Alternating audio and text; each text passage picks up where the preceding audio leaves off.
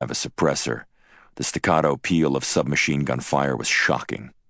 Dewey took down the agent at the door, then swept the MP7 right, head high across the three gunmen, who, in the confusion and in the sudden light, started pelting the walls with slugs. The three men tumbled to the ground amid the sound of shattering glass and gunfire. Dewey sprinted to the door and, clutching the butt of the MP7, reached around the door frame, trigger depressed, firing on full auto. He caught the last killer at the end of the hallway, ripping slugs through his legs, sending him tumbling to the ground. He stepped into the hallway and walked to the fallen agent, who lay on his back, groaning, trying to clutch at his legs. Dewey stood over him. He leaned forward and, with his left foot, kicked the night vision goggles from the man's head. He was Chinese. Dewey triggered the gun one more time, sending a quick burst into his neck, killing him instantly. Dewey walked down the hallway, past his room, to the service stairwell. He descended 2 flights, then moved down a thin back hallway to the library. The door was slightly ajar. He could see Borkhardt inside the room. There were 2 other men with him. One Dewey recognized from his last trip, a member of Borkhardt's security detail. The other man was Chinese, dressed in a tuxedo. Dewey pushed the door in with his left hand, MP7 trained in front of him. Borkhardt was seated at the far side of the large room. The guard stood in the middle of the room. The Chinese man was at the bar, to the right, mixing a drink. For a moment or two, none of the men noticed Dewey. Dewey stepped forward. He caught the eye of the security man, who turned, made eye contact with him, then reached for his shoulder holster. Dewey waited a split second, long enough for the guard to get the handgun out of the holster, long enough for him to begin the sweep of the weapon across the room, toward Dewey. Dewey watched it all. Then, as the muzzle moved closer, he fired. A hail of slugs from the MP7 ripped the man across the chest and pummeled him back against the wall. The Chinese man jerked around from the bar, dropping a glass on the ground. Borkhardt merely looked up, a calm, slightly bemused look on his pale face. "Hi, Rolf," said Dewey. Borkhardt stared in disbelief. His eyes drifted down to the muzzle of the MP7. "I take it this is the Chinese ambassador?" asked Dewey. "Yes, sir," said the Chinese man, indignant. "I am Sun Ma. Nice to meet you." Dewey fired. Bullets ripped into Ma's chest, knocking him off his feet, kicking him backward. He stepped toward Borkhardt, weapon trained on his skull. "Ready to stop fucking around?" Borkhardt's lips moved, but no words came out. "Let me give you the correct answer," said Dewey. "Yes, Dewey, I'm ready to stop fucking around." "I'm ready to stop fucking around, Dewey." "Attaboy. Now go get your Depends and your toupee glue and wake up your pilots. Tell them to fuel up the plane. We're leaving town tonight." "Where are we going?" "You know damn well where we're going." Chapter 48. Beijing. Bhang and Minghua stared at the screen in anticipation, trying to control their excitement as they awaited the arrival of the kill team. Minghua had punched the picture up for better viewing, and the view of the dark bedroom in Borkhardt's mansion occupied the entire screen, like a movie. For several tense minutes they watched in silence, both men standing, both smoking. The audio had been shut down by the lead agent, only adding to a sense of unease. Then it started. A furious spray of red, orange, yellow, and silver abruptly appeared, like firecrackers at night, as the muzzles of the machine guns erupted in a fusillade of sparks. The screen suddenly exploded in bright yellow light, as if a light switch had been turned on. The view was grainy, a fisheye lens that provided a wide picture of the entire suite. 4 men, clad in black, stood front and center, 3 at the foot of the bed, weapons trained at the bed, night optics on, and a 4th commando just behind them, near the door. As the light went on, the agents appeared frantic, swinging their weapons around. Bhang lurched for the screen, pointing at the corner of the live video feed. "Watch out!" he screamed to no one, pointing at a large figure in the corner of the room, who Bhang realized was Dewey. Bhang and Minghua watched in silence and horror as Dewey stepped forward toward the unsuspecting commando at the door, and the muzzle of his machine gun sparked black and silver. The agent at the door was kicked by bullets. The American swung the weapon right, slashing a hail of lead across the three agents at the foot of the bed, all of them collapsing to the ground. Bhang and Minghua watched, transfixed, as Dewey ran to the door, then disappeared around the corner. Bhang's face turned beet red, but he remained calm. For a long time, he stared at the picture. He even lit another cigarette. The scene was grisly. The light-colored carpet was quickly overtaken in dark as the four dead agents bled out. When Bhang completed the cigarette, he dropped it to the ground and stepped on it with his shoe, then stepped to the plasma screen. He placed his hands on the top edge of the screen and yanked. The screen came tumbling to the ground and smashed. Bhang looked at Minghua. "Could Burkhardt have betrayed us?" Minghua asked quietly. "No," snapped Bhang. "There's no other explanation, Minister." "Yes, there is," said Bhang, storming toward the door. "Andreas is smarter than we anticipated. I want leadership in my office immediately." In his office, Bhang removed his coat and tossed it on his desk. He went to the credenza and opened the doors. Inside was a whiteboard. He picked up a marker and removed the cap. Minghua trailed Bhang, taking a seat at the table. Several other members of the ministry's senior leadership arrived soon thereafter. Bhang wrote 3 things on the whiteboard.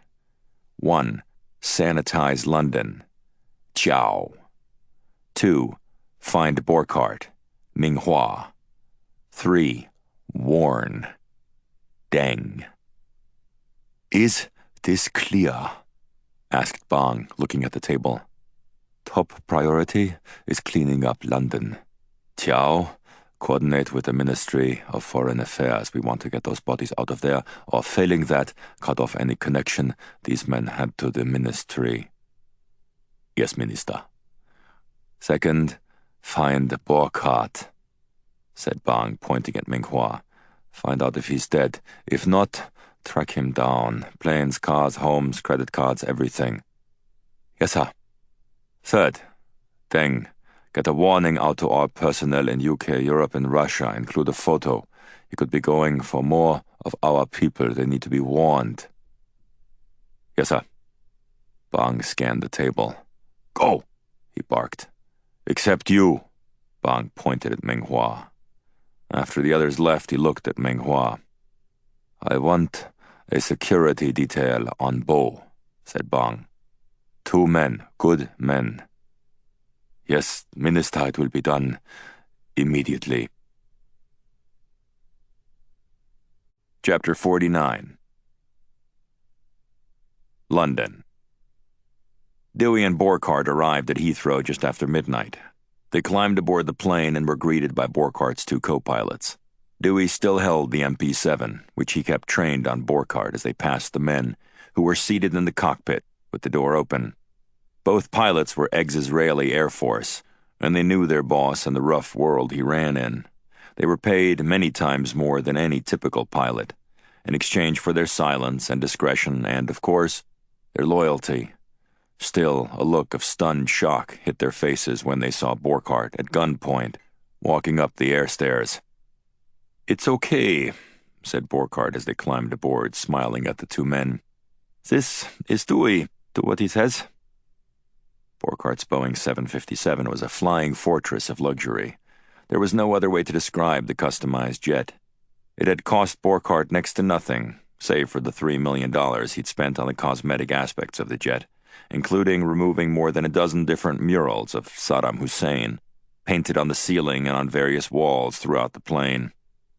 It was no secret to anyone that Burkhardt had sold many things to Hussein over the years, including centrifuges and more than a half-ton of low-grade enriched uranium, both of which had gone relatively unused and had ultimately been sold by Hussein, through Burkhardt, to Iran. Hussein's appetite, Burkhardt always said, was bigger than his bite. While he liked many people in Iraq, including one of Hussein's sons, Burkhardt privately believed the Iraqis were too undisciplined and unfocused to develop nuclear weapons. He was more than willing to profit from their ambitions, however.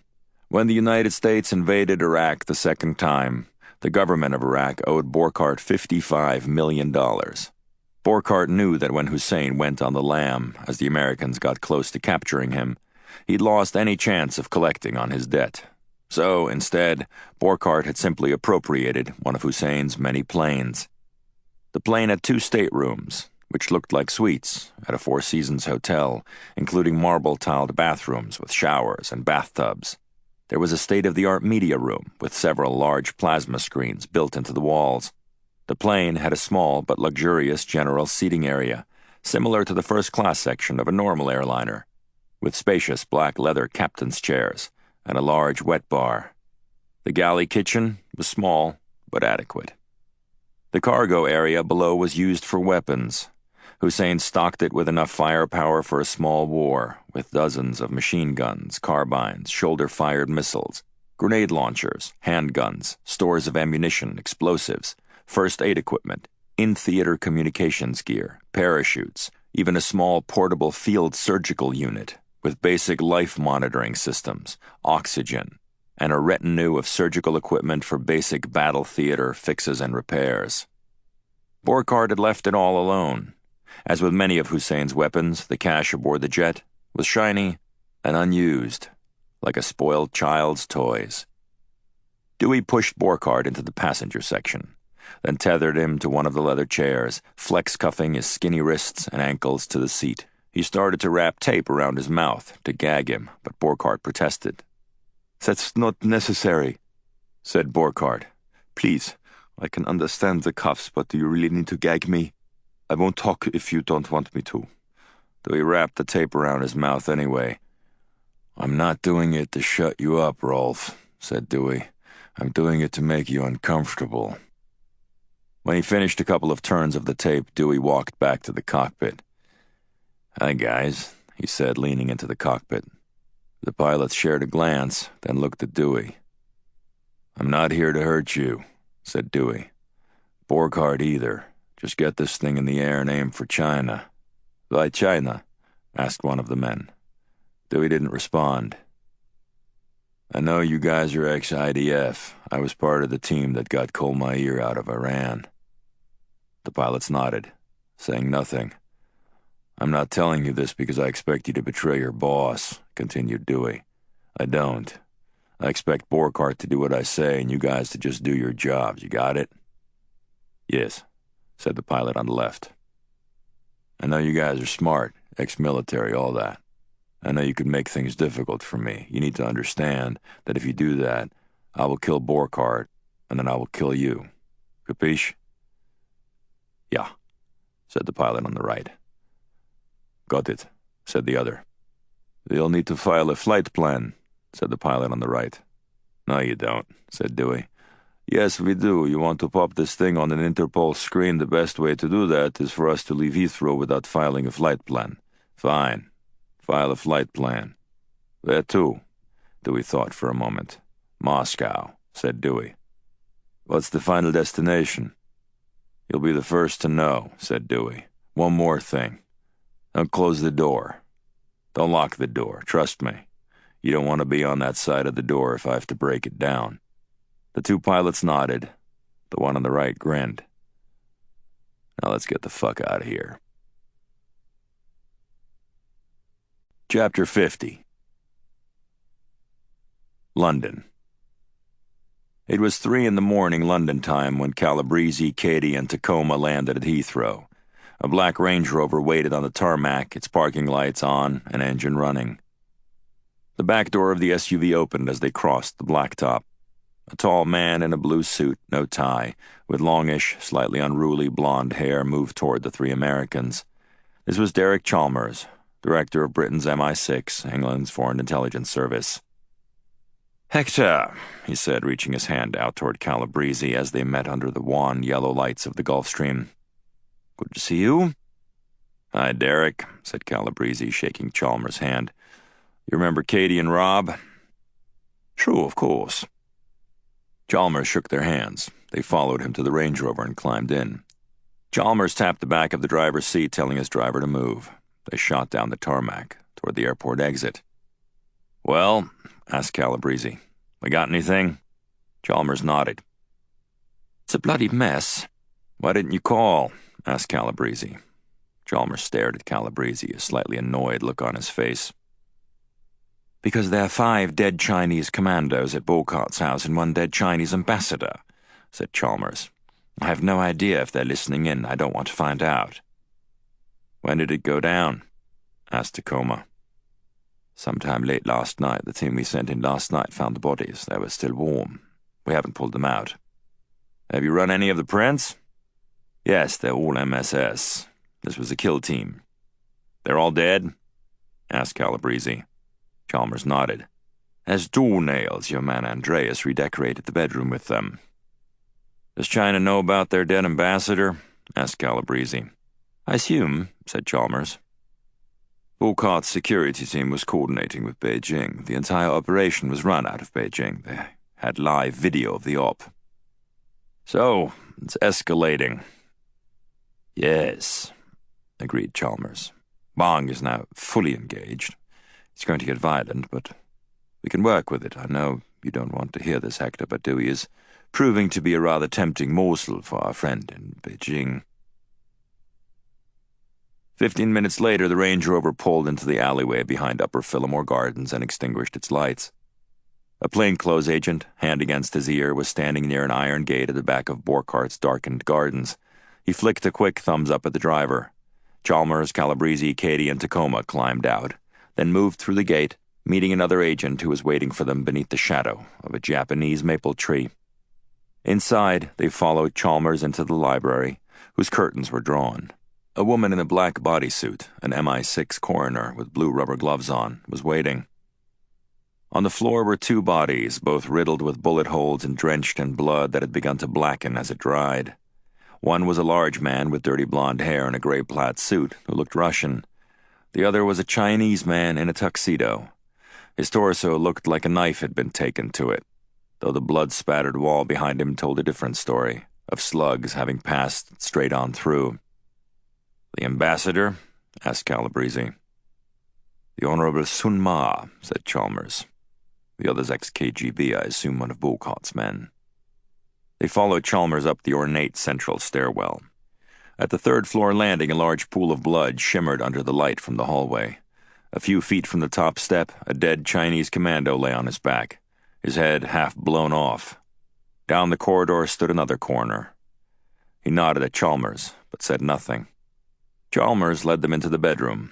Inside were 4 more dead agents, littered on the oriental rug, 3 near the foot of the bed, 1 just inside the door. Blood was scattered in pools on the ground and splattered on the wall. "China wasn't fucking around," said Calabrese. "Nor was Dewey," added Chalmers.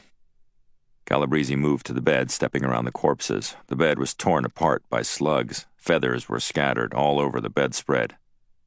"Any calls from the neighbors?" asked Calabrese. "Yes," said Chalmers, "but nothing to worry about." "No sign of Dewey or Borkart?" asked Katie. "Nothing, but we do know this. Borkart's plane is gone. It left Heathrow around midnight." As they walked back through the gardens, Calabrese stopped to talk to Chalmers one-on-one. "What are you thinking?" Calabrese asked. "We leave it exactly the way we found it," said Chalmers. "Let Scotland Yard take jurisdiction." "Why?" "We have an advantage as long as Bhang believes Dewey is acting alone," said Chalmers. "We can't risk Bhang thinking this is a sanctioned operation by CIA or MI6. The fact that they targeted Dewey while he was with your National Security Advisor means they're really bloody serious. We need to keep our heads down, and we need to find Dewey.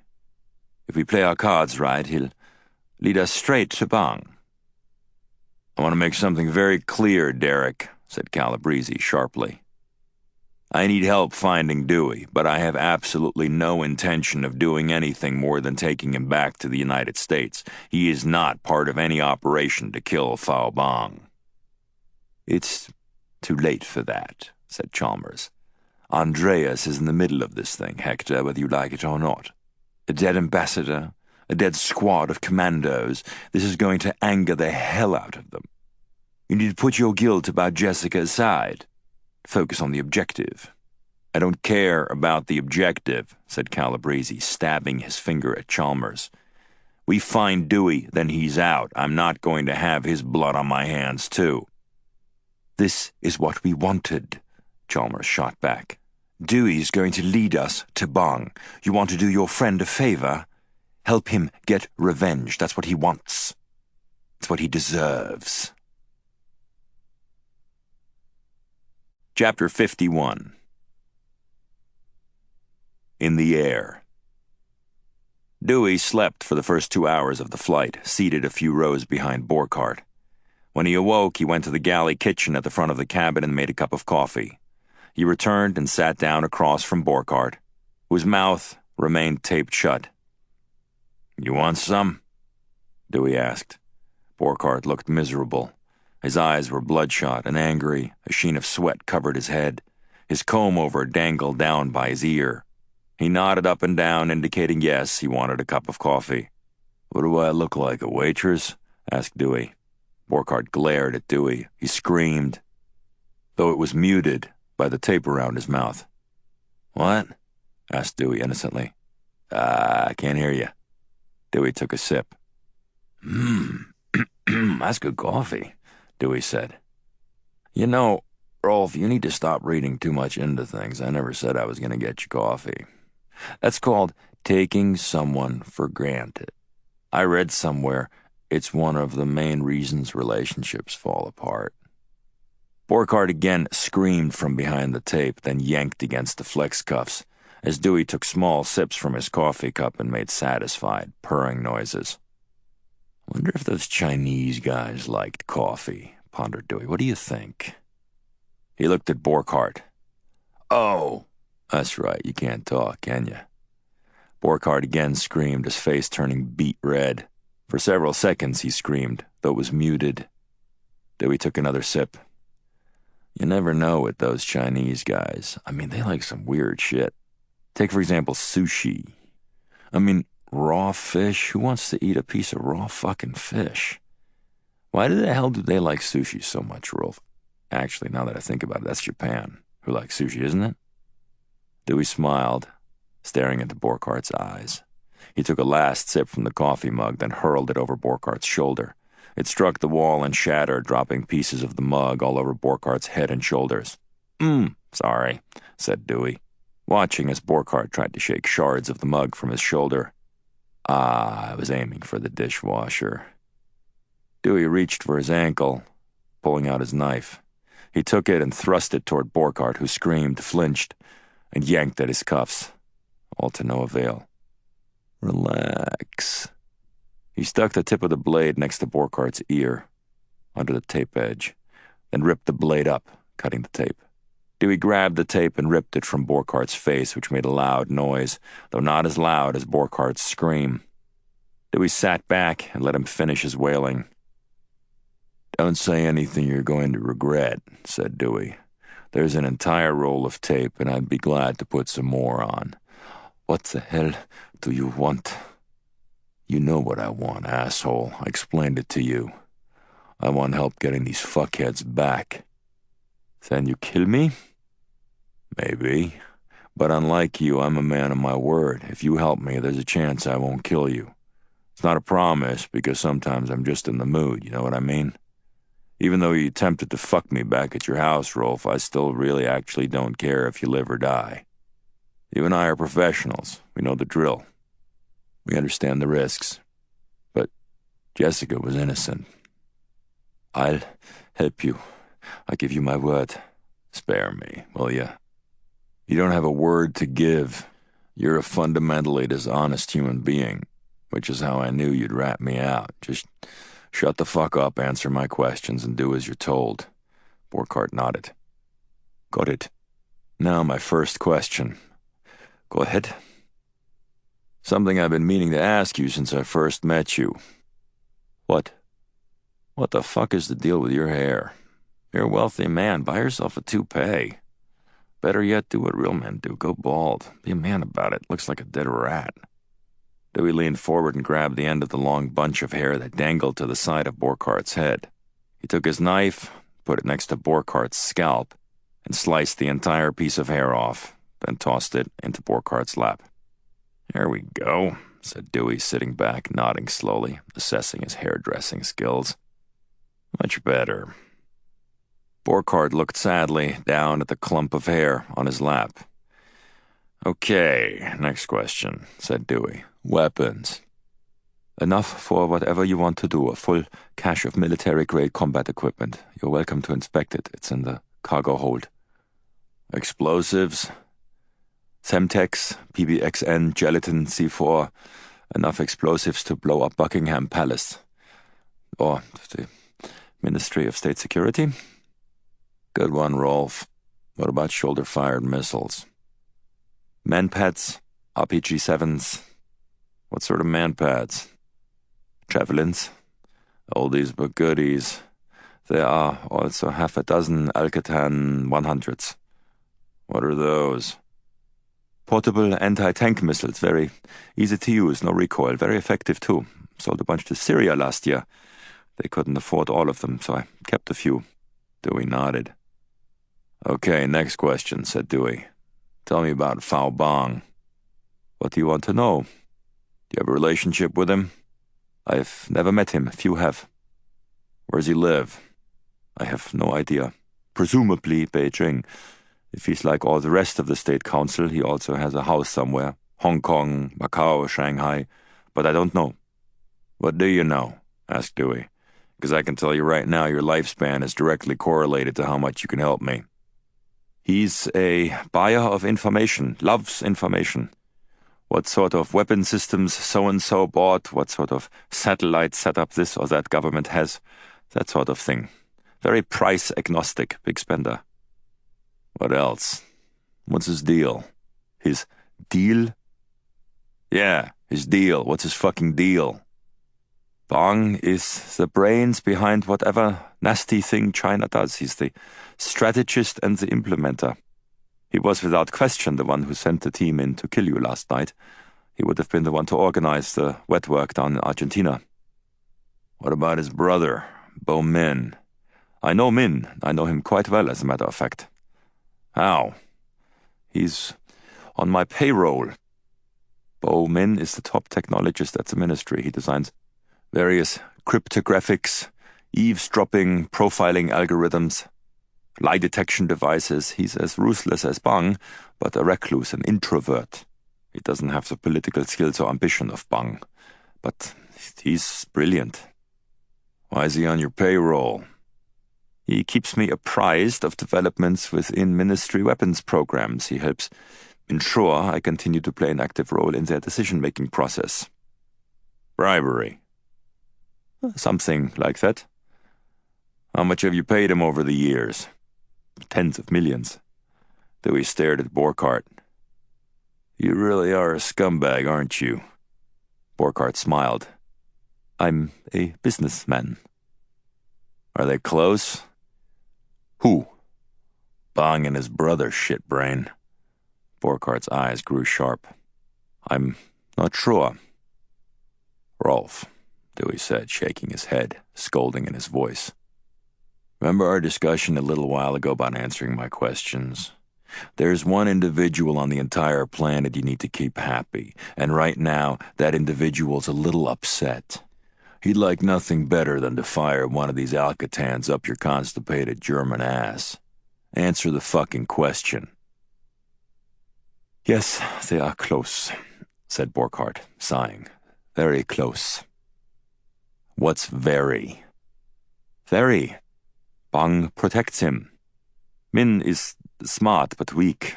Bhang is not weak. They say even Lee has a healthy dose of wariness about Bhang. His people are everywhere. Bhang watches out for Bo Min. Min was once caught in a Ponzi scheme. This was in Shanghai several years ago. There were 2 men. They were caught and convicted, sentenced to 30 or 40 years in a labor camp. The day after arriving at the camp, both men were shot in the head. Dewey nodded. He sat back, pausing, then smiled. "Well, You better hope I succeed then. Why? Because Bhang's gonna be mighty pissed off at you after his brother dies. Chapter 52. MI6 Headquarters, 85 Vauxhall Cross, London. Calabrese, Katie, and Tacoma grabbed a few hours of sleep at the American Embassy, then were driven to MI6 headquarters on the banks of the Thames. They were escorted to the top floor to a glass-walled conference room whose windows were lined with copper mesh, designed to protect eavesdropping. It was 5 a.m. Chalmers was already seated when the three Americans walked in. With Chalmers was Veronica Smithson, who ran paramilitary operations for MI6. "Did you go home?" asked Calabrese, noticing that Chalmers had on the same clothing from the night before. "No," said Chalmers. "It's been a long night." Calabrese sat down and poured himself a cup of coffee. "What's going on?" "China's demanding to know what happened to their ambassador." "They should ask one of the goons they sent in," said Calabrese. "Met's dealing with it," said Chalmers, referring to Scotland Yard. "Nobody knows we were even there." "Have you heard from Dewey?" asked Smithson. "No," said Calabrese. "Any signs of Borchardt?" Chalmers shook his head no. "What about the plane?" asked Tacoma. "Did they file a flight plan?" "Yes," said Smithson. "Moscow. They never landed." "So what are you guys thinking?" asked Calabrese. "We don't know," said Smithson. "He's obviously improvising. My best guess is he's headed to another foreign capital. Perhaps he'll try to take out more ministry assets. He could also be heading to China." "Hector, would Dewey actually even consider entering China?" asked Chalmers, incredulous. "He's not crazy," said Calabrese. "But he is unpredictable. He was a Delta. He was taught to improvise and to act alone. Whatever it is he's up to, I can guarantee you one thing. It will be bold." "If he's heading for China, he's not getting in," said Smithson. "Certainly not a 6'4" American whose face by now is at every border crossing in the PRC. Bhang by now knows damn well what happened to his agents. It wouldn't surprise me if the Chinese knew Borchardt's plane had gone missing." "If that's true, they'll look for the flight plan, too," said Katie. "They'll know the plane hasn't landed in Moscow." "We took care of it," said Smithson. "We altered a tail number on a Moscow-bound BA flight out of Heathrow. If they're tracking Borchardt's plane, they'll believe it actually landed. It should hold." "Why the hell is Dewey not coordinating with Langley?" asked Chalmers. Calabrese looked at Chalmers with an icy stare. "Because we got his fiancée killed," said Calabrese. "Why is that so hard for you to understand, Derek? It was our goddamn operation that led to Jessica's death. Dewey wants nothing to do with Langley, MI6, or anyone else. Can you blame him?"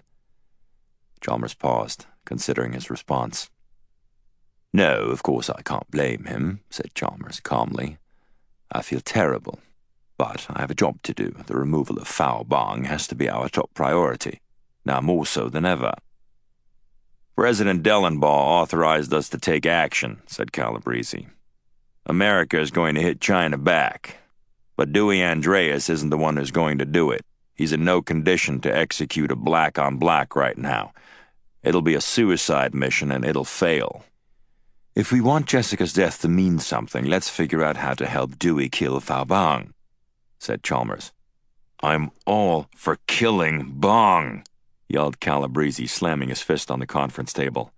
"But we're not using Dewey. We're finding him, then I'm bringing him home. If I have to have President Dellenbaugh call the Prime Minister to tell you to back the fuck off, I will. I'm not going to kill Dewey, too." There was a long, uncomfortable silence in the conference room. The anger and emotion between Calabrese and Chalmers was palpable. Chalmers had a blank look on his face. He scanned Calabrese's eyes for several moments. "How long have we known each other, Hector?" "Too long." 25 years this December. Cape Town, remember? Calabrese calmed down. A small grin even appeared on his face. "Yeah, I remember a couple of rubes, huh?"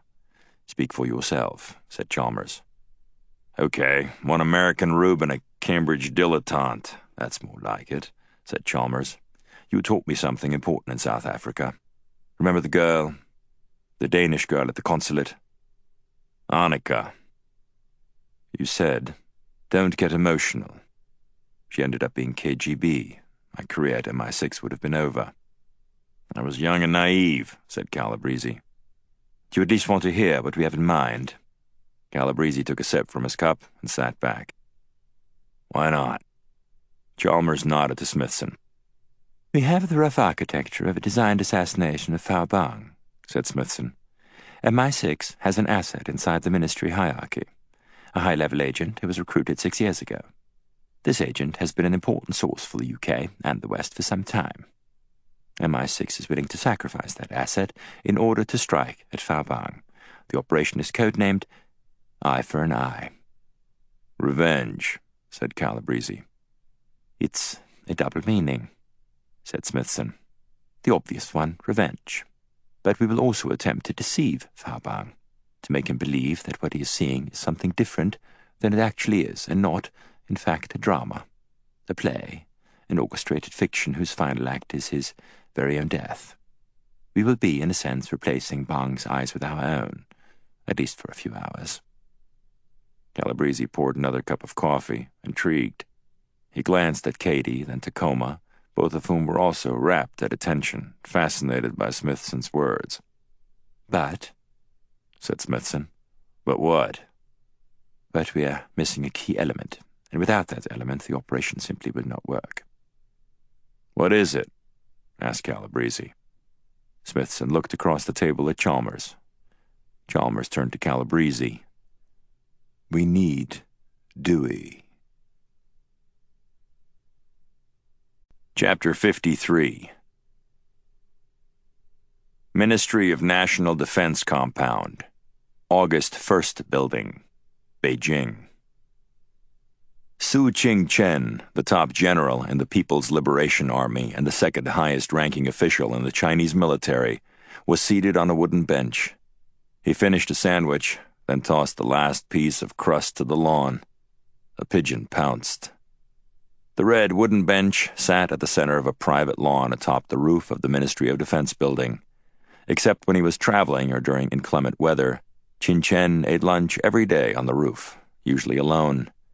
Today, he was not alone. Seated next to him was Fao Bhang. Between the two men was a yellow pad. Except for the occasional, innocuous chit-chat, Ching-chen and Bhang communicated by writing notes. Bhang knew what eavesdropping technology was capable of. X met with counsel this morning, wrote Ching-chen. X was shorthand for Premier Li. You were a subject, Ching-chen continued, of discussion. What about, scribbled Bhang on the pad. The ministry budget. X proposes slashing it. This led to bigger discussion. It became agitated.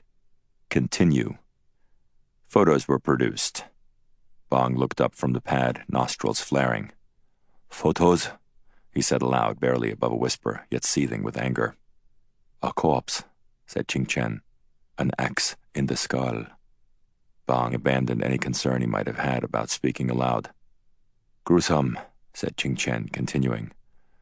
Mossad did it, said Bhang. Who was the dead man?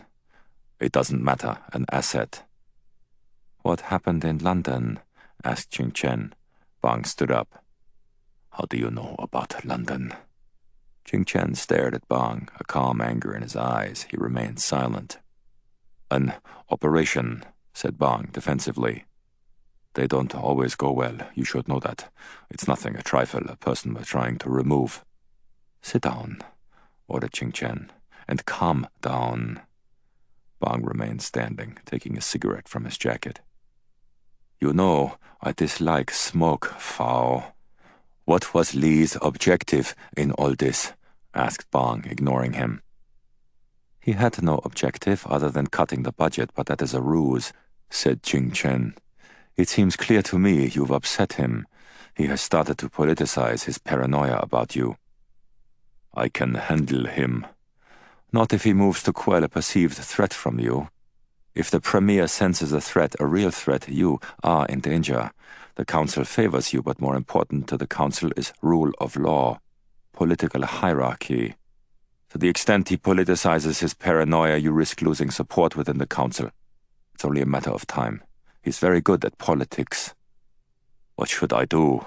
asked Bhang, taking a hard drag on his cigarette.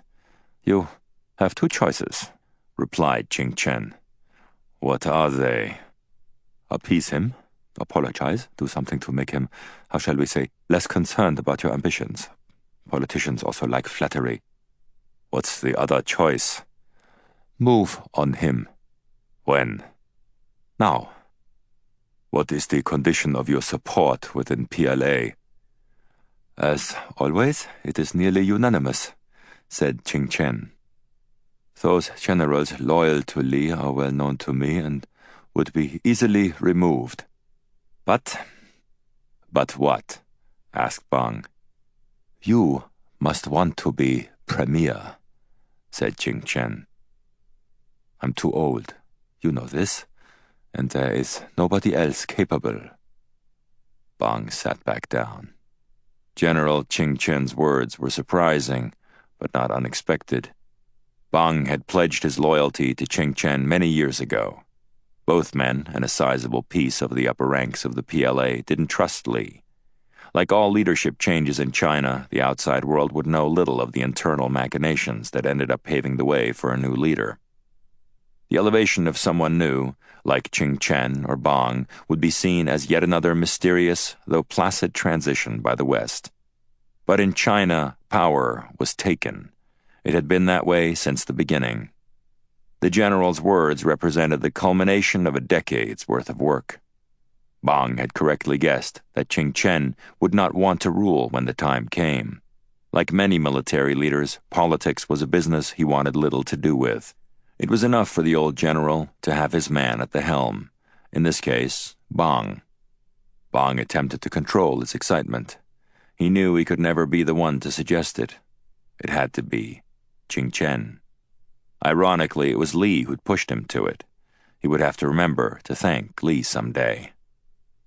"With your support, I will do it," said Bhang. Ching Chen stood. "Clean up this London affair," said Ching Chen.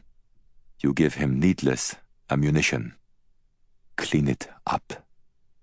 "It is a mosquito," said Bhang. "I swung and missed. Next time, I not miss." Chapter 54. In the Air. Dewey wrapped tape around Borchart's mouth again. He went to the back of the plane, opening doors until he found the entrance to a small circular stairwell that led below decks. There he found another door. Inside was the weapons hold.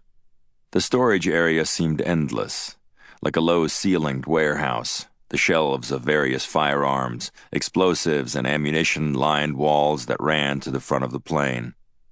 Over the next hour, Dewey wired up a large block of Semtex, which he knew was not only effective, but idiot-proof, hence the reason it was popular with terrorists. It was forgiving and resilient to the accidental bumping or grinding that might trigger an explosion in other materials. There were several types of detonators, and he rigged one that would allow for remote detonation, testing it before inserting it, feeling the slightly painful tickle of the electric pulse between his fingers. He carried the detonator, a pair of Glocks, and an Alcatan 100 back upstairs and sat down. Borchart had nodded off. "Wake up, Mary Poppins," said Dewey. "Rise and shine." Borchart opened his eyes. He groaned from behind the tape. Dewey grabbed a piece, then ripped it off. "Fuck!" yelled Borchart. "That never gets old," said Dewey. "You really are a mean son of a bitch, aren't you? Can I please get something to drink?" "Like what?" "Like water. I've been sitting here for the last 6 hours. "Clean or dirty?" Borchart chuckled. Dewey stood up, went to the galley, and got a bottle of water, then returned and held the bottle up to Borchart's lips.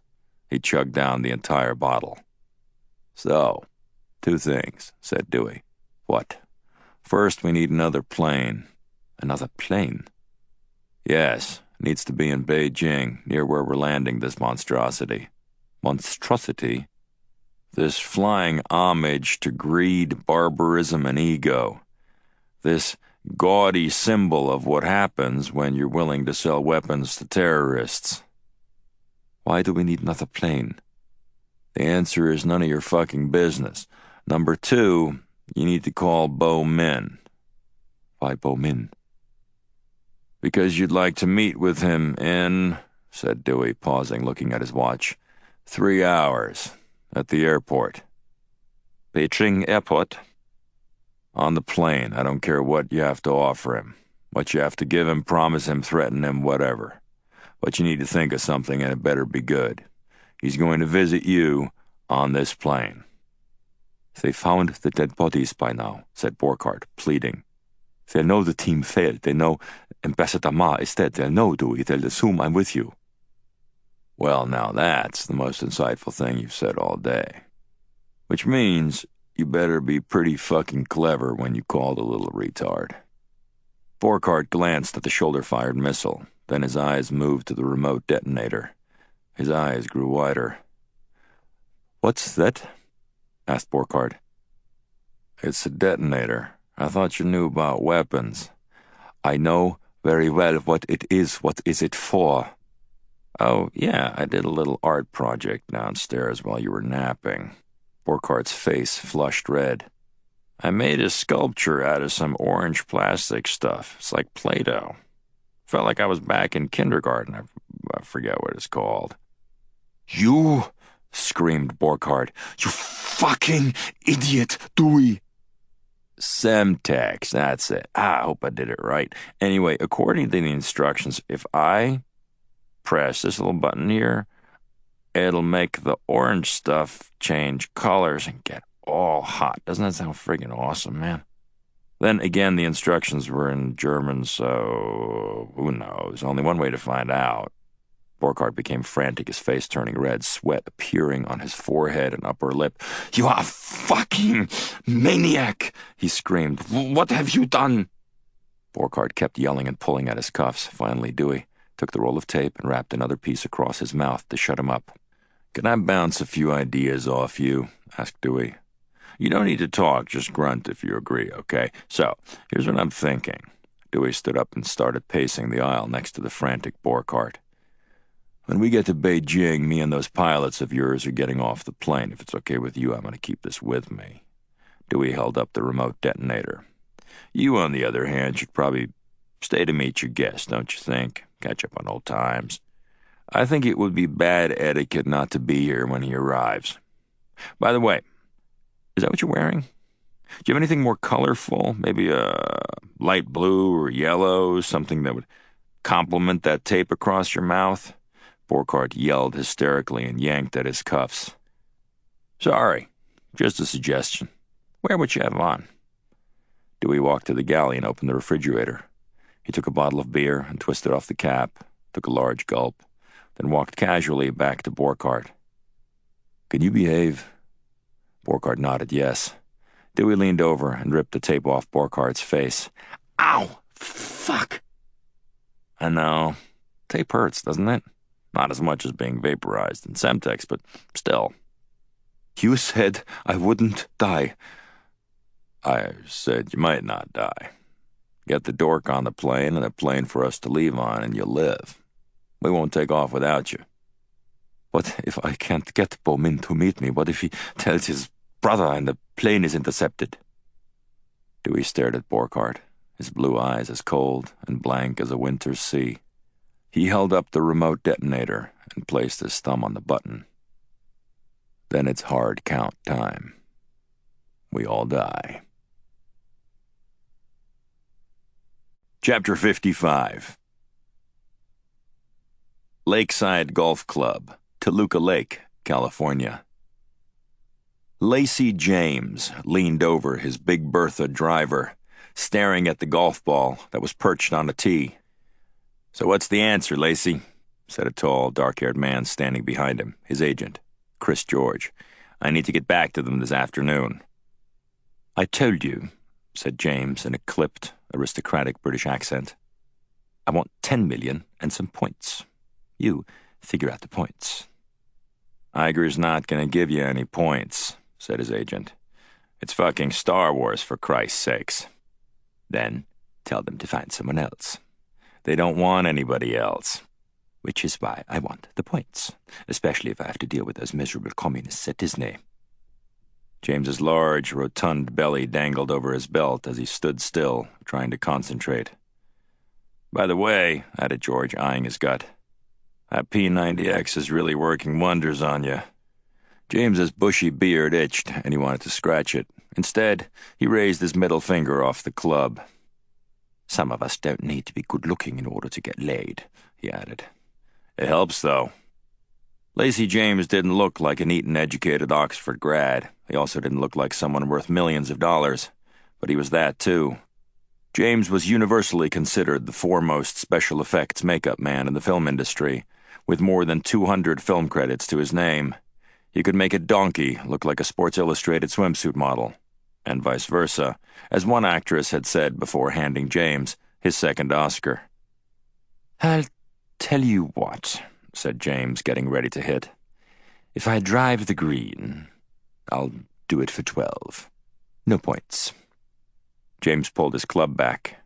As the head of the driver reached its apotheosis in the sky, George let out a loud, wet belch, booming from his throat for at least 3 seconds, right as James started his swing at the ball. His club came down awkwardly. He sculled the ball and sent it flying into the parking lot. A pregnant moment of silence was followed by the sound of a windshield shattering, then the siren from someone's car alarm. James turned and stared at George. "I'll try for the points," said his agent. James felt a vibration in the pocket of his shorts. Technically, he wasn't supposed to have a cell phone at Lakeside. He looked at the number, glanced about nervously, then put the phone to his ear. "Hello."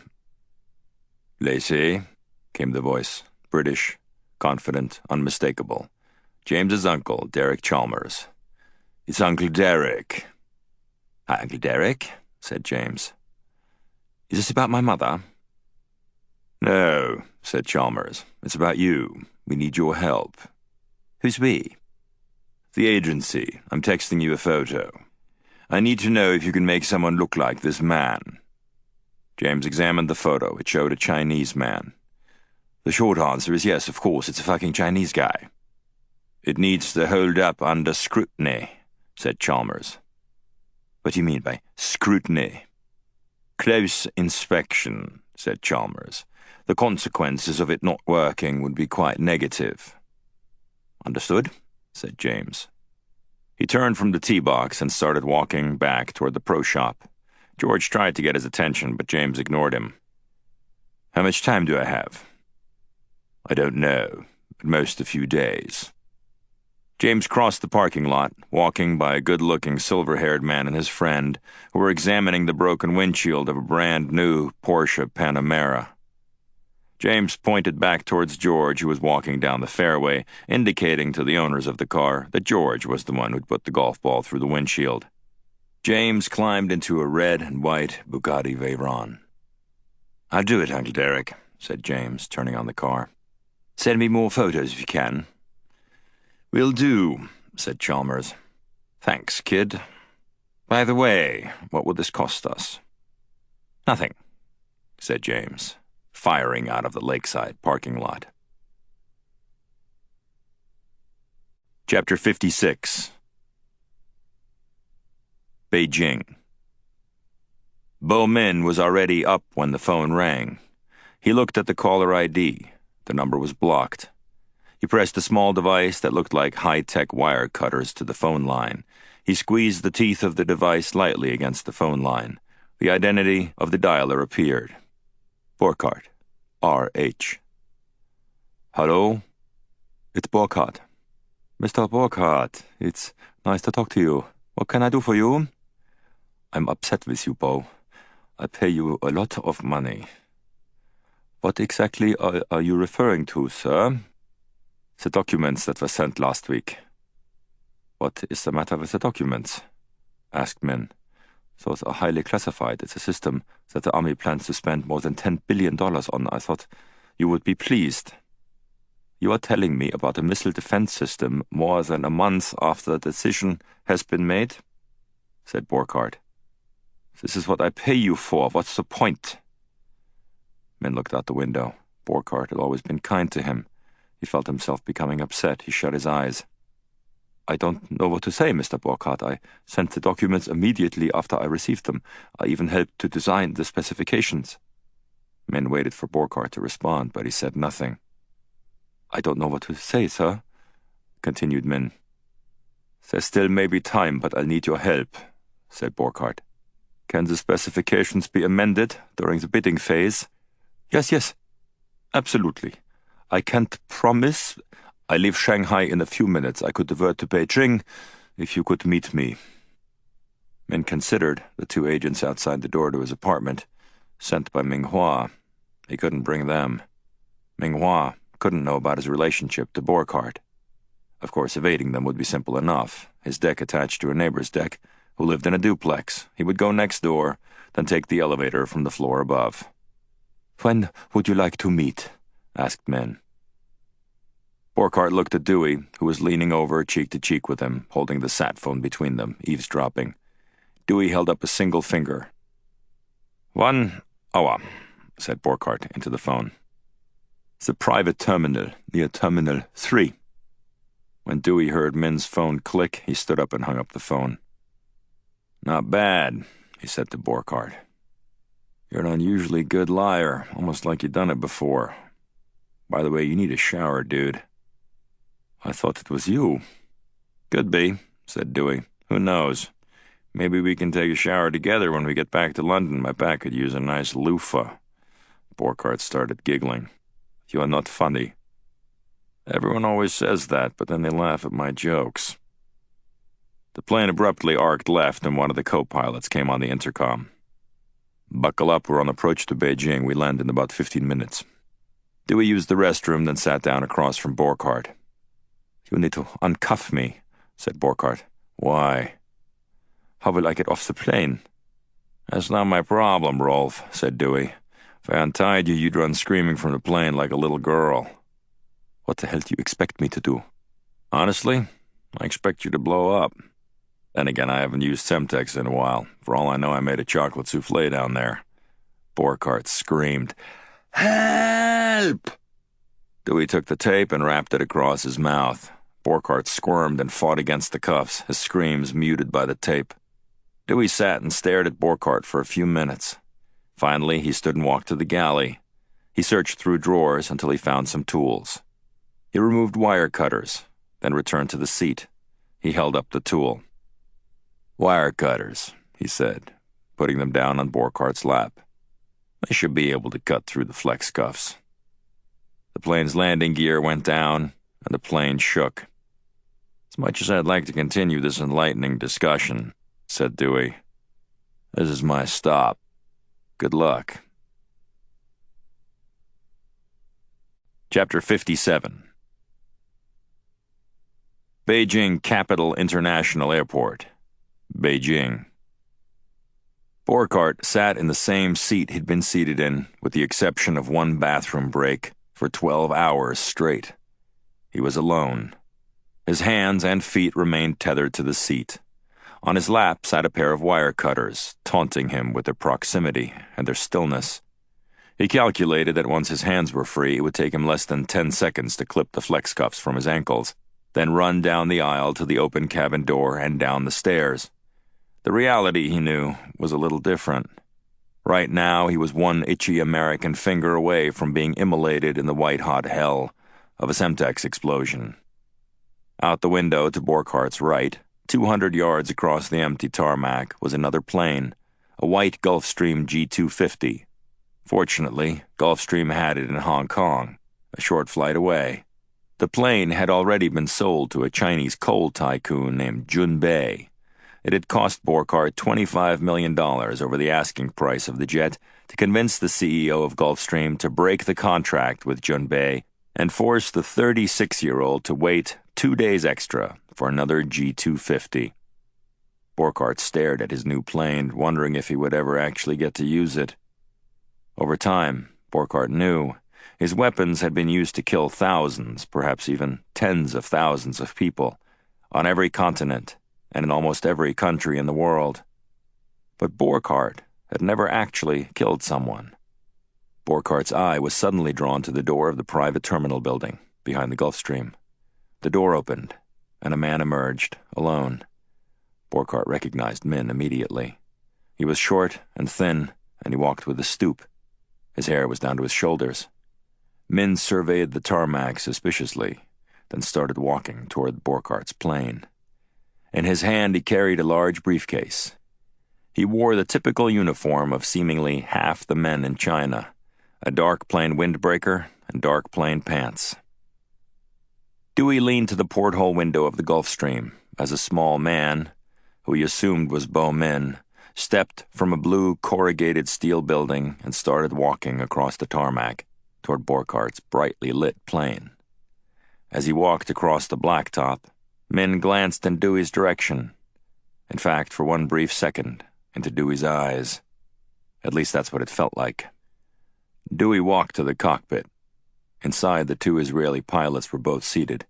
Their hair looked matted and slightly greasy. They were clearly exhausted. "Let's start getting ready to go," said Dewey. "And when I say go, I mean we're going to need to get the fuck out of here, lickety-split." "Okay," said the pilot on his left. "What about Borchardt?" said the other. "Jury's still out on that one," said Dewey. Dewey went back to the leather sofa and sat down. He watched as Bo Min stopped at the bottom of the mobile air stairs that led up into the Boeing. The rattle of Min's shoes on the steel stairs made Borchardt's heart race. He felt like his heart was about to explode. He counted the steps as Min climbed. Finally, Min's head popped into view, long black hair with specks of gray, thick square glasses. Min had a fearful look on his face as he entered. Then, as he focused in on Borchardt, tethered to the seat, duct tape across his mouth, his head jerked forward in shock and his glasses tumbled to the ground, Borchardt yelled. The tape muffled the sound. Min picked up his glasses, put them on, and gently placed the large briefcase on the floor. He walked quickly down the aisle to Borchardt. "Hold on, Mr. Borchardt." Borchardt nodded at the wire cutters, still yelling. Min grabbed the wire cutters and cut the flex cuff at Borchardt's left arm. Borchardt reached up and pulled the tape from his mouth, panting. "Oh, thank God you are here," Borchardt said, panting. "It was unbelievable." Borchardt grabbed the wire cutters from Min. He slashed them through the air, stabbing Min in the neck, then again 2 fierce blows that made blood abruptly flood from Min's neck. Min dropped to the ground, screaming. Borchardt cut the cuff at his left wrist, then the cuffs at his feet. He stood up and ran to the galley kitchen, but fell down, his knees and legs weak from inactivity. He got back up, looking back to see Min crawling after him, his front covered in crimson. At the galley, Borchardt pulled a drawer out and found a small knife. He grabbed it with his left hand, then, as he was about to turn, felt sharp pain at the side of his head. The sharp points of the wire cutters struck Borchardt just behind the ear. Min swung again from Borchardt's right, ripping a gash into Borchardt's ear. He screamed as he fell to the aisle floor, covering his ear. Min was screaming in Mandarin, a rabid, blood-curdling yell, as he stabbed again viciously, hitting Borchardt above the right eye. Blood spurted forward. Ming swung again, as from the ground, Borchardt stabbed the knife into Min's calf. Min screamed, but landed another blow to Borchardt's forehead. Borchardt crawled toward the front of the plane, trying to get away, as Min pulled the knife from his calf. Min picked up the steel briefcase with both hands. He slammed it into Borchardt's head as the German attempted to crawl away. After the second blow, Borchardt went cold. Min hit him one more time, cursing him in Mandarin as he did so. Min stared for several minutes at Borchardt, who was unconscious, bleeding badly on the ground. Min tried to catch his breath. He reached his hand to his neck, then looked at it. The fingers were covered in wet blood. Min limped to the cabin door, clutching the briefcase. The engines on the Gulfstream were fired up, and a smooth electric din permeated the cabin as the pilots prepared to take off. Dewey stared at the entrance door to the Boeing, watching the light, waiting for signs of life. He gripped the detonator. The first minute turned into a second, then a third. Then a shadow appeared in the bowing door at the top of the stairs. But where Dewey expected to see Borchardt, Bo Min suddenly appeared. His head darted wildly about. He stepped into the light atop the stairs, and Dewey could see blood covering one of his hands and his neck. He was limping. He started descending the stairs. "Motherfucker," said Dewey. Dewey held the remote detonator. He put his thumb to the black switch. He was about to press it, then paused. He put it down on the seat. He bolted to the cabin door and jumped from the top step to the tarmac 10 feet below. He sprinted towards Borchardt's plane. As he ran, Dewey pulled a Glock from his shoulder holster. He closed in on Bo Min, limping beneath the shadows of the Boeing. Min saw Dewey sprinting toward him. He dropped the briefcase as Dewey closed in. Min did not even have time to move as Dewey fired a round from point-blank range into his chest. Dewey caught Min as he fell, throwing him over his shoulder, fireman style. He sprinted the last few yards to the Boeing, then climbed up 2 steps at a time. At the top stair, he tossed Min's body to the floor. He saw Borchardt. Dewey grabbed him and lifted him up onto his shoulder. He ran back to the cabin door, then descended the air stairs, still clutching the handgun. He ran the last 100 yards to the Gulf Stream, then climbed aboard. He tossed Borchardt onto one of the leather sofas, then turned and hit the door lever. The stairs began to rise. "Get this thing in the air!" yelled Dewey into the cockpit. "And I mean right fucking now!" The Gulfstream's engines flared and grew louder. The plane bounced into motion, then moved toward the end of the runway. "Hold on!" barked one of the Israeli pilots. "We're going hot!" The engines roared. The jet accelerated down the runway to the right of the Boeing. Dewey went back to the sofa and picked up the detonator. As the front wheels lifted off the tarmac, he pressed the small red button. There was a pause of no more than half a second. Then a tremendous thunderclap slammed the sky as the Boeing exploded. Dewey watched through the porthole window. White, red, orange, and black flames, along with billows of thick smoke, exploded up into the sky in a spectacular radius around the plane. Dewey had to turn his eyes away from the explosion. More loud thunder echoed across the sky as heat and flames from the explosion spread havoc within the plane's explosive and ammunition-laden cargo area. The Gulfstream was punched sideways, shaking and tilting as it lifted off into the sky. Dewey almost fell to the floor, but he held onto the seat. He forced himself to look again. The tarmac was a mushroom cloud of white, orange, and black, a smoldering inferno of steel, inside of which was the now very charred remains of Fao Bhang's beloved half-brother, Bo Min. Dewey looked above the burning jet. The lights of Beijing were visible in the distance. "You're next, motherfucker," Dewey whispered. Chapter 58. Beijing Capital International Airport, Beijing. The black sedan reached the steel gates at the edge of the entrance to the private terminal.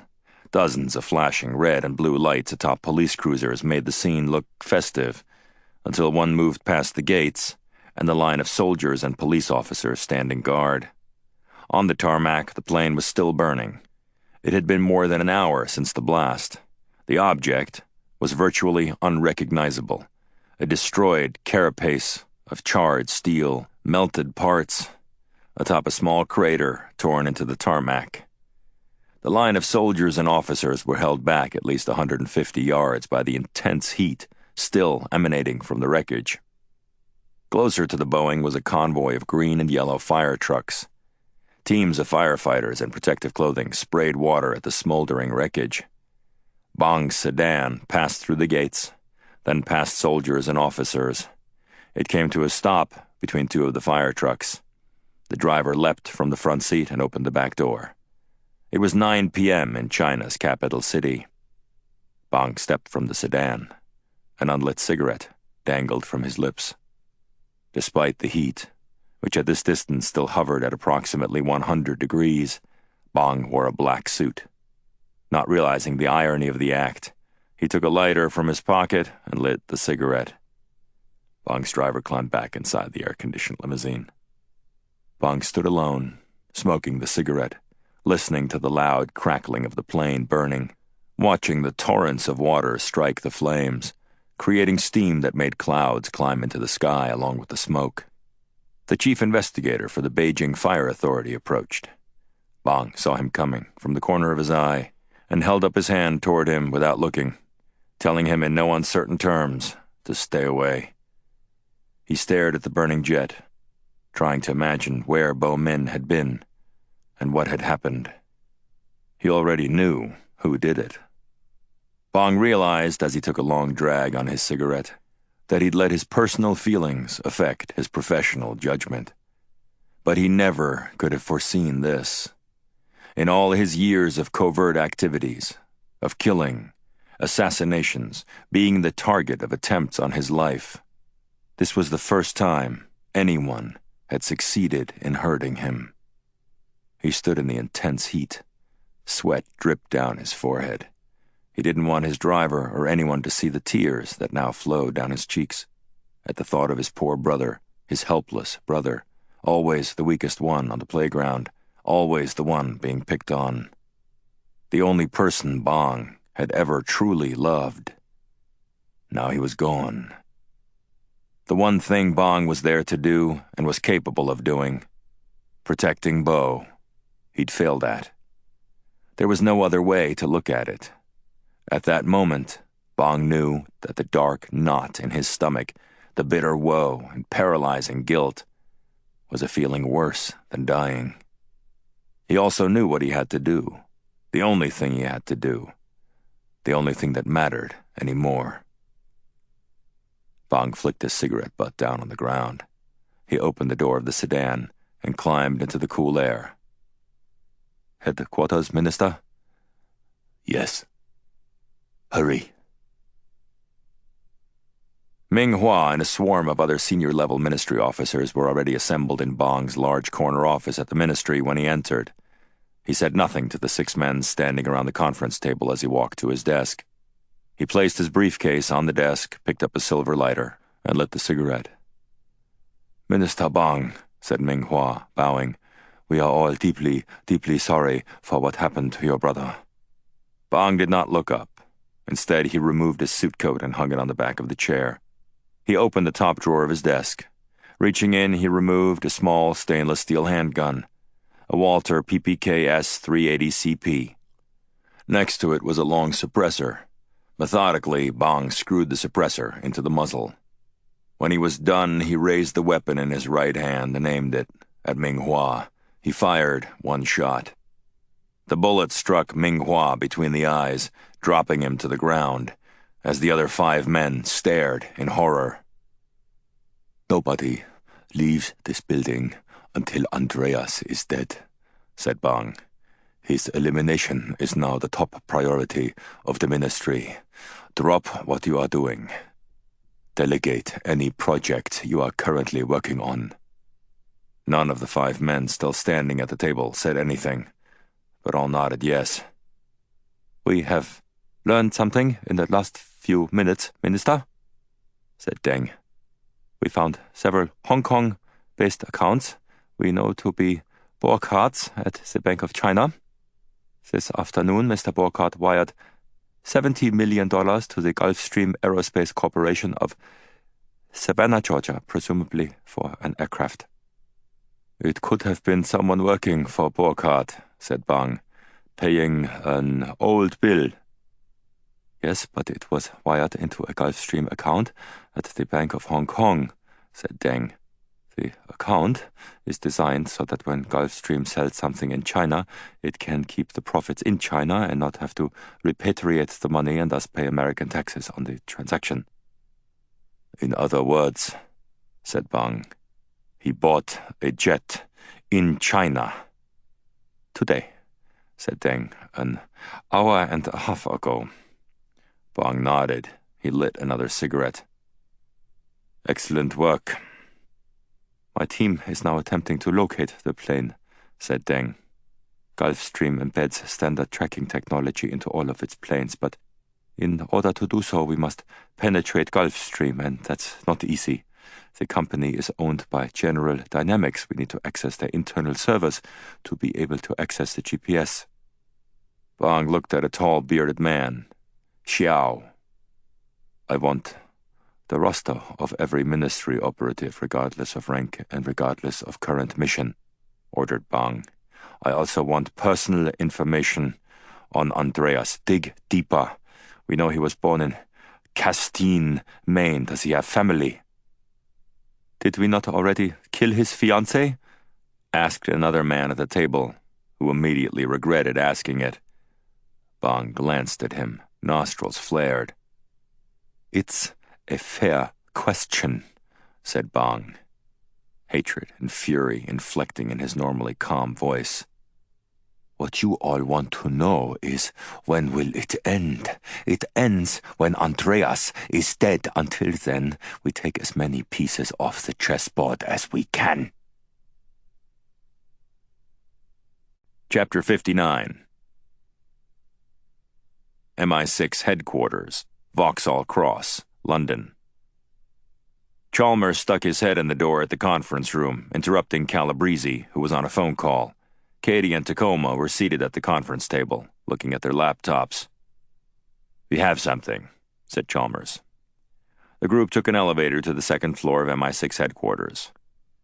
When the doors opened, they entered a cavernous, brightly lit room filled with dozens of men and women at workstations. This was MI6 Operations Room, Smithson's nerve center for the management of MI6 paramilitary teams. "Close your eyes, guys," said Chalmers as they walked through. Technically, Calabrese, Katie, and Tacoma shouldn't have been allowed on the second floor of Vauxhall Cross. But while there existed plenty of information that the two agencies kept separate, including activities inside each respective country, the fact is that MI6 and the CIA were more like siblings than adversaries. The occasional courtesy, such as allowing Langley's well-liked director to pass through, was looked at by everyone on the floor with a mixture of amusement and pride. In the middle of the floor stood a small frosted glass conference room. In each corner, a large plasma screen was hanging. In the center of the room was a steel conference table. Smithson stood at the table, looking across it at two men who were seated behind computer screens. Chalmers, Calabrese, Katie, and Tacoma entered the room. Smithson's brown hair was brushed back from her face, tousled after so many hours of stress and work. She looked up at Chalmers, a blank expression on her face. "Punch it up on two," said Smithson. One of the plasmas lit up, and the group watched as videos started to play on the screen. "We've been monitoring signals intelligence coming out of PRC," said Smithson. "Video, audio, data. This came off a British Airways flight 4 hours ago. The jet was on approach to Beijing International Airport." The screen was black. After several moments, the orange and yellow lights of Beijing twinkled across the screen as the plane descended. "Watch for it," said Smithson. Flashing green and yellow lights pulsated in a long line, which indicated the runway that the jet was headed for. To the right of the runway, an orange mushroom cloud of flames was visible. As the lights on the ground grew larger, the plume of bright orange spiraled spectacularly into the sky, the flames lashing orange and white into the black of the night. "It's an explosion," said Smithson. "We'll get a closer shot here." The jet moved lower. As it closed in on the runway, the size of the inferno grew larger. An analyst paused it. The right side of the screen was now taken up by a still frame of the explosion. Within the flame stacks was the skeleton of a plane, now aflame. "So there was a plane that caught fire at Beijing International," said Calabrese. Smithson smiled at Calabrese. "It's Burkhardt's plane," said Smithson. Calabrese's eyes grew wide. "Once we saw the burning plane," said an analyst, "I called MIS to see if we could look at all signals intelligence for Beijing International. Starting 6 hours ago, the approximate earliest point in time I thought they could fly in from London to Beijing. I got a hit on a flight plan, an inbound private flight, Boeing 757, which landed 3 hours before the video was snapped. A plane cross-matched against the British customs filing that one of Burkhardt's companies made almost a decade ago. An ownership certificate necessary if your plane is British domiciled. Calabrese nodded. Excellent work. What does it mean? Asked Katie. Could they have attacked the plane, perhaps on landing? We're not there yet, said Smithson. There are a number of different possible explanations. There aren't that many, said Katie, walking to the screen, pointing at the skeleton of the jet. It landed, so it wasn't shot down, right? It's in Beijing, which could mean Dewey flew right into the waiting arms of Fao Bhang. Yes, said Chalmers. Or there's simply a different explanation. In any event, we need some real-time intelligence on Dewey. Hector, this guy is your guy. Do you have any way of reaching him? Calabrese shrugged his shoulders. What can I say? Said Calabrese. The guy's AWOL. We need to find Dewey, said Smithson. Calabrese nodded, then pulled his phone out. Get me Bruckheimer over at NSA, he said into the phone to an operator at CIA control. Tell him it's important. Chapter 60. In the air. Dewey leaned into the cockpit. No radio, said Dewey, unless you feel like having China shoot us out of the sky. Dewey went back to the seat and opened his leather bag. He removed a half-empty pint bottle of Jack Daniels. He sat down in the seat and kicked his feet up on the seat in front of him. Why did you save me? Asked Borchardt. They were his first words since taking off from Beijing several hours before. Dewey held the bottle in his hand, reading the label on the side of the bottle. He took another sip, but said nothing. Borchardt sat up, a pained grimace crossing his face. He felt for his ear. It had turned into a large red scab. The gash had clotted up. Dewey had left it alone, even though it needed a bandage. Eventually, the blood had stopped trickling. Borchardt touched the raw, fresh scab, then grimaced again. He glanced around the interior of the plane. This must be the new plane, he said, admiring it. They're too expensive, of course, but Gulfstream makes the best planes. Look at it. Dewey stared at the seat in front of him, his mind 1,000 miles away. Killing Bhang's brother had done little to make the pain go away. His mind kept replaying the sight of Jessica, her eyes looking helplessly up at him from the ground. Nothing, Dewey whispered to himself. You did nothing wrong. Dewey, said Borchardt. Why did you save me? Dewey glanced at Borchardt, a look of contempt and sadness on his face. You wouldn't understand. Try me. Because I gave you my word, said Dewey, looking away, shutting his eyes for a moment, trying to shut out the sight of Borchardt, of the plane, trying to shut out the world. Borchardt sat back. Well, thank you, said Borchardt. Whoever you did it for. Dewey opened his eyes. He stared impassively at Borchardt. Borchardt was a mess.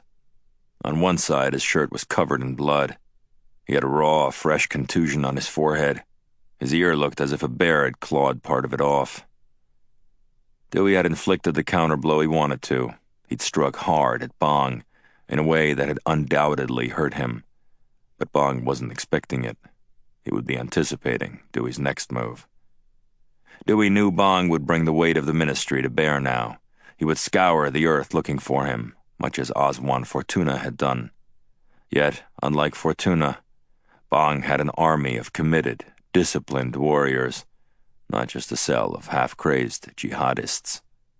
In the first place they'd be looking is somewhere in the vicinity of the disheveled, blood-crusted, ashen-pale little German billionaire with the odd haircut, seated across from him. Dewey glanced at his watch. They'd left Beijing 9 hours before. They would be over Europe soon. Dewey knew that now was the time to move beyond improvisation. Bhang would come looking for him, and when he did, he had to be ready. He would have, at most, one chance at Bhang. Dewey knew he couldn't do it alone. He needed Hector. But would Hector ever forgive him? Dewey shut his eyes, feeling shame as his mind replayed the look in Hector's eyes as Dewey held him by the neck against the concrete wall. "So, what now?" asked Borchardt. "What do you mean? What are we going to do now?" asked Borchardt. Dewey took a sip. "You killed his brother," continued Borchardt, "but he's still alive. What's next? I could help you." "Gee, thanks, Rolf," whispered Dewey contemptuously. "Let's do it together, me and you. Lone Ranger and Tonto." Borchardt nodded. "I guess I don't blame you. I wouldn't trust me either. Then again, who else do you have?" Dewey leaned over and looked out the window. They were passing over water. Suddenly, Dewey pictured his brother, Hobie, standing on the town dock in Castine, shirtless, eating a popsicle, staring up at the main Maritime Academy ship, mesmerized by its size, towering over the dock and the two boys. Something about the memory made him feel anxious, even upset. He stood up and walked to the cockpit. "Where are we?" "We'll be over Italy soon," said the co-pilot. "Let me see a map." The co-pilot handed Dewey a navigational chart, which he studied for several minutes. He'd been to most of the larger cities on the map. He wanted someplace familiar, where he could hide out for a few days and figure out his next steps. A place where he could reach out to Hector and apologize. "Drop me in Lisbon," said Dewey. "Then you guys can go back to London, get some sleep." Dewey went back to the seat across from Borchardt. "Dewey," said Borchardt, "I would like to know where I stand. I know my apologies mean nothing to you, but I am sorry." "You certainly deserve to die," said Dewey. "But I'm better off with you alive. Properly managed, you have a certain utility. There aren't many people who could have done what you did. Besides, Fao Bhang will probably get you after he figures out what happened to his brother." A look of anxiety hit Borchardt. "You better hope I kill him," said Dewey. "'Cause if I die, my guess is you'll be next. Then again, maybe a sincere apology from you would suffice for Bhang. Throw in a box of chocolates. Seems like the sentimental type." Dewey pulled his handgun from his shoulder holster. "No," said Borchardt, holding his hands up, pleading. "I'm not gonna kill you," said Dewey. He clutched the barrel of the weapon, then swung the butt at a precise spot on the side of Borchardt's head. Borchardt tumbled to the floor, unconscious. "But I'm gonna knock you out for a while." Chapter 61. Beijing. Deng's desk was a large X made of glass and stainless steel. It sat in the middle of a gargantuan floor of stone-faced computer geeks, hundreds in all, seated in row after monotonous row of computer terminals, each of them staring into computer screens. Deng sat at the intersection of the X. Deng was a computer engineer by training with 2 PhDs in computer science, including one from Caltech. Within the ministry, Deng was considered, at least to those who knew him, the most intelligent person in China. 16 flat-screen plasma TVs lined the axis of the large X. 2 on each axis, facing outward, enabling Deng to monitor activities. He had access to the activities of every hacker inside the ministry and could drop in on any individual screen at any time in order to ask the hacker a question, make a recommendation, or take over the screen. It was Deng who had written the cryptographic algorithm that enabled the ministry to hack into the Pentagon 4 years before. Although access inside had lasted only 11 minutes, Deng stole a variety of informative documents. Deng was a short man with unusual curly black hair and glasses. He moved along each axis, looking quietly at each screen for no more than a minute before moving to the next screen. Occasionally, he would stop and type something quickly into a keyboard, usually a suggestion or actual code before moving on to the next screen. All 16 screens mirrored the screens of Deng's most notorious and capable hackers, scattered about the large floor. All 16 hackers were working on the same thing, trying to break into Gulfstream's computer network. As Deng long ago learned, the U.S. private sector had much more robust anti-hacking protection than the U.S. government had. Everyone knew where the talent went after getting their degrees from MIT, Carnegie Mellon, and Caltech. Deng's small brigade of hackers had been at it now for more than 5 hours. Deng was suddenly interrupted by a loud commotion half a room away, almost out of eyesight. A group of employees was yelling. Deng looked up. A young, overweight man came running from the commotion down the aisle between rows and rows of workers. By the time he reached Deng, his face was beet red, and sweat darkened the armpits of his blue plaid shirt. 164, he wheezed. Sir, I have gotten inside, sir. Deng smiled. He stood upright and started clapping. Fine work. What is your name? Who? A brief round of applause filled the room. Then Deng moved to a screen and started furiously typing. He took over Who's computer screen. As the young, obese hacker had said, he was indeed inside Gulfstream.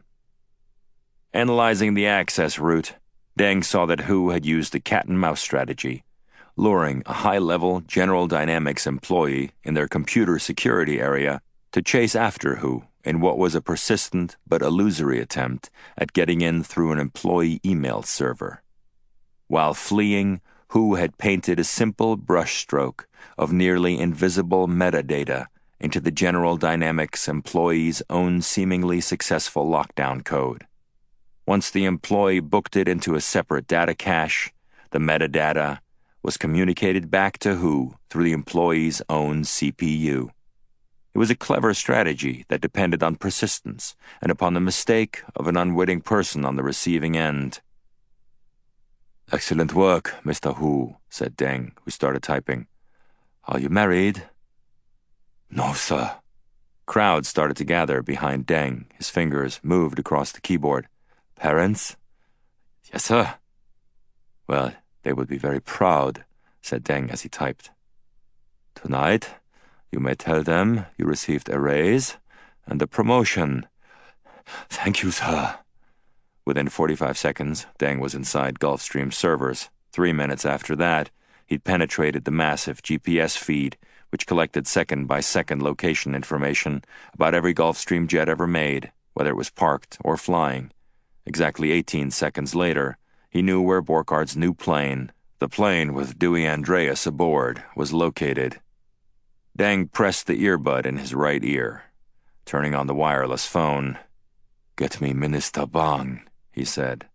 Fao Bhang marched into the conference room down the hallway from his office. Inside the room were the 7 men who had, until a few hours before, reported to Ming Hua. These were the top agents within the clandestine paramilitary bureau. Bhang had ordered them to convene 10 minutes before, after Deng had let Bhang know that the American who'd murdered his brother and who was responsible for the death of Mikhail Dillman was headed into southern Europe. Deng entered the conference room, a cigarette in his mouth, walking quickly and reading a laptop as he moved toward the table. The plane is descending, said Deng, staring at his laptop as he spoke. He's going to land in one of the following airports: Madrid, Sevilla, Porto, Lisbon, Rabat, Casablanca, Marrakesh. We will know more as he gets closer. I want every ministry agent in those cities positioned at the airports, said Bhang calmly. He lit a cigarette. Get them all on live comm. Yes, sir. All contractors in Spain, Portugal, Morocco, same thing, said Bhang. Get an alert out. We need to stop him right now, at the airport. He's running. We need to find him before he gets far. And we need to take him down. Bhang looked at Deng. As soon as you know, Bhang said to him. As soon as I have his end location, Minister, you and everyone here will know, said Deng. It shouldn't be that long. In fact, based on the plane's altitude, we can now rule out Madrid. Tell them all to the man or woman who kills Andreas, the Order of the Lotus, said Bhang. Awarded by me, personally. Every man at the conference table paused. A few exchanged glances.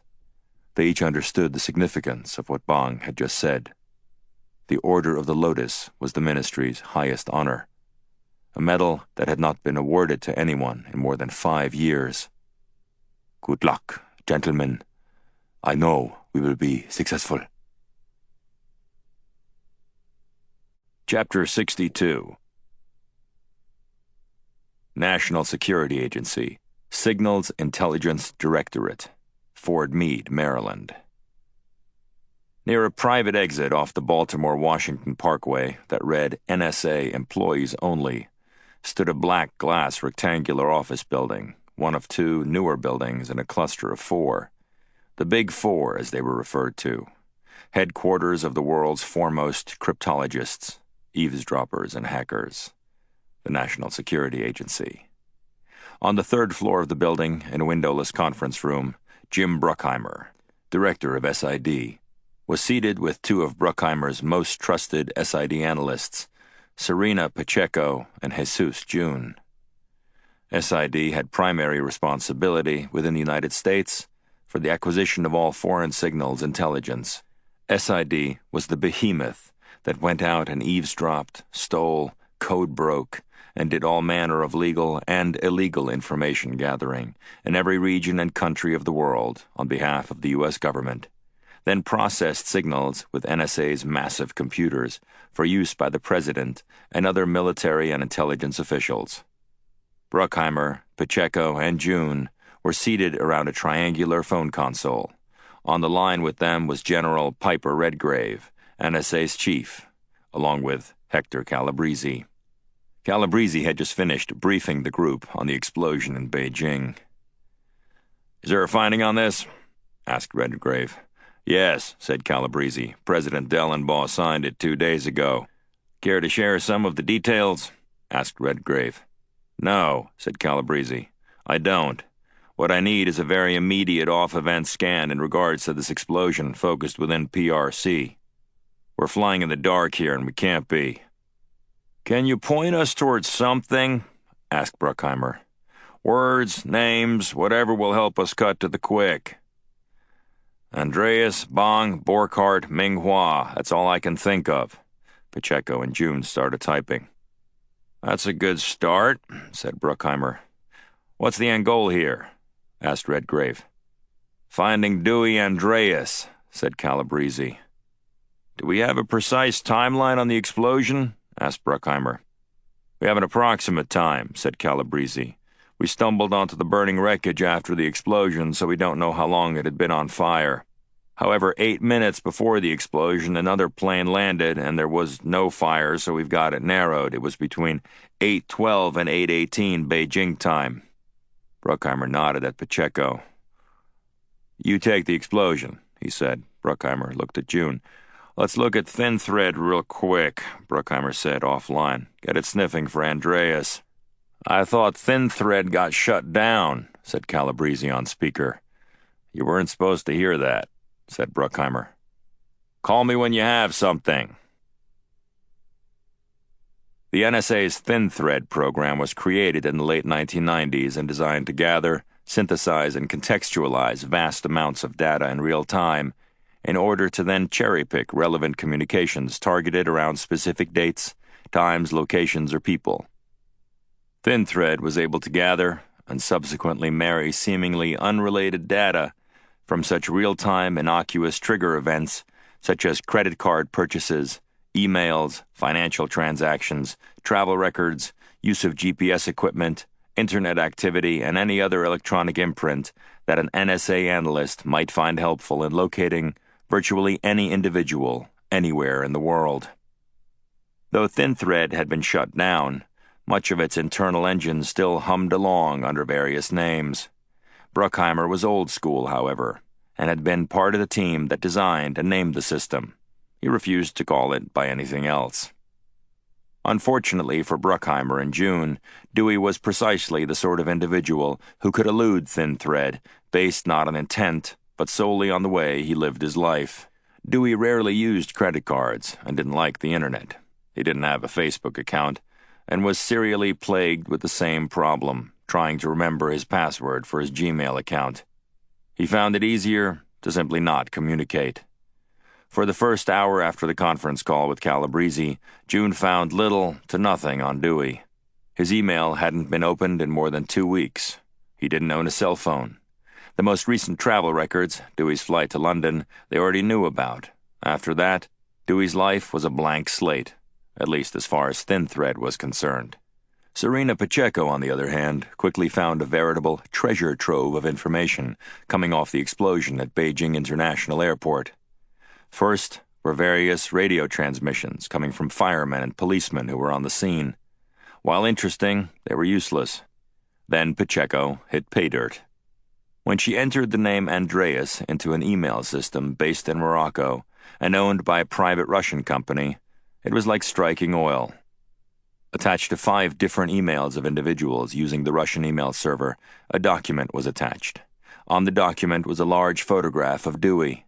The document had 5 separate encryptions off a base Chinese text. Pacheco fed this document into an NSA codebreaker algorithm that was designed to run text and figures through a massive store of mathematical and language possibilities. It took the program less than 10 minutes to decrypt the document with Dewey's photo on it.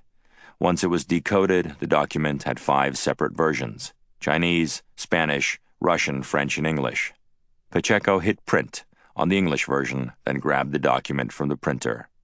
Across the top of the document, above Dewey's photo, were the initials in bold black letters on a red stripe: T.E.P.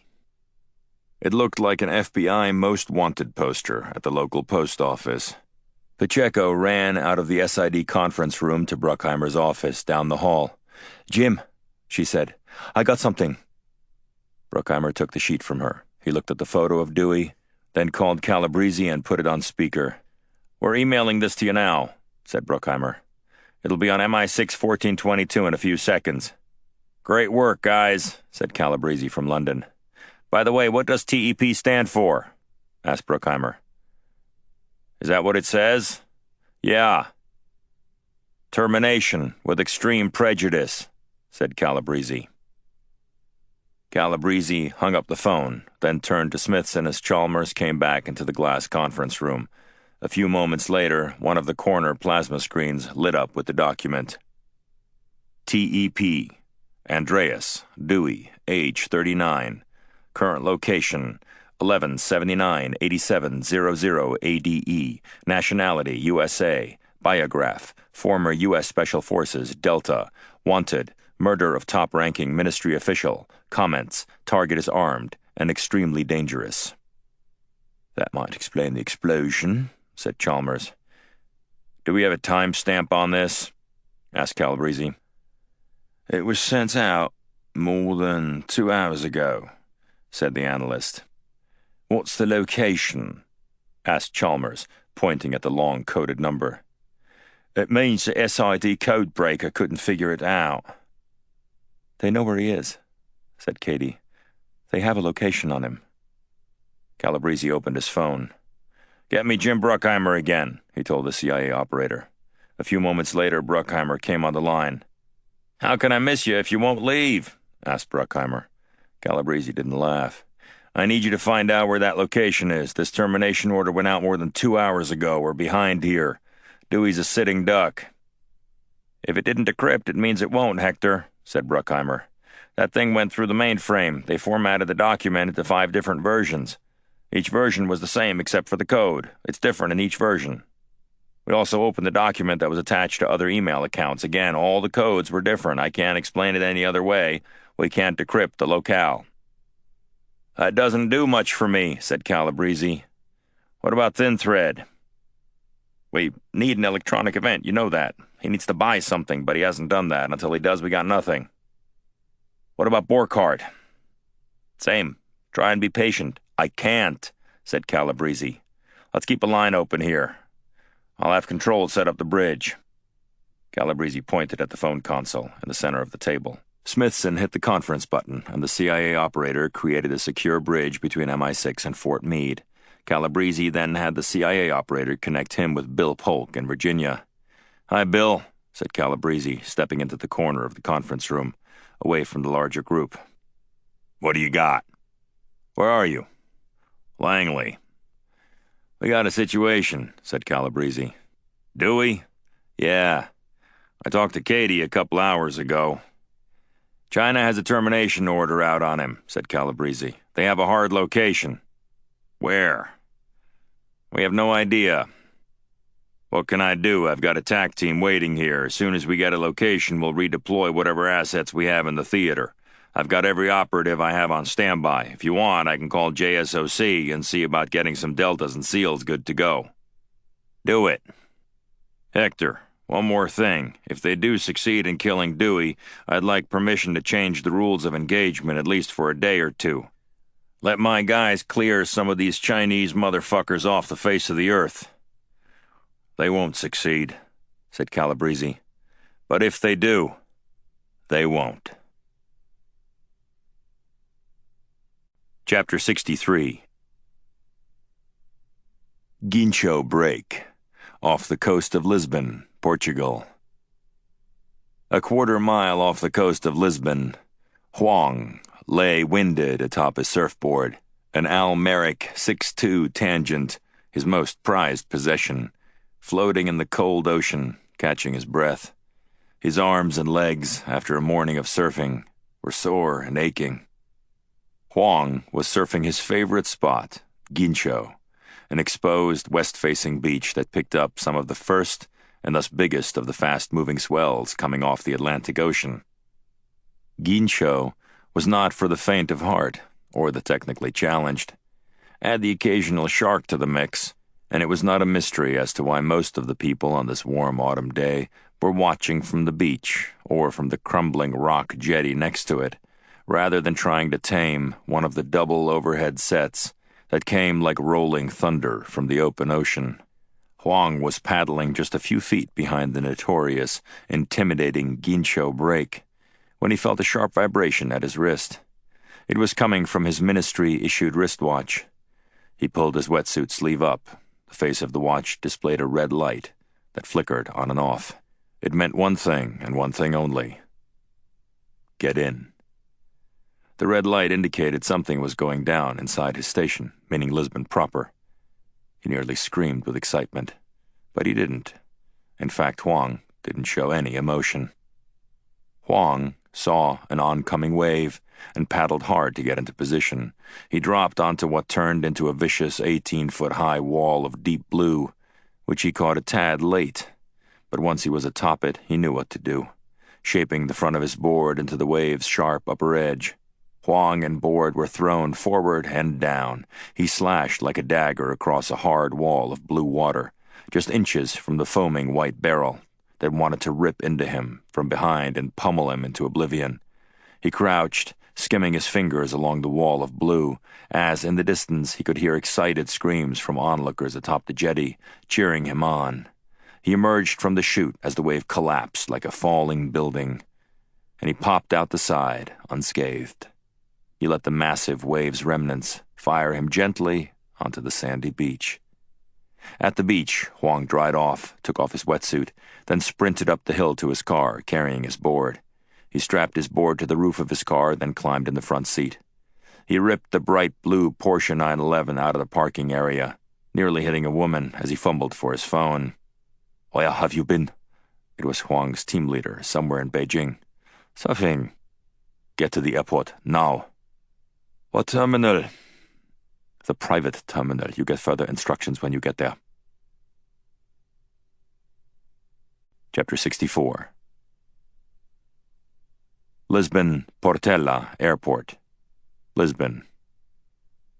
It was late morning as the Gulf Stream made its approach into Lisbon. Borchardt was still out. He'd be unconscious for a few more hours at least.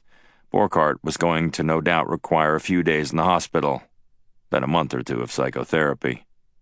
Out the window, Dewey saw the curvilinear slope of the Portuguese coast, Lisbon like a white and red patch at the northern apex.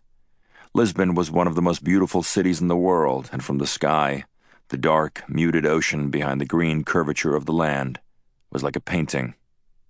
"Buckle up," said one of the pilots from the cockpit. Dewey ignored the suggestion.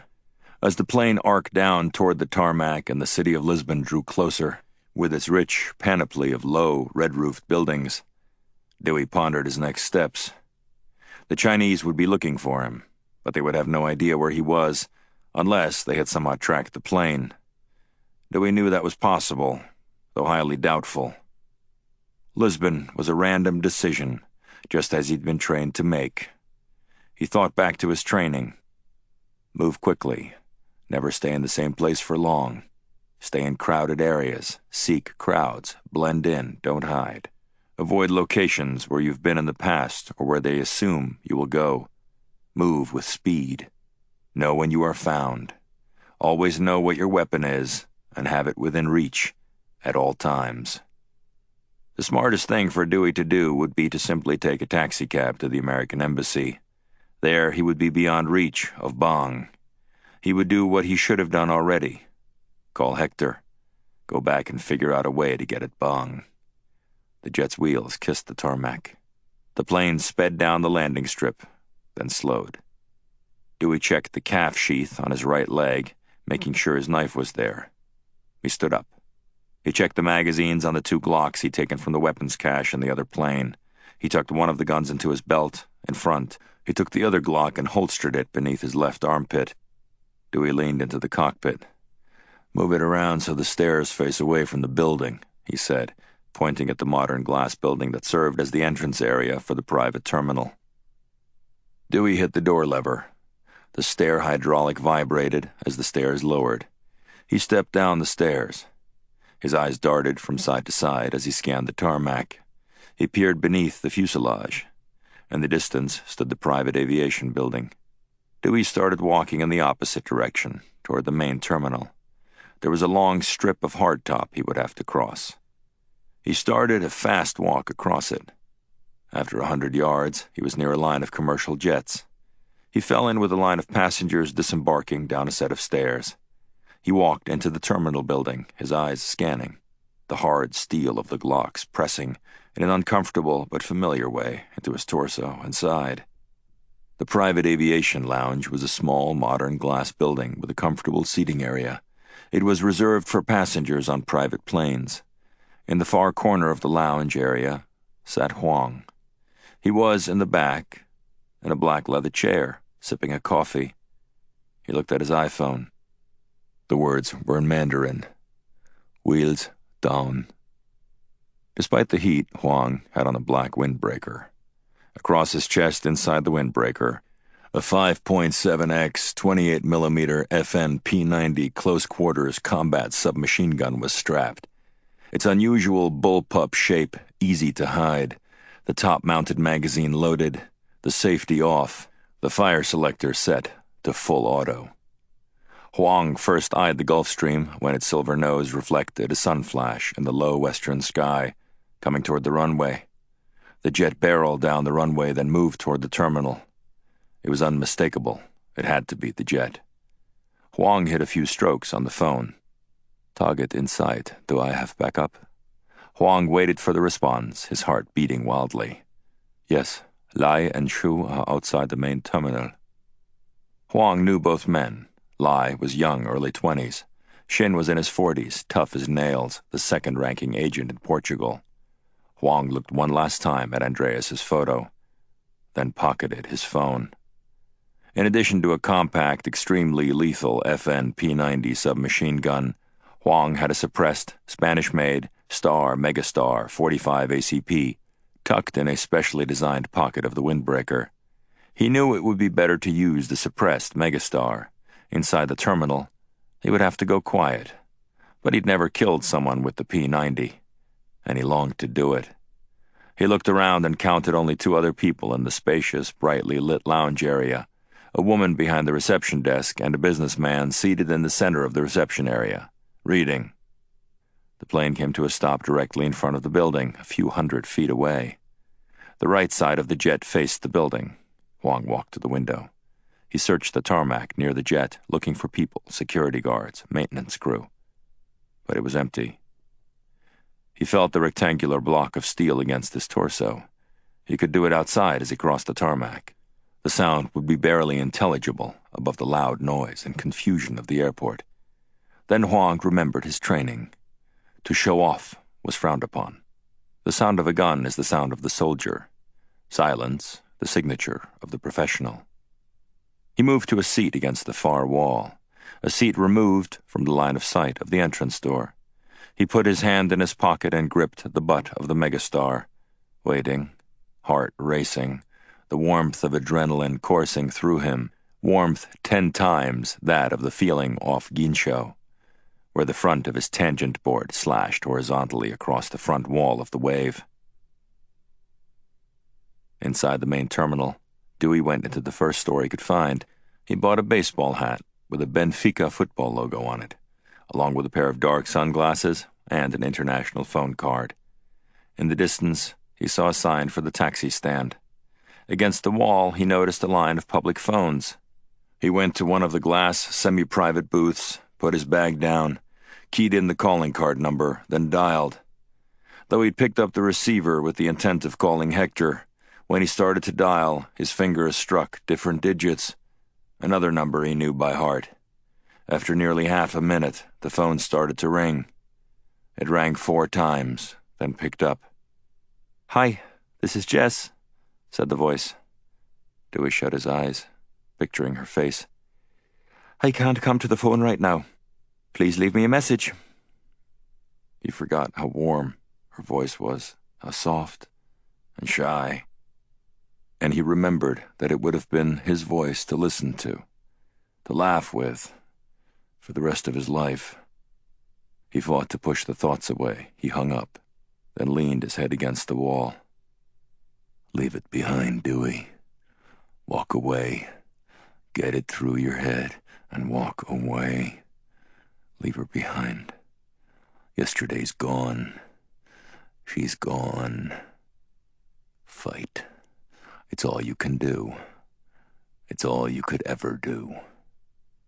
Against his better judgment, he dialed again. He listened until he felt someone's eyes on him. He looked up. An old woman was staring at him, politely waiting for the phone. He hung up the phone and walked away from the phone booth. Dewey walked quickly through the terminal, keeping his head down.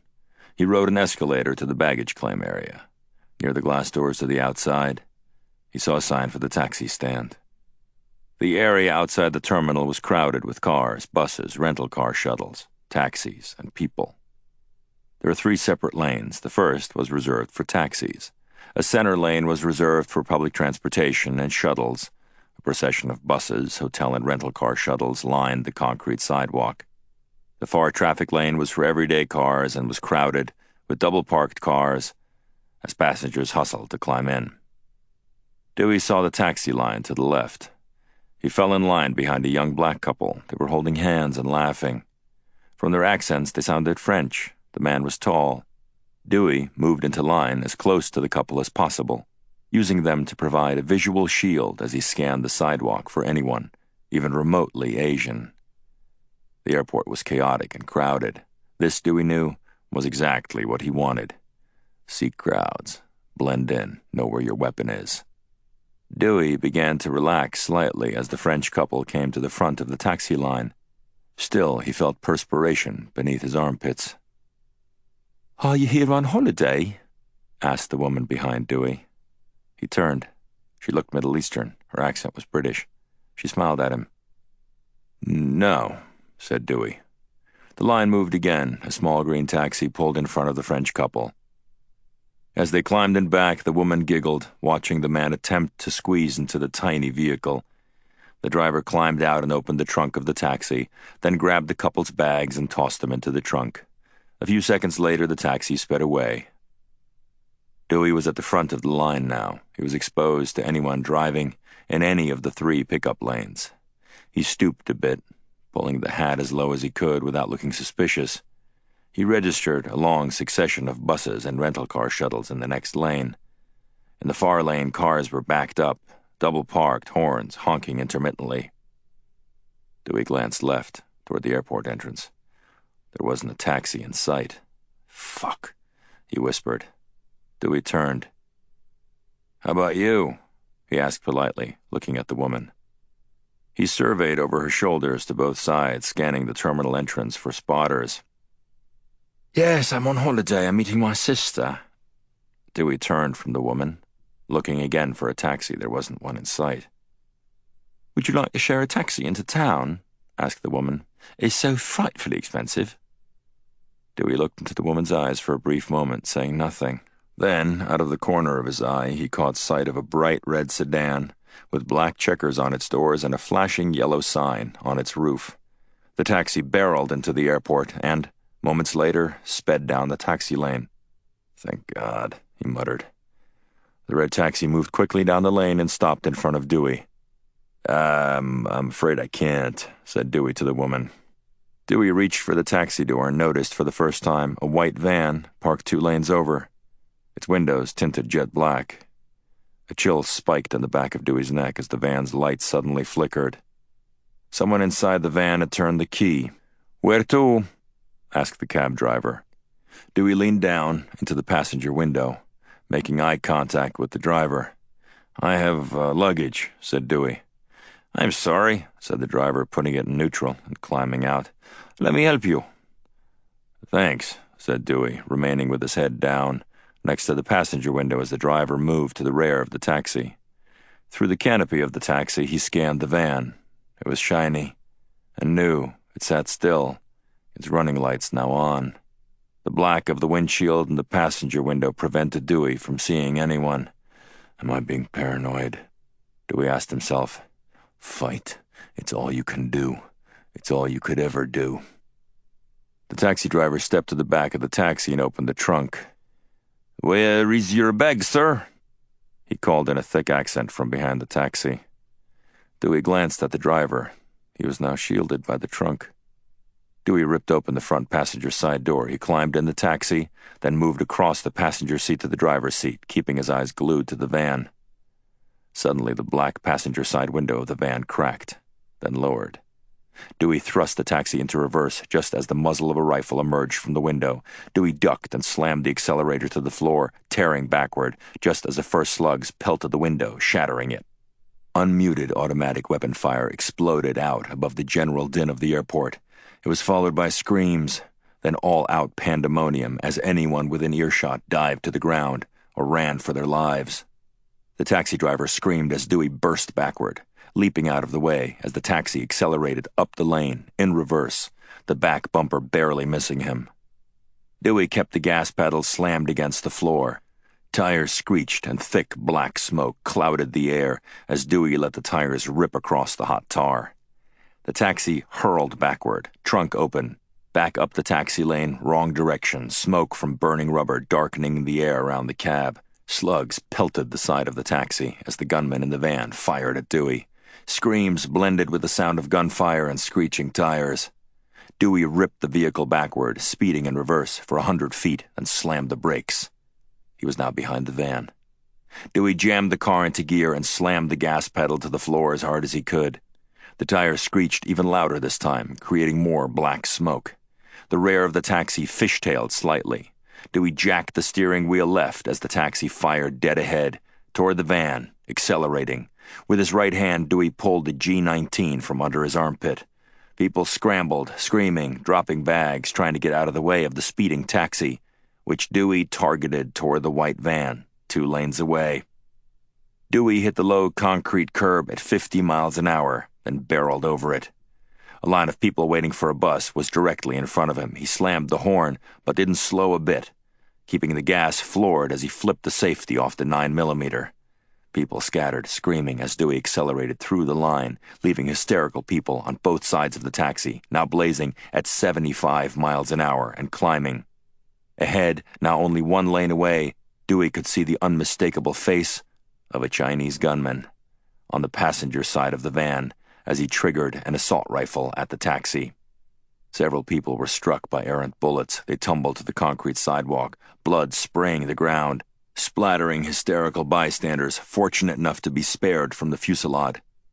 Dewey kept low, tucked against the door, his foot hard on the gas pedal, his right hand clutching the 19. Suddenly, the rear double doors of the van flew open. The Chinese agent appeared. He went into a crouch, military style, on one knee. He clutched a short, stubby black assault rifle, which Dewey recognized. FN F-2000, a bullpup assault rifle that was easy to handle and blisteringly lethal. A moment later, the muzzle erupted as the gunman triggered the 5.56x 45mm assault rifle at Dewey, who was now moving at almost 90 miles an hour, straight at him. The first slugs pelted the steel hood of the taxi.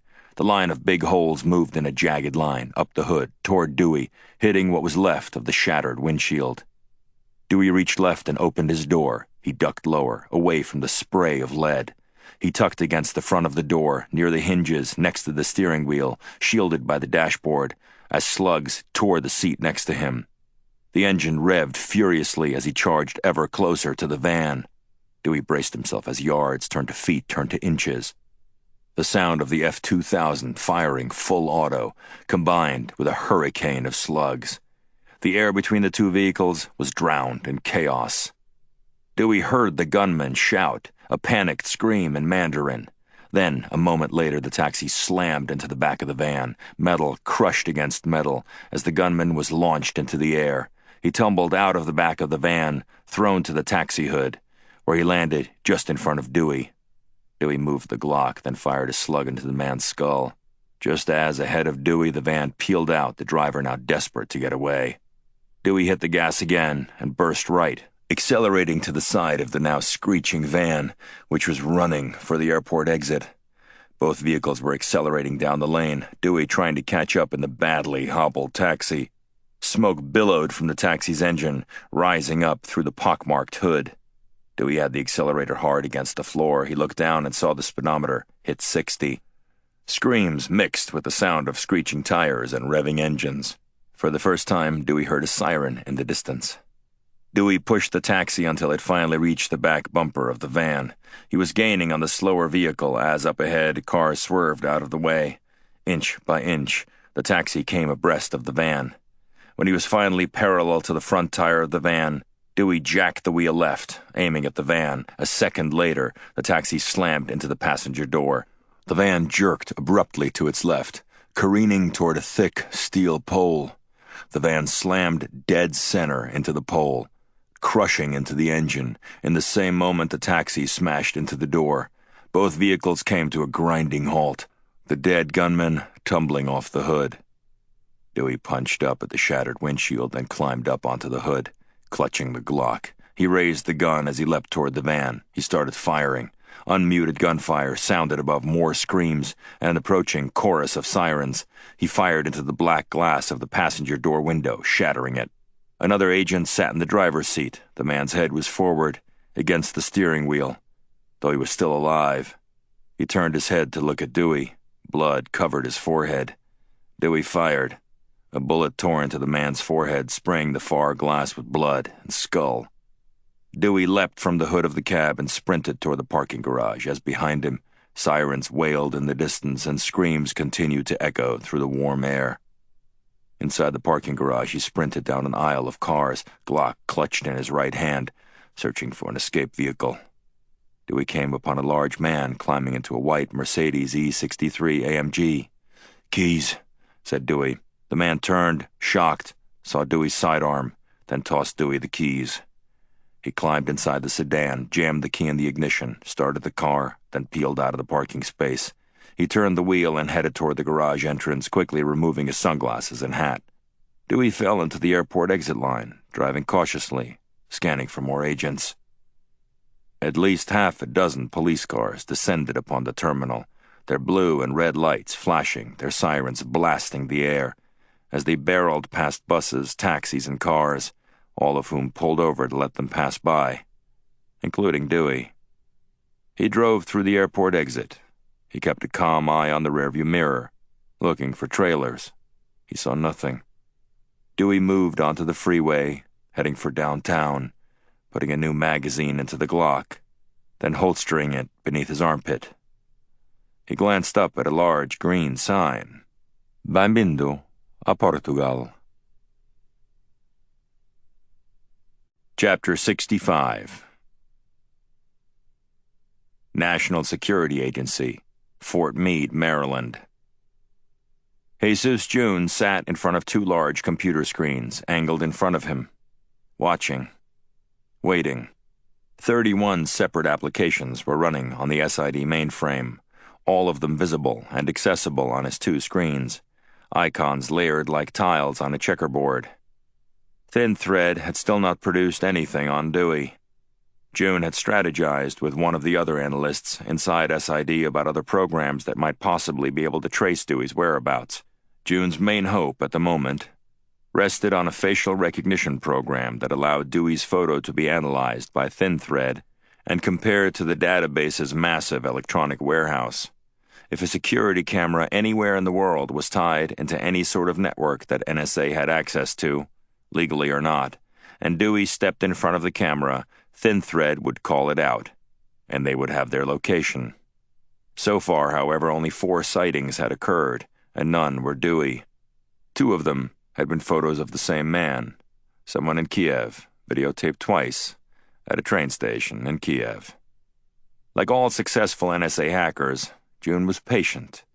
Patience was perhaps the most important quality in an NSA employee. That, curiosity, and persistence. June, like Pacheco and Bruckheimer himself, had all 3 qualities, along with a big brain. On the right-hand plasma screen, a small red and gold triangle abruptly lit up on the screen, signifying activity of some sort, then made a short burst of chiming noises. The program wasn't related to Thin Thread. In fact, it was an old program called Firebite, developed in the 1970s, which allowed NSA programmers to wiretap within the United States but not listen to the calls. In other words, if NSA was monitoring a phone number, and that phone number received a call, the number of the caller was immediately cataloged. Beyond that, the program was dumb. Firebite couldn't eavesdrop. He double-clicked the triangle, and the Firebite user interface appeared on the screen. June had set the program up to monitor a handful of phone numbers he thought Dewey might call. The home, cell, and work numbers of Calabrese, Katy, Tacoma, his parents' home in Castine, his brother's home in Blue Hill. On the screen, one of the numbers was boldened and had 2 messages. The calls had just occurred. June clicked the number. Then he did a double take. It was a number he'd stuck into Firebite as an afterthought. After all, Jessica Tanzer was dead. His eyes bulged as he looked at the numbers, then hit the trace feature. A few moments later, the location of the calls appeared. "I found him!" screamed June. "I got Dewey!" At MI6, June's yelling boomed over the speakerphone. "Where is he?" asked Calabrese. "Lisbon. Hard location 4 minutes ago. He made 2 calls from a public payphone at Lisbon Portella Airport." Smithson snapped her fingers, ordering one of her staffers to run down the hall and retrieve Chalmers. "How do we know it was Dewey?" asked Calabrese. "We don't," said June. "But who else would call Jessica Tanzer twice in a row from halfway around the world?" "Nice work," said Calabrese. "Langley, patch in Polk." Chalmers entered the glass conference room. "What have we got?" "Lisbon," said Smithson. Polk, the head of Special Operations Group, came on speaker. "Hi, guys," he said. "What do you got?" "Lisbon," said Calabrese. "Let me see what I have in theater. Hold on." Smithson pointed at one of her staffers, seated at the table in front of his laptop. "Hurry, James," she said. "Tell me what sort of manpower we have down there." "I'm already on it, Ronnie," he said, staring into his screen. He banged the enter button, then pointed at the large plasma in the corner of the room, which lit up with what looked like a lineup from the roster of a football team. There were 4 photographs in a grid and names, ranks, current operations beneath each photo. Chalmers and Smithson stepped to the screen. Polk returned on speaker. "I got 1 paramilitary in Lisbon," said Polk. "I have a full black squad in Madrid, but I assume we don't have the time to hold them down there." "No. What about Delta or SEAL?" "Hold on." Polk went off the line again. "Gatewood, O'Toole, Faber, Müller," said Smithson, turning, barking over her shoulder. "Get them over to the airport right now. Brief them en route, get them Andreas' photo, and tell them to watch the hell out for counterfire. They'll be swarming." Polk came back on speaker. "I got a couple of Deltas," said Polk. "Where do you want them?" "Airport," said Calabrese. "CIA, patch those Deltas into the MI6 feed. Same with Special Ops. We'll brief all of them at the same time. Billy, get 'em moving. Safety's off. We're going in hot." "On it, Chief." "I have a ton of police activity coming out of the airport," said Serena Pacheco from Fort Meade on speaker. "Gunfire." Calabrese took his blazer from the back of a chair. He looked at Katy and Tacoma. "I'm getting on a plane," said Calabrese. "Let's go," said Tacoma. "Hector," came Pacheco again. "Thin thread is getting hard. There were at least 2 killings, both Asian males, just happened. It's a mess. They're shutting down the airport." Calabrese looked at Smithson, then Chalmers. "He won't be at the airport," said Smithson. "You guys and Billy figure out where to send the Deltas. We're heading for the plane. You got a chopper we can borrow, Derek?" "Absolutely. I'll walk you there." Chalmers opened the door and exited, followed by Katie, Tacoma, then Calabrese, who stopped just before leaving and turned back to the room. "Thank you, MI6, for your work," Calabrese said, smiling at Smithson and her staffers, before turning and hustling to catch up with the others, who were running toward the elevator. Chapter 66. Ministry of State Security, Beijing. Bhang's office phone buzzed. He put a cigarette in his mouth, lit it, then hit the button on the console. "What?" "First sighting, Minister." "I'll be right there." Bhang hustled across his empty office, then through a door that connected to a conference room. At least a dozen people were in the room, either looking at laptops around the conference table or staring at one of the 2 massive wall-sized plasma screens. The left screen displayed a detailed live satellite shot of Lisbon, taken from a low-orbit Chinese military satellite. It was tied into the ministry network. Flashing red lights indicated the precise location of every agent in the city. Already, 11 separate members of ministry paramilitary were in the area, along with 4 contractors. On the second wall-sized screen, a grid displayed 15 individual squares. Inside of each one was live video coming off each agent or contractor in Lisbon. Video that was being shot at various source points, including gun-mounted micro cameras on the weapons of the agents, or from cameras clipped to clothing, belts, backpacks. Several of the feeds were black, meaning the weapons were holstered, or the cameras hadn't been turned on yet. The room became hushed as Bhang entered. "We have a live report from an agent at the airport," said Cho, one of Bhang's deputies. "Andreas killed 2 men outside the main terminal. They positioned the van across from the taxi stand. He saw them, killed them, ran." Bhang took a long drag on his cigarette. "Okay," he said, surprisingly calm. "Do we have video?" Cho nodded at one of his men, seated at the table, who punched some keys on his laptop. One of the 15 squares on the right plasma screen enlarged. They were now looking at a live video feed from Huang's camera. A late-model white van was sideways, its front smashed into a steel pole. A red taxi was perpendicular to the van and had collided into the front passenger side. Flashing police and ambulance lights were everywhere, along with various uniformed officers, security, EMTs. The shot was choppy, as Huang was jostled by others trying to get a better view. The scene was pandemonium. "I have the others fanning out from the airport." Bhang stepped to the left screen. He studied the map. "Get men to the American embassy and the train station." "Yes, Minister." Bhang stepped to the video, standing before it, studying it. He pointed with his lit cigarette at the upper left corner of the screen. A small cluster of people was standing away from the chaos of the van. The video was silent. There was no audio. "What is this?"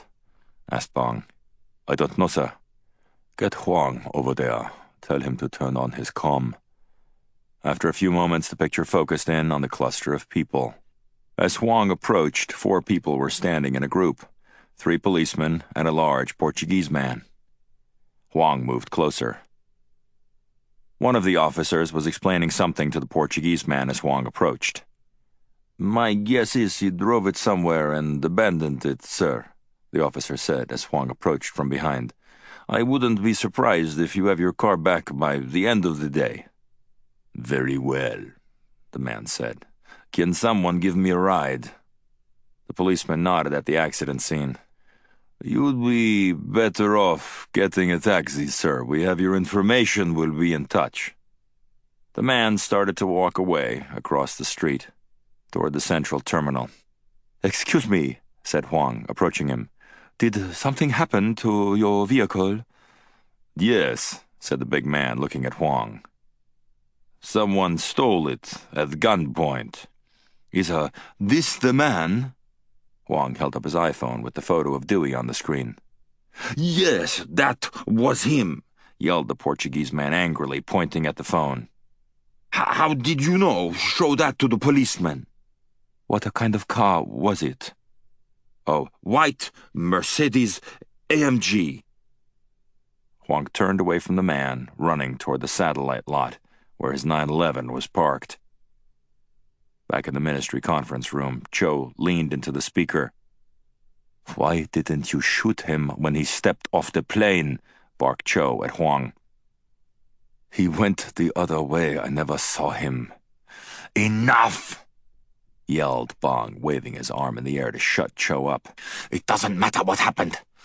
Focus. Where is Andreas going?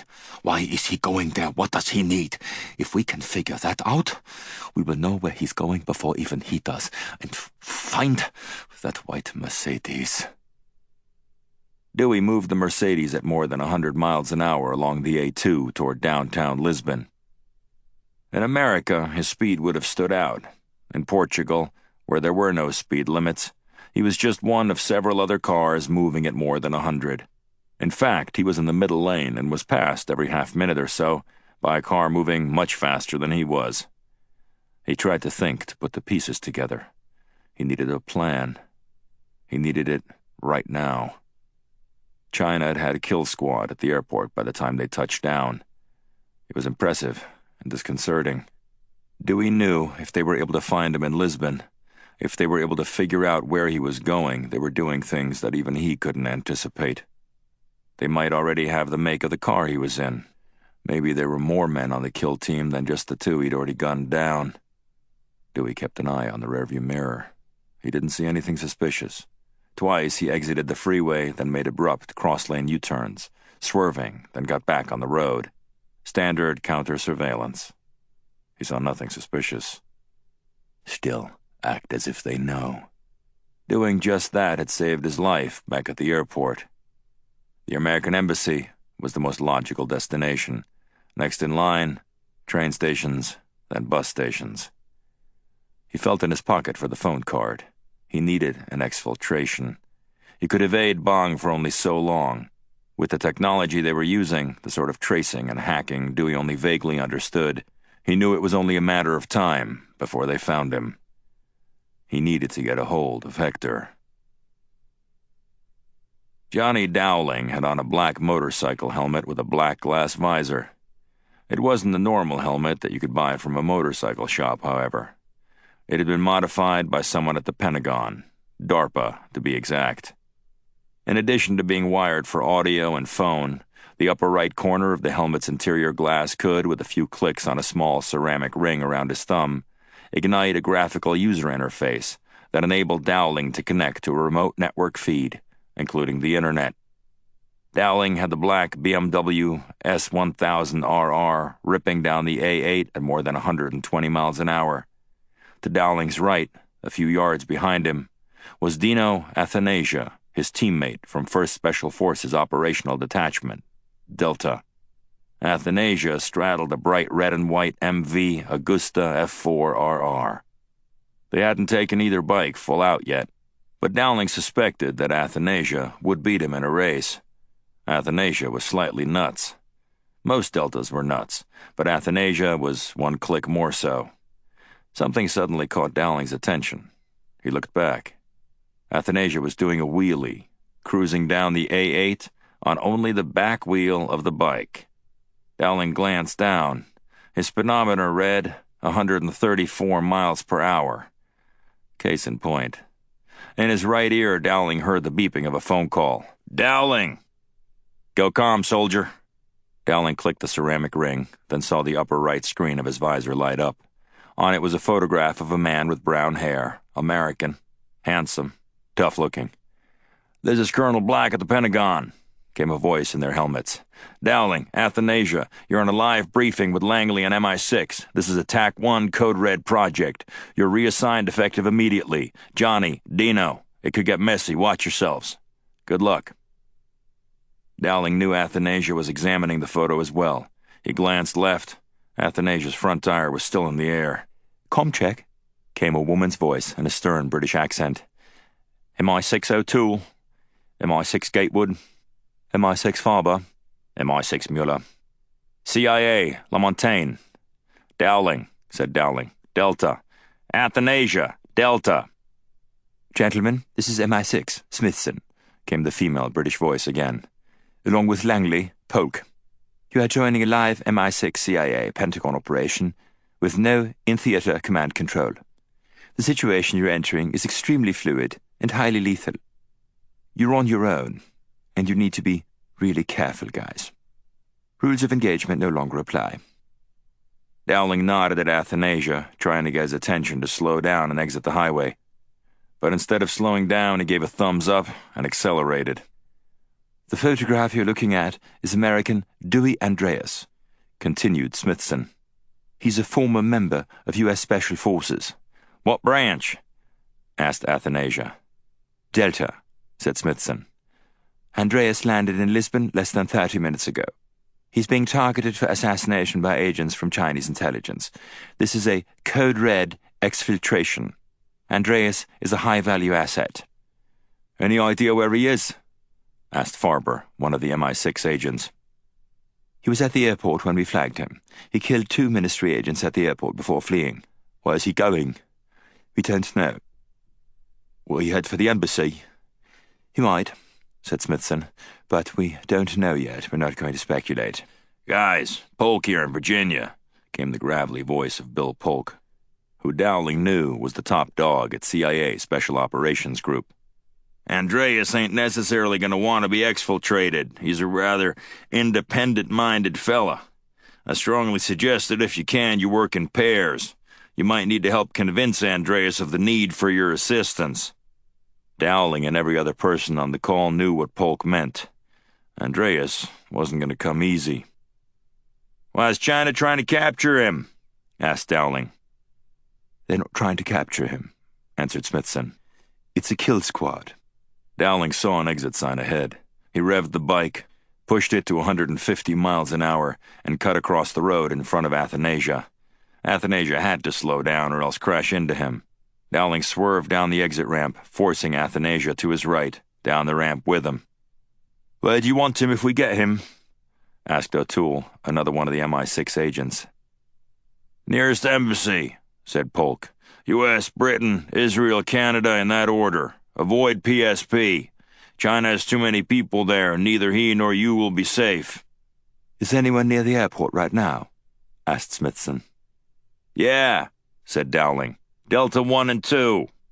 "Are you mobile?" "Yes," said Dowling. "Very."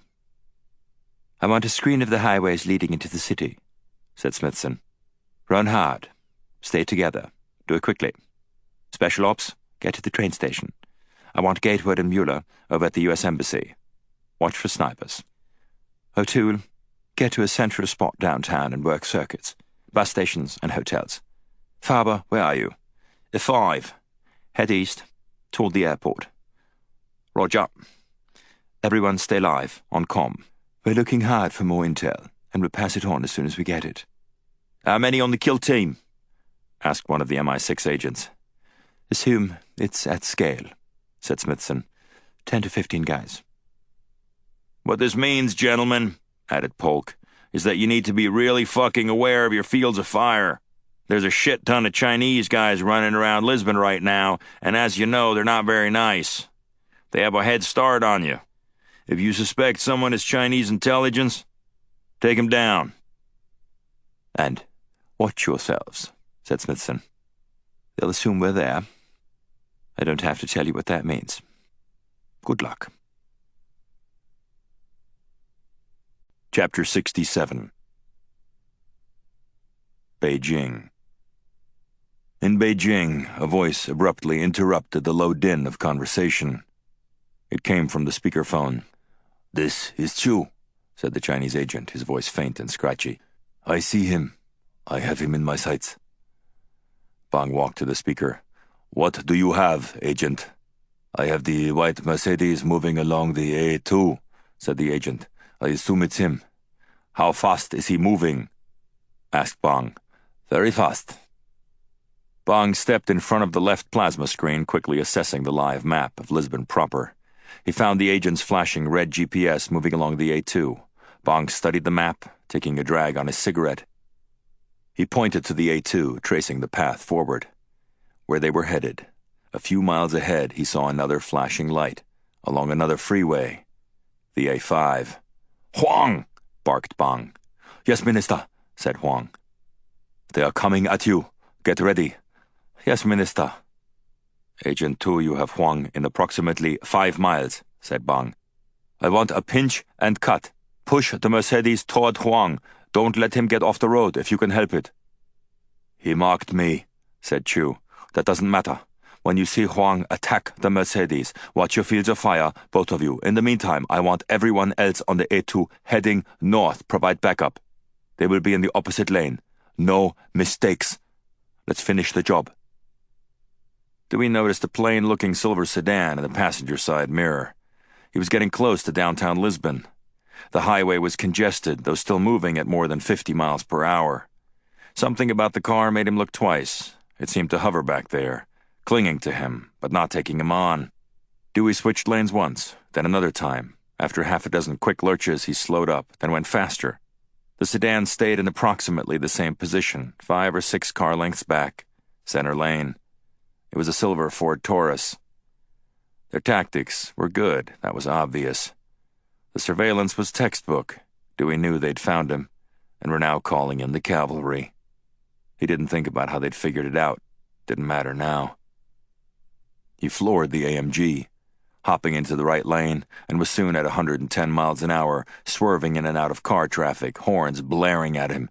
In the rearview mirror, the silver sedan kept pace, hovering 5 car lengths back. Huang was moving east on the A5, his left hand on the Porsche's steering wheel, right hand reaching behind him, and pulling out his QBZ 95G Arsenal 5.8x 42mm DBP-87 assault rifle. Huang glanced down at the speedometer. He was cruising at a relatively moderate 75 miles an hour. He knew precisely how far he was from the A2, and he wanted to get on the road, just behind Chu and the American. Huang wasn't going to miss his chance to kill him this time. I'll be on the A2 in 3 minutes, said Huang. Chu, stay behind him. I'll pass him, and then we'll converge and attack. Understood. A minute later, Huang saw the first sign for the A2, 2 miles ahead. I am 2 miles out, said Huang. Where are you?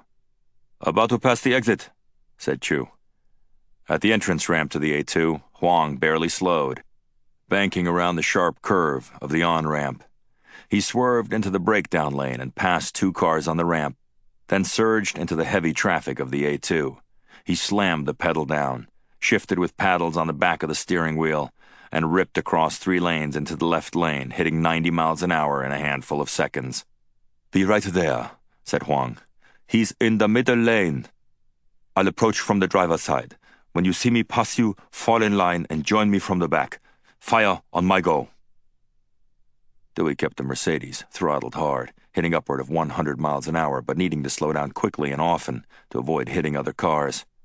The AMG was fast and extremely responsive. The car's brakes were unbelievable. Yet no matter what he did, the silver Taurus stayed with him. Horns blared as he swerved in and out of the freeway's crowded lanes. The bright blue Porsche appeared out of nowhere. Dewey saw it immediately. It was a shiny blue apparition in the rearview mirror, with a surfboard attached to the roof. Dewey knew it was coming for him. The car was tearing up the left-hand lane. When it reached a car in front of it, the Porsche simply swerved into the breakdown lane on the left, barely avoiding the concrete divider, and kept going. Dewey was going fast as he could without losing control. The Porsche would be with him in no time. Dewey pulled the Glock from his holster. He put his left knee under the steering wheel and steered with his left thigh as he jammed a fresh mag into the sidearm. He saw a long straightaway without a car on it, and he slammed the pedal down hard. The AMG burst like a cannon and was soon at 140 miles an hour. The 911 moved into line behind Dewey, gaining on him despite the acceleration, "Fucking A," Dewey said, watching as the Porsche moved to within a car's length. The Porsche's windshield was tinted black. In Delta, there were two core tenets to evasion when being chased in a car. The first was speed. The second, the element of surprise. Unfortunately, neither tactic was going to work. The 911 was faster than his AMG, and surprising what were clearly highly trained agents would be next to impossible. He was moving much too quickly to attempt a braked 180, and if he slowed down, the two cars would pounce and start firing at point-blank range. In fact, that was about to happen anyway. Dewey swerved right onto a short, empty stretch of road along the right side of the highway. Out of the corner of his eye, he saw the bright blue of the 911 scorching into the fast lane. A red BMW was now between Dewey and the blue Porsche. Dewey lowered his window, then lifted the Glock in his right hand. Shots suddenly echoed across the highway above the traffic and horns. Then came the sound of glass shattering and a faint, awful scream.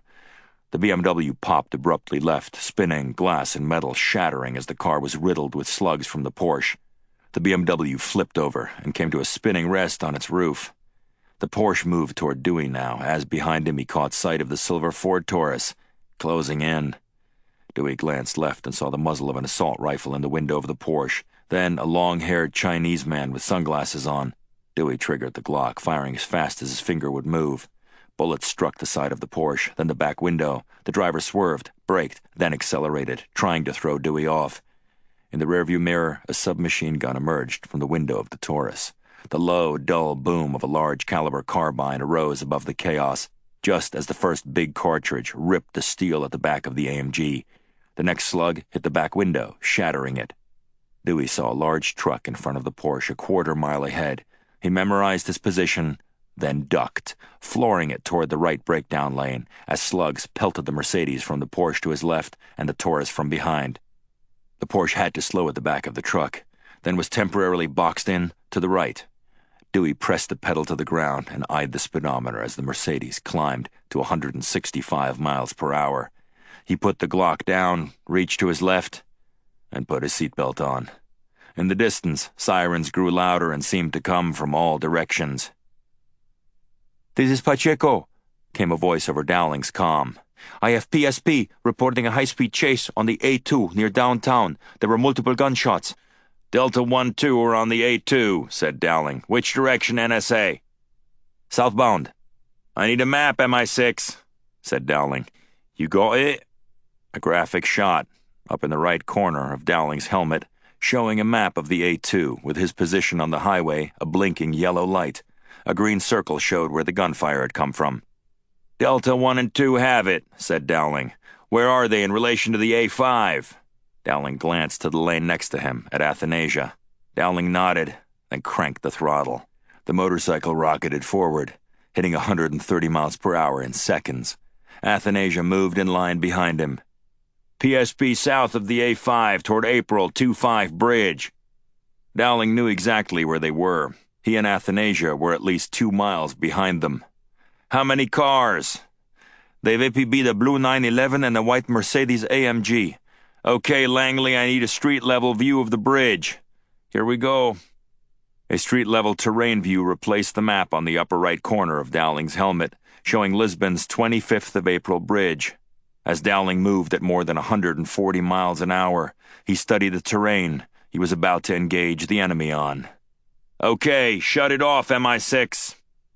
Ahead, traffic had come to a dead stop. In the distance, smoke was billowing into the air. Athanasia swerved into the breakdown lane with Dowling just behind him.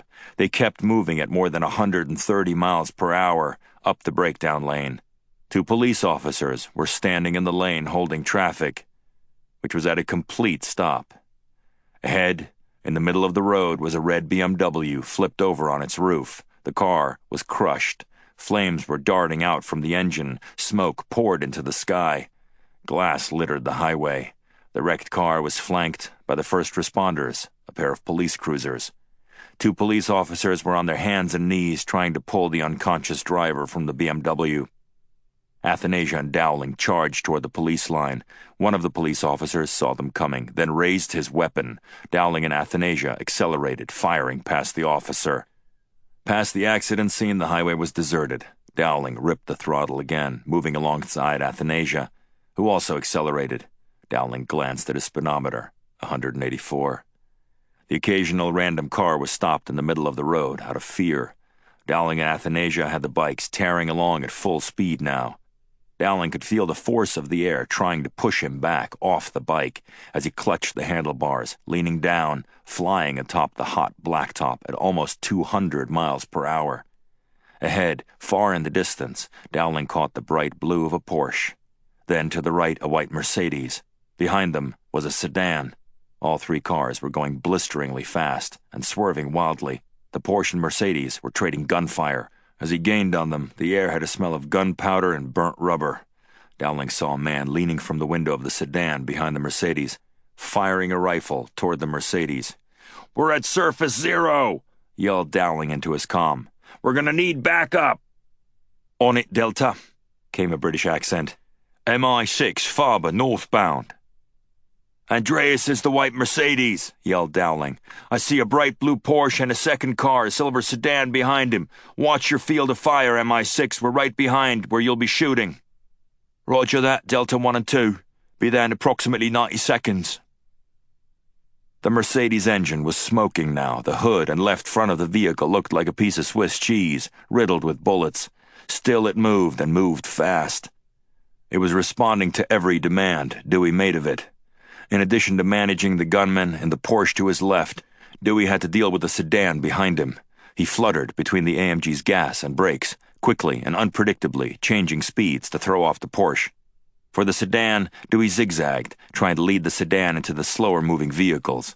The Taurus was having a hard time keeping up with the two lead cars. Yet the unmistakable boom of the trailing car's rifle sent a shiver through Dewey every time he heard it. Dewey stayed calm, his eyes darting between the rearview mirror and the terrain ahead, looking, searching, praying for an exit. He saw the arches of a bridge in the distance. He aimed the Glock across his body, without looking, and fired at the Porsche. Huang had the Porsche at more than 150 miles an hour. He had his left hand on the steering wheel while he held a carbine in his right and aimed out the shattered window, trying to hit the American. Each time he had a clear shot, the American sensed it, then slammed his brakes or gunned it. It was hard to predict. Huang sensed something in front of him, glanced ahead, and saw a stopped minivan in the middle of the lane. He swerved just feet from the vehicle, barely avoiding a crash. He looked back for the Mercedes. Just as he did so, he saw him, one lane over, then heard the boom of the American's sidearm. The slug smashed into the windshield, barely missing Huang's head, shattering the glass. Huang slammed the brakes to avoid the next shot he knew would be coming. Huang wanted his machine gun, but it was in the back seat. Reaching for it would force him to drop the rifle for a few precious seconds. But he needed the field of fire the weapon offered. The carbine was just not giving him, in the conditions, the targeting power he needed. He dropped the assault rifle, then reached in back for his FN P90. Dewey watched as his slug hit the Porsche's windshield, shattering it. The Chinese agent swerved, then recovered. He'd almost taken him down.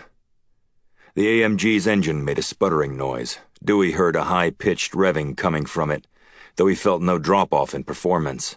Smoke from the hood was growing thicker, coming up from the holes in the hood and in through the dashboard. He glanced left. The Chinese agent clutched a different weapon in his right hand. A shiver of fear shot involuntarily up Dewey's spine. It was a firearm he himself had used, a nasty little submachine gun called a P90. Short, lethal, with a closed bolt system for better aim than a typical submachine gun. The P90 was capable of emptying one of its 50-round mags of slugs in less than 4 seconds.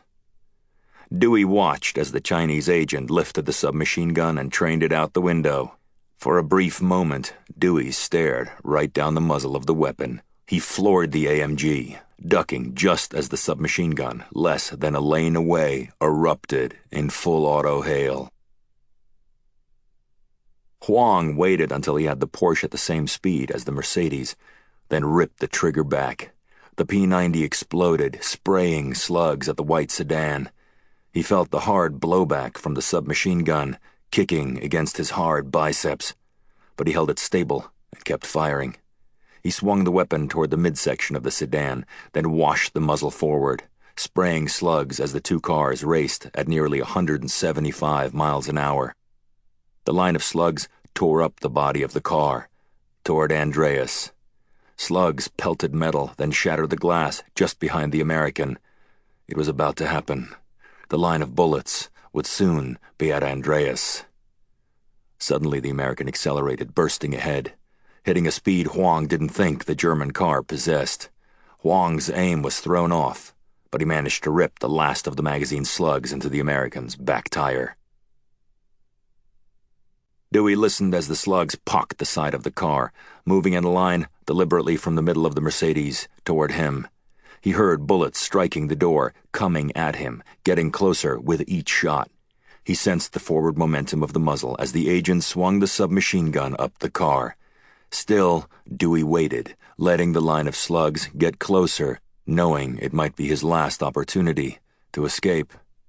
He listened as slugs ripped into the window just behind him, shattering the glass of the back window.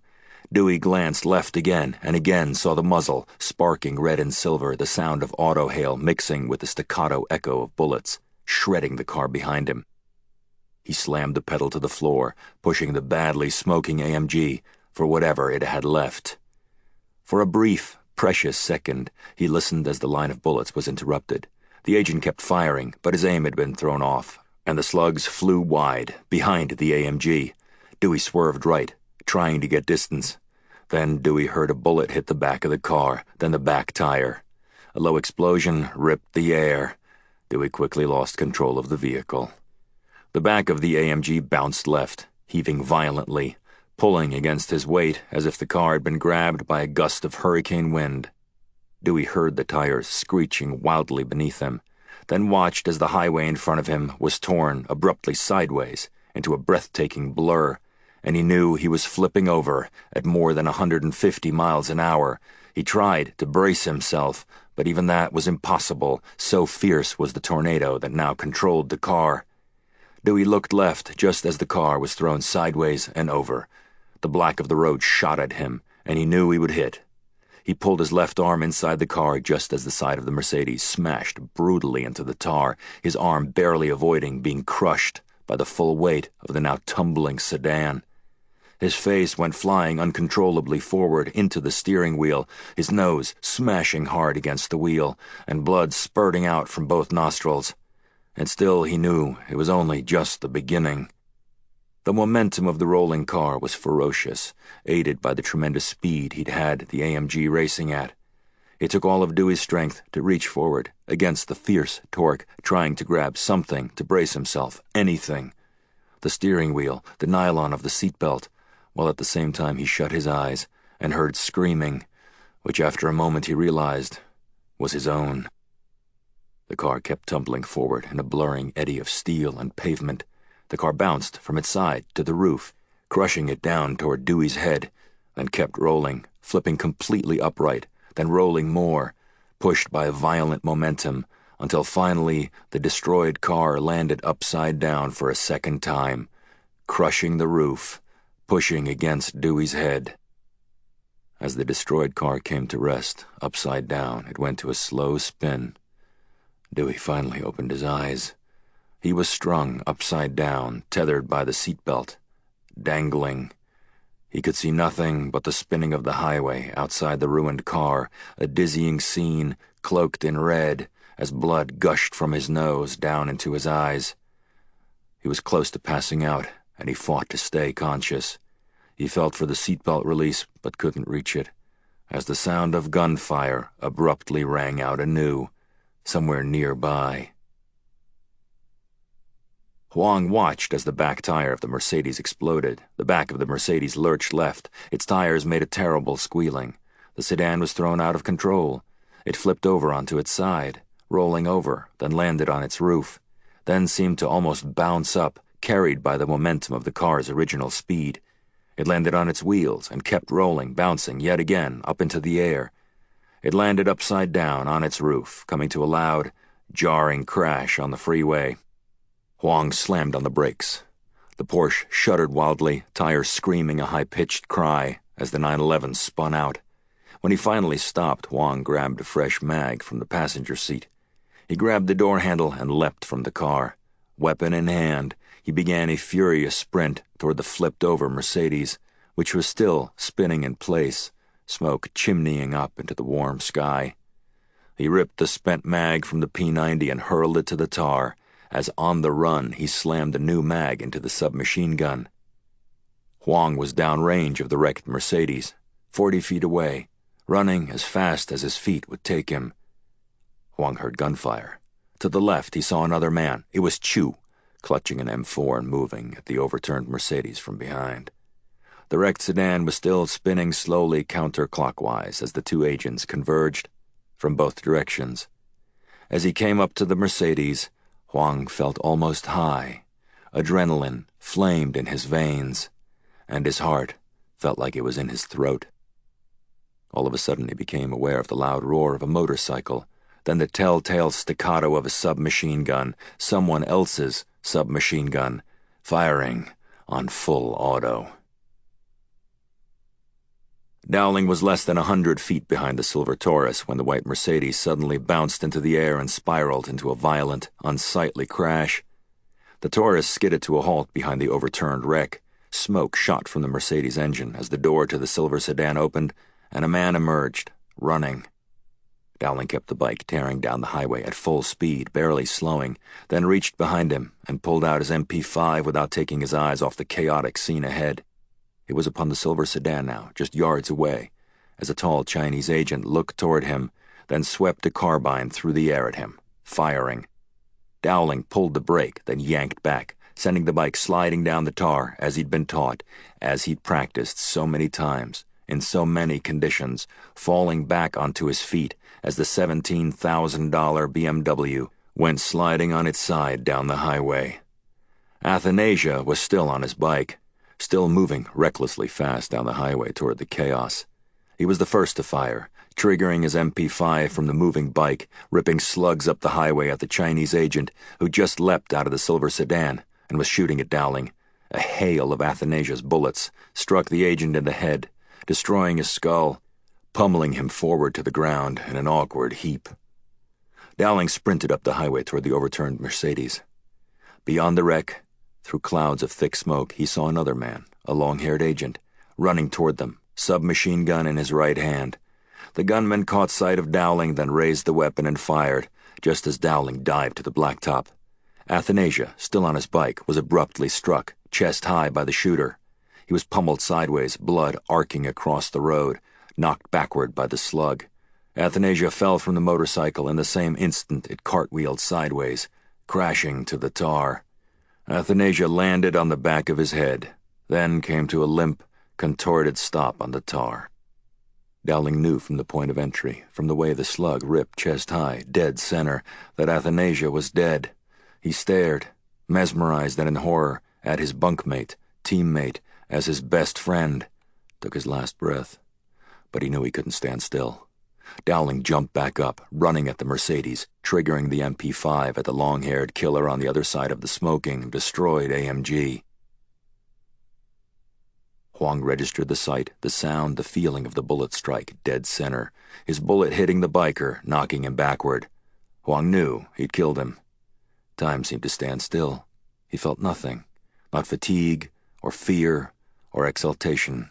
He was moments away, feet away, from his purpose, from the man who an entire ministry of agents was now hunting.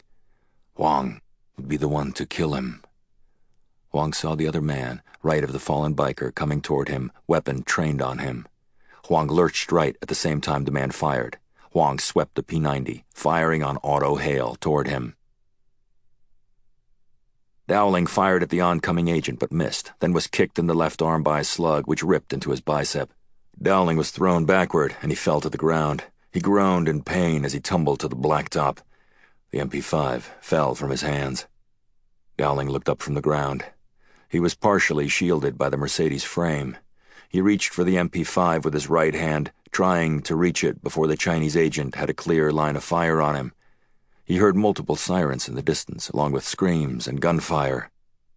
Dowling grabbed the submachine gun as the killer approached the Mercedes.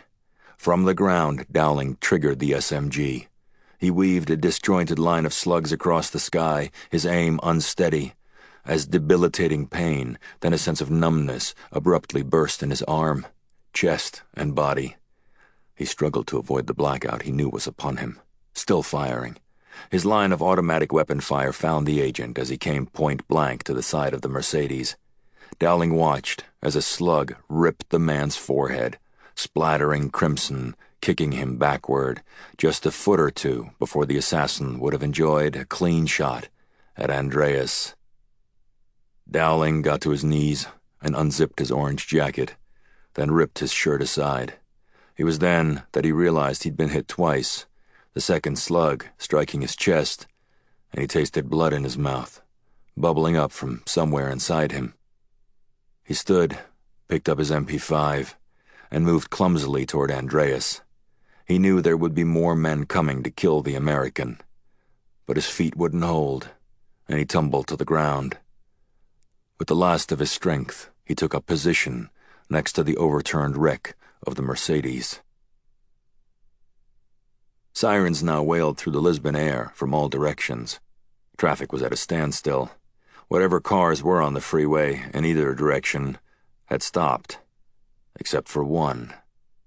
A blue Audi S8 moved toward the wreck from the opposite direction, its engine revving above the din, tires screeching, as it hopscotched between car after stopped car, moving at more than 100 miles per hour toward the pandemonium. Innocent bystanders closest to the scene climbed frantically from their cars. A long-haired woman climbed from a station wagon, clutching a baby and screaming, running away from the carnage. Farber from MI6 didn't see the woman until the very last second. He swerved the Audi, coming within a foot of hitting the hysterical woman. Farber slammed the brakes on the Audi as he arrived at smoke-clogged ground zero. He grabbed the car door, opened it, then leapt from the Audi in a hard sprint down the highway. He hurdled the concrete divider as the first flames danced from the AMG's engine. Farber registered 2 motorcycles behind the wrecked Mercedes, both on the ground, one of them in 2 pieces. He counted 4 men on the ground in the vicinity of the Mercedes, lying in various stages of contortion amid growing pools of blood. One of the men, an American in a bright orange motorcycle jacket, was still alive. Their eyes met. Blood coursed from the American's mouth, down onto the ground. Dowling was close to darkness now. He saw the MI6 agent as the man hurdled the concrete divider, running toward him. Dowling's eyes caught a white van in the background, speeding down the road, weaving through abandoned cars. Dowling lifted his left hand, pointing, trying to warn the British agent. The agent turned. He saw the approaching van. In one smooth motion, he swept his M4 to the van, firing, ripping slugs through the windshield. A cartridge tore into the driver's head. His head bounced sharply forward against the steering wheel. The van fishtailed and crashed into the concrete highway divider, 1 lane away from the smoking, wrecked Mercedes. The British agent charged at the van, firing as he ran, pelting the vehicle with slugs. The back of the van opened, and 2 more men, both Chinese, jumped out, firing assault rifles from behind the van. Dowling watched helplessly as the MI6 agent caught a slug in the head, dropping him, lifeless, to the highway. With what life remained in him, Dowling moved his right index finger to the trigger of his MP5. His arm was shaking badly. Dowling saw the first Chinese agent hurdle the divider and dash toward the Mercedes. Dowling triggered the MP5. The submachine gun made a dull, clicking noise. The magazine was empty. Dowling watched helplessly as the 2 gunmen came closer, leaping over the dead British agent. Dowling couldn't feel his body anymore. He was going into shock. Dowling's eyes drifted to the Mercedes. His eyes found the American, Andreas, who was hanging from the ceiling, helpless, upside down, his face drenched in blood.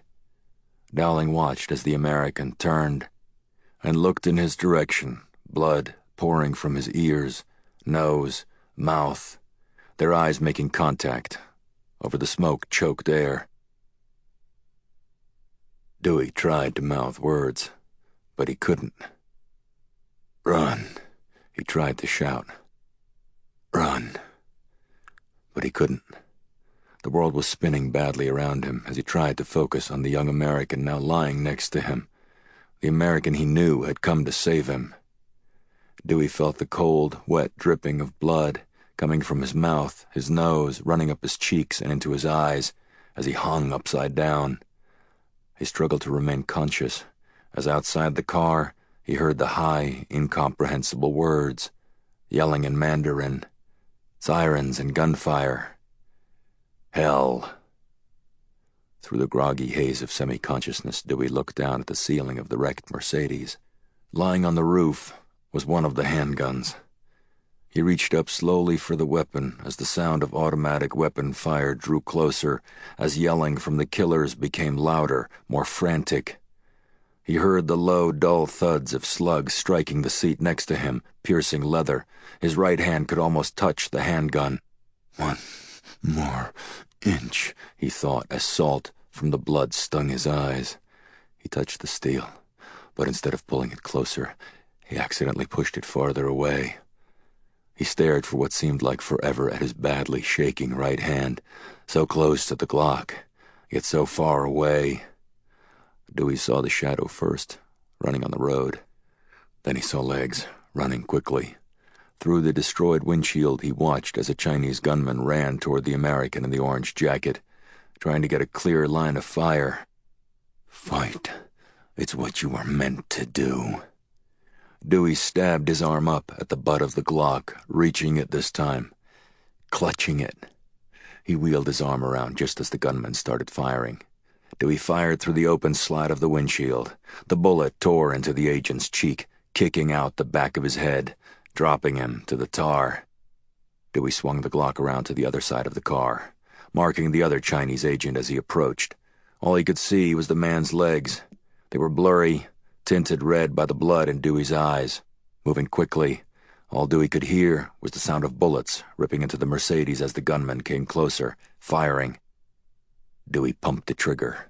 The slug struck the gunman in the ankle. He dropped to the road, screaming, his carbine dropping to the road. The gunman looked up at Dewey, a pained expression on his face, then to his rifle. He was young, no more than 25. He lurched for the rifle. Dewey fired. The bullet hit him in the chest, dead center, his white T-shirt erupting in crimson as he was kicked back to the tar. Dewey turned to look at the American, lying on the road, just outside his window. His brown eyes stared blankly back at him. Then he blinked. He was still alive. "Dowling," the man whispered. "I'm Delta." "Hold on, Dowling," said Dewey, mustering every ounce of strength he had left. "Hold on. Don't fucking give up on me, man." "I won't," Dowling said quietly through the smoke, looking at Dewey. Chapter 68. Ministry of State Security, Beijing. "Huang!" barked Xiao. "Chu! Answer!" On the opposite side of the glass conference table stood Bhang. His arms were crossed. An unlit cigarette dangled from his lips. As he listened to Xiao attempt to raise the agent on comm, Bhang was studying the large electronic map of Lisbon, now imposed on the glass of the table. There were 10 flashing red lights in all. 2 at the airport and 4 on the highway near the April 25th bridge represented the agents who weren't responding. Bhang already knew the 2 at the airport were dead, based on police reports coming out of Lisbon. Now it was clear the 4 men sent out to take out Andreas on the A2 were also gone. Xiao completed the comm check and looked to Bhang for guidance. "Should we send in the others?" "No," said Bhang, shaking his head. Bhang pointed to one of the flashing lights, which was close to the bridge, on a side street beneath the highway, moving toward the scene. "Who is this?" "Lo," said Xiao. "Lo," said Bhang into the comm mic on the desk. "Can you see the scene?" "Almost, Minister." Bhang lit the cigarette. He glanced at Xiao. "Does he have a rifle?" Xiao nodded yes. "I can see it now," said Lo over the comm. It's hard to describe, sir. It's a mess. Let me put it up on video." One of the plasmas suddenly lit up. The view was blurry. The screen bounced around as Lo focused and framed the shot. After a few seconds, the scene sharpened. A side shot, from beneath the highway, showed the pandemonium on the roadway above. Smoke clouded the sky. Cars were strewn about haphazardly, along with several overturned motorcycles. Bodies of injured or dead people were strewn about, dead on the ground. All of it was clustered around an overturned sedan, which Bhang recognized as the Mercedes. Multiple sirens could be heard. Lo panned right to show police cruisers and ambulances hurrying from up the highway. Bhang, Xiao, and the other men in the Situation Room back in Beijing watched, transfixed, as a pair of green and white ambulances zigzagged toward the wreck, then stopped. "Focus on the wreck," yelled Bhang, pointing at the Mercedes. "Get us in tighter." The view sharpened and moved in on the overturned sedan just as two uniformed medics sprinted to the side of the car. The sound of a helicopter, off camera, became louder. Lo suddenly shot the camera right and up. A black military chopper rushed overhead, descending toward the chaos. Lo followed the chopper as it hovered above the roadway, then descended in a slow loop to the highway, just a few feet from the overturned Mercedes. As the chopper touched down, the blood-covered head of Andreas emerged from through the crushed side of the car. The medics struggled to pull the driver from the wreck. A third man ran to the far side of the car. Finally, they pulled him completely out. Bhang stared expectantly, hopefully, as the American's torso, waist, then legs were pulled through by the medics. Was he dead? "Don't move the camera," ordered Bhang. Two medics lifted Andreas up to a gurney, as a third medic stuck an oxygen mask on his face and then slammed an IV into his left arm. The two medics, trailed by the third, ran the gurney to the chopper. All three men climbed aboard. The chopper lifted into the smoke, then crossed blue sky and shot away. "See if you can track the chopper," said Xiao. "Don't bother," said Bhang. Bhang reached forward and shut off the comm speaker. "Minister, Andreas is gone. He's alive, and he's gone. Are you saying the operation is over, Minister?" "No, of course not," snapped Bhang. "It simply moved to a more complicated part of the playing field." Bhang turned and walked to the door. He paused there. He turned, smiling, and pointed at Xiao. "Kill his family," said Bhang. Chapter 69. Bangor International Airport, Bangor, Maine. U.S. Airways Flight 132 from Quebec City landed at Bangor International Airport at 8:50 a.m. There were 4 passengers aboard the 35-seat Embraer jet. One of them, a Chinese woman, thanked the flight attendant, then stepped quickly down the air stairs and onto the tarmac. Her name was Dao.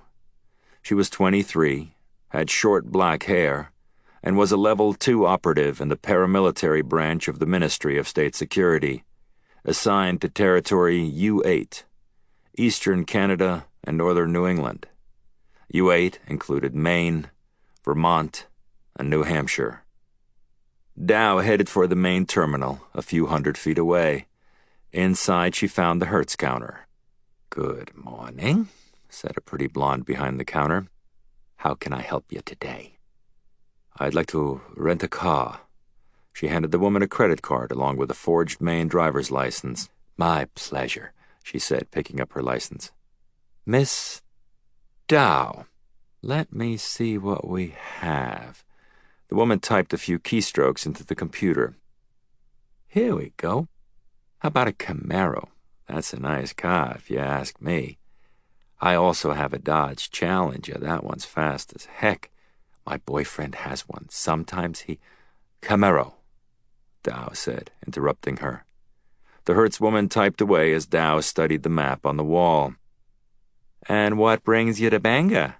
the herdswoman asked, absent-mindedly, making conversation as she typed.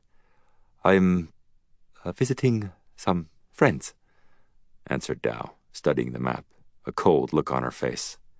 "In Castine."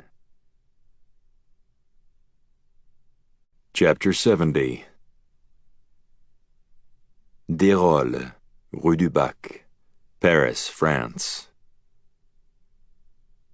Siwa Ku stood beneath the mounted head of a rhinoceros, admiring it. The leather skin looked like armor, hardened by a lifetime's worth of fighting. Ku was almost amazed at how marred, ripped, and pockmarked the rhino was upon close inspection. But it was also why he liked the beast so much.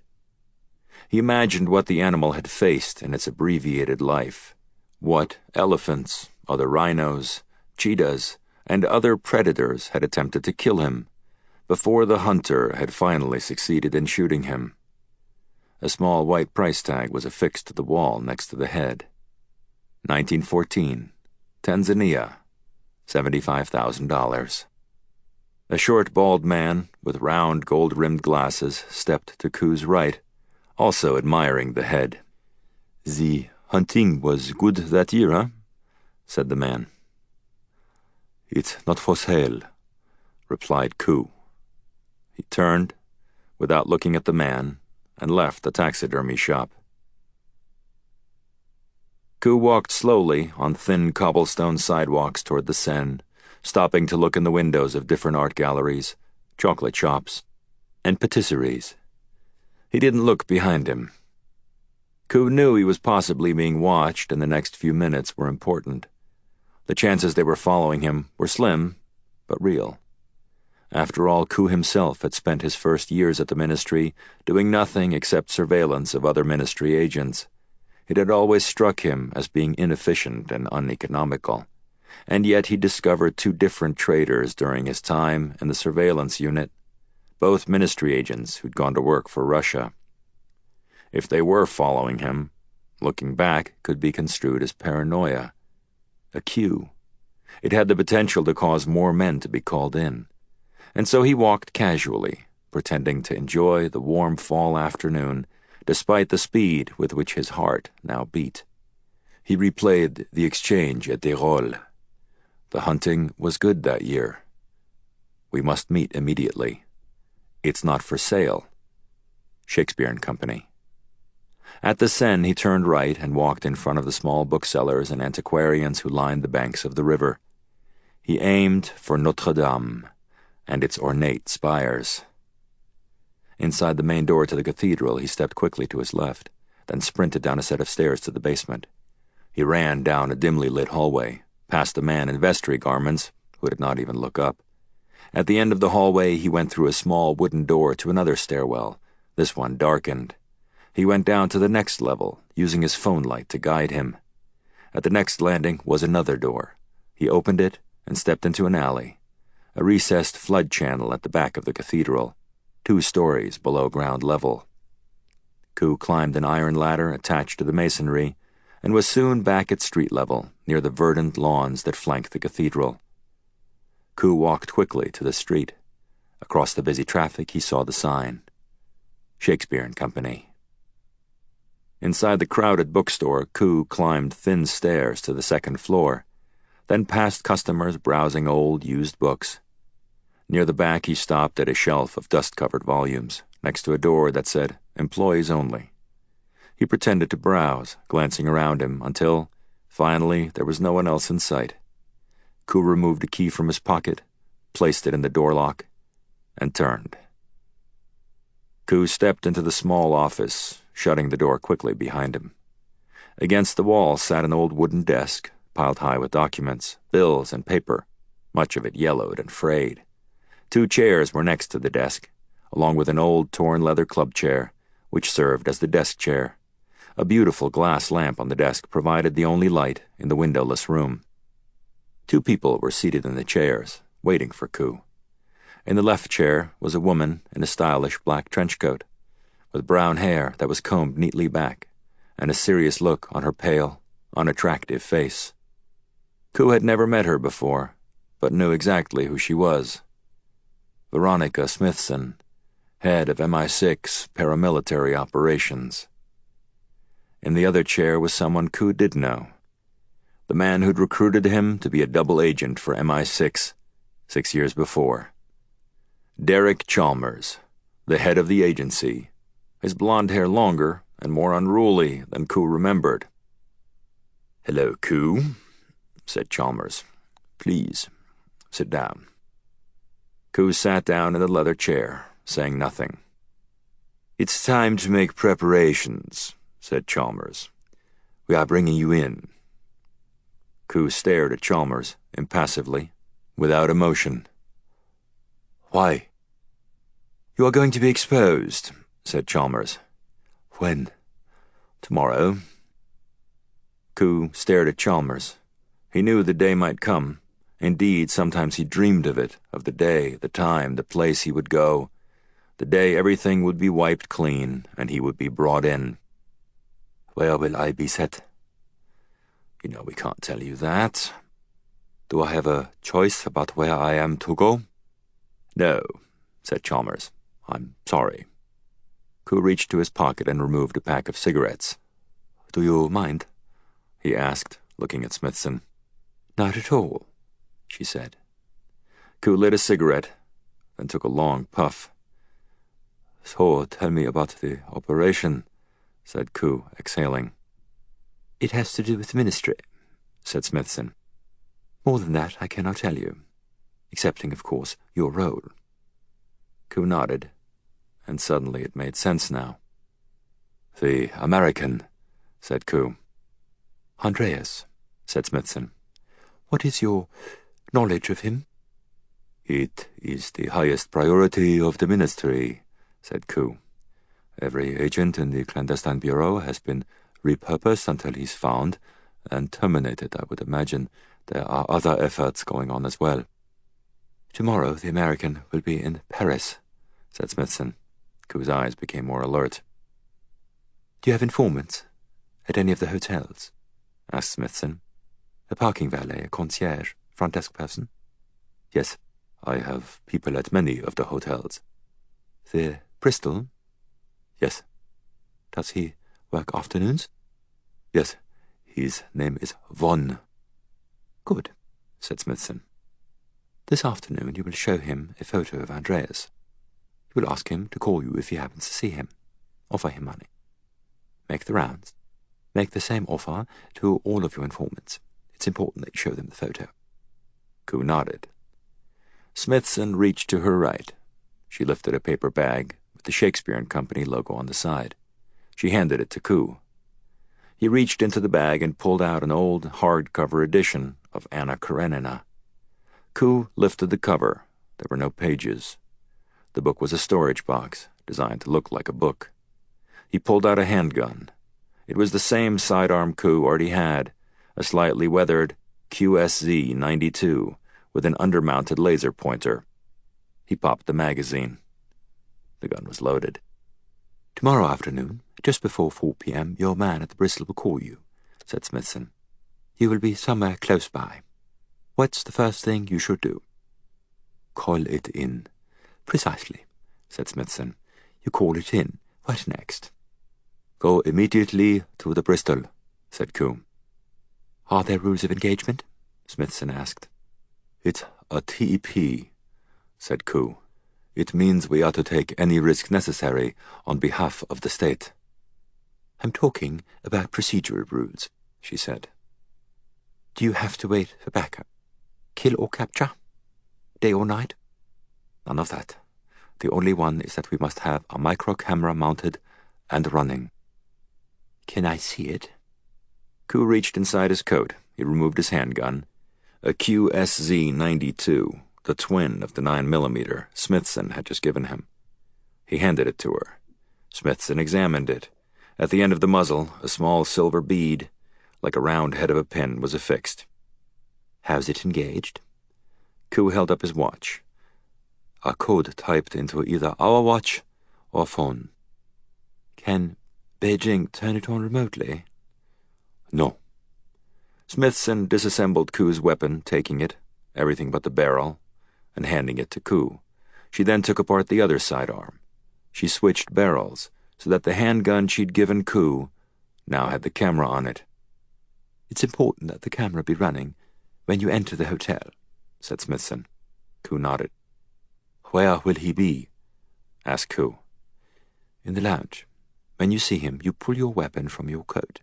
You will shoot Andreas at close range. Here. Once.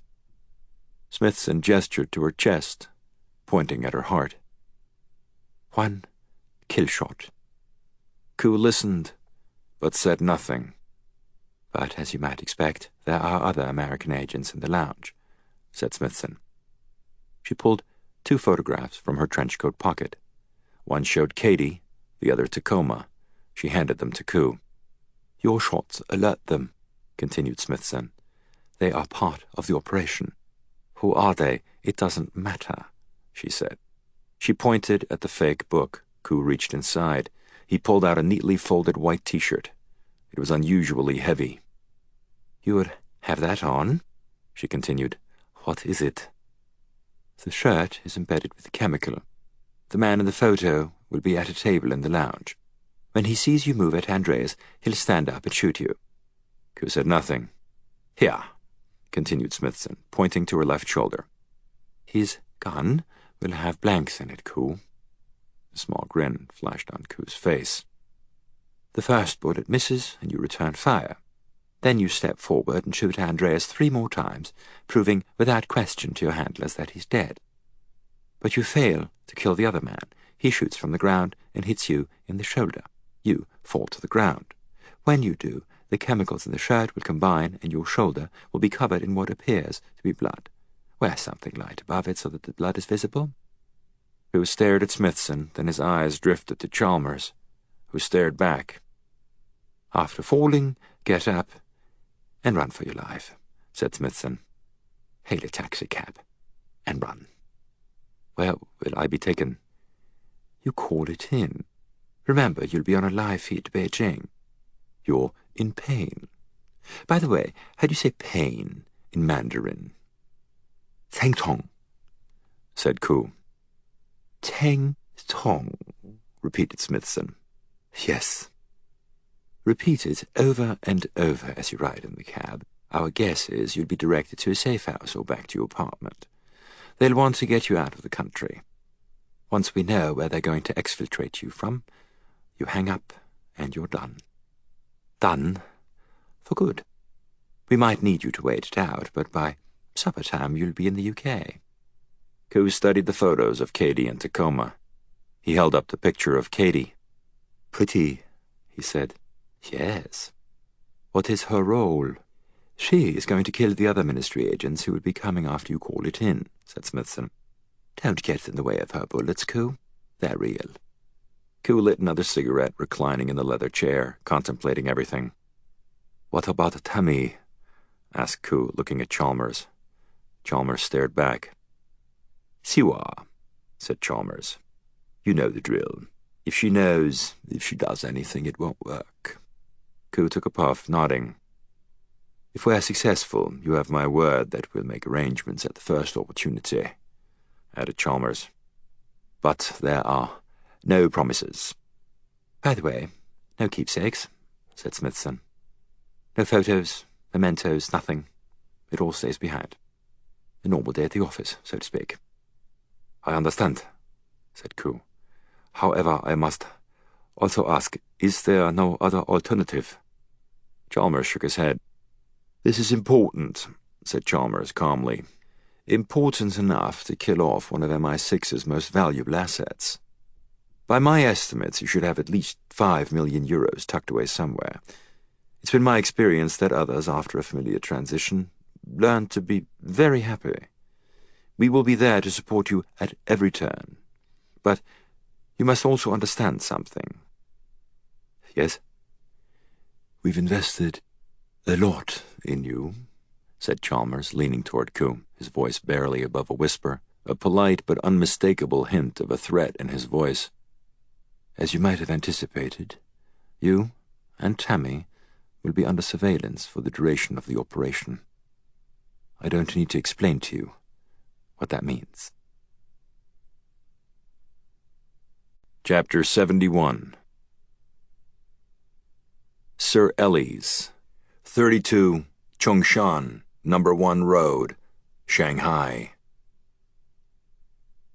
Jidao Zhu, governor of the People's Bank of China, sipped from a martini glass as he sat alone, looking out at the Bund, Shanghai's famous waterfront, the Huangpu River, and its most famous building, the Pearl Tower, a concrete needle that stuck up into the sky, with two large round balls, like pearls, strung at either end of the needle, one near the top, the other closer to the ground. Like most top government officials, Zhu had a weekend apartment away from Beijing. His was in Shanghai. On this night, Zhu did what he liked to do every Friday night he was in town. He sat in a seat at Sir Ellie's, alone, having a cocktail, before heading into the restaurant for a private dinner with his mistress. That was another accoutrement enjoyed by Beijing's governmental elite. Zhu, a short, stooped, pasty man of 50, was no exception. If anything was a testament to the homely Zhu's power, it was the stunning beauty of his mistress, a 26-year-old Shanghai native named Dailin. He sipped his cocktail, looking out on the neon-lit cruise ships and myriad party boats that moved around the harbor. Zhu was used to getting a seat at the rooftop lounge. It didn't matter what time Zhu showed up. Beyond being a regular customer and a generally nice person, Zhu also happened to run the largest financial institution in China. It made sense to keep a seat warm for him. Most Friday nights, the rooftop lounge was crowded with people, and his reserved chair at the rooftop bar was the only one available. For some reason, on this night, Zhu was the only person at the bar. He took a few more sips, relaxing, staring out at the Bund. At some point, he noticed another man seated at the far end of the bar. His back was turned. Had he been there before? Zhu didn't think so. Something about the man was familiar. Zhu finished his cocktail. He left money on the bar, climbed down from his chair, and walked toward Sir Ellie's, where he knew Dailin would be waiting. Dailin is not there, said the man. Zhu hesitated. It wasn't a loud voice, and the man's back was still turned. Had he been speaking to someone else? Or perhaps Zhu had misheard him. Zhu shook his head and continued walking. As he got to the door, he turned to get one last look at the man. As he did, the man, as if sensing Zhu's eyes, turned. It was Fao Bhang. An unnatural shudder vibrated down Zhu's spine as he stared at the spy master. "Fao, how are you?" asked Zhu, waving awkwardly. Bhang continued to stare at Zhu. "I must go," said Zhu. I have a dinner appointment." Zhu turned to leave and found himself standing face to face with two large men in suits, guarding the entrance. Zhu turned and walked back to Bhang, who was smoking and looking out at the Bund. He had a small pair of binoculars pressed to his eyes. "The Bund is so beautiful at night, don't you think?" asked Bhang, looking through the binoculars. "I particularly love the Pearl Tower. So ugly during the day, but so pretty at night." "I did what you asked," said Zhu quietly. "No, you did not," said Bhang, turning. "We cleaned up the situation with the White House for you," said Zhu. "We expended considerable political capital to do so, I might add." "That was only part of it," said Bhang icily. "It is not my position to demand that the United States turn over a citizen for extradition," said Zhu. "I can certainly understand your hesitancy, Governor." "I am the top official of the largest financial institution in the world," said Zhu, stammering. "The public face of China's fiscal policy. This man, Andreas, I don't even know who he is. You must seek the legal avenues. There is a process for this, I am sure of it. I am not a prosecutor, a judge, or a special agent. Fao, I am an accountant. Ah, so I'm told, said Bhang, smiling. So perhaps you can help me with a math problem. Xu's face turned red. He stared at Bhang. What is it? Is it some kind of joke? No, said Bhang. A simple mathematics problem. Fine. Ask your question, then I must go. I am late. Thank you for indulging me, Jidao. Here is my question. If one were to drop something from the top of the Pearl Tower, which is 1,000 feet high, and it landed on the top of the lower floor, which is 200 feet, how far would the object drop? Xu's eyes shot across the water to the Pearl Tower, lit up in the distance. He grabbed Bhang's binoculars. He searched the Pearl Tower until he found the round upper pearl. There, he saw the silhouette of a woman, whom he knew immediately was Dai Lin. She was hanging by one foot, upside down. Keep watching, said Bhang. No! Suddenly the woman fell from the sky, dropping quickly and silently to the lower pearl, which she slammed into with an awful force, bouncing visibly. Her limp corpse then slid down the curvature of the ball and fell to the ground below. Xu's mouth went agape. He couldn't say anything. He had a hard time even breathing. A pained, terrible expression wrinkled his face as tears came to his eyes. There is a plane waiting for you at the airport, said Bhang, standing up and flicking his cigarette to the ground. It will take you to Washington, D.C.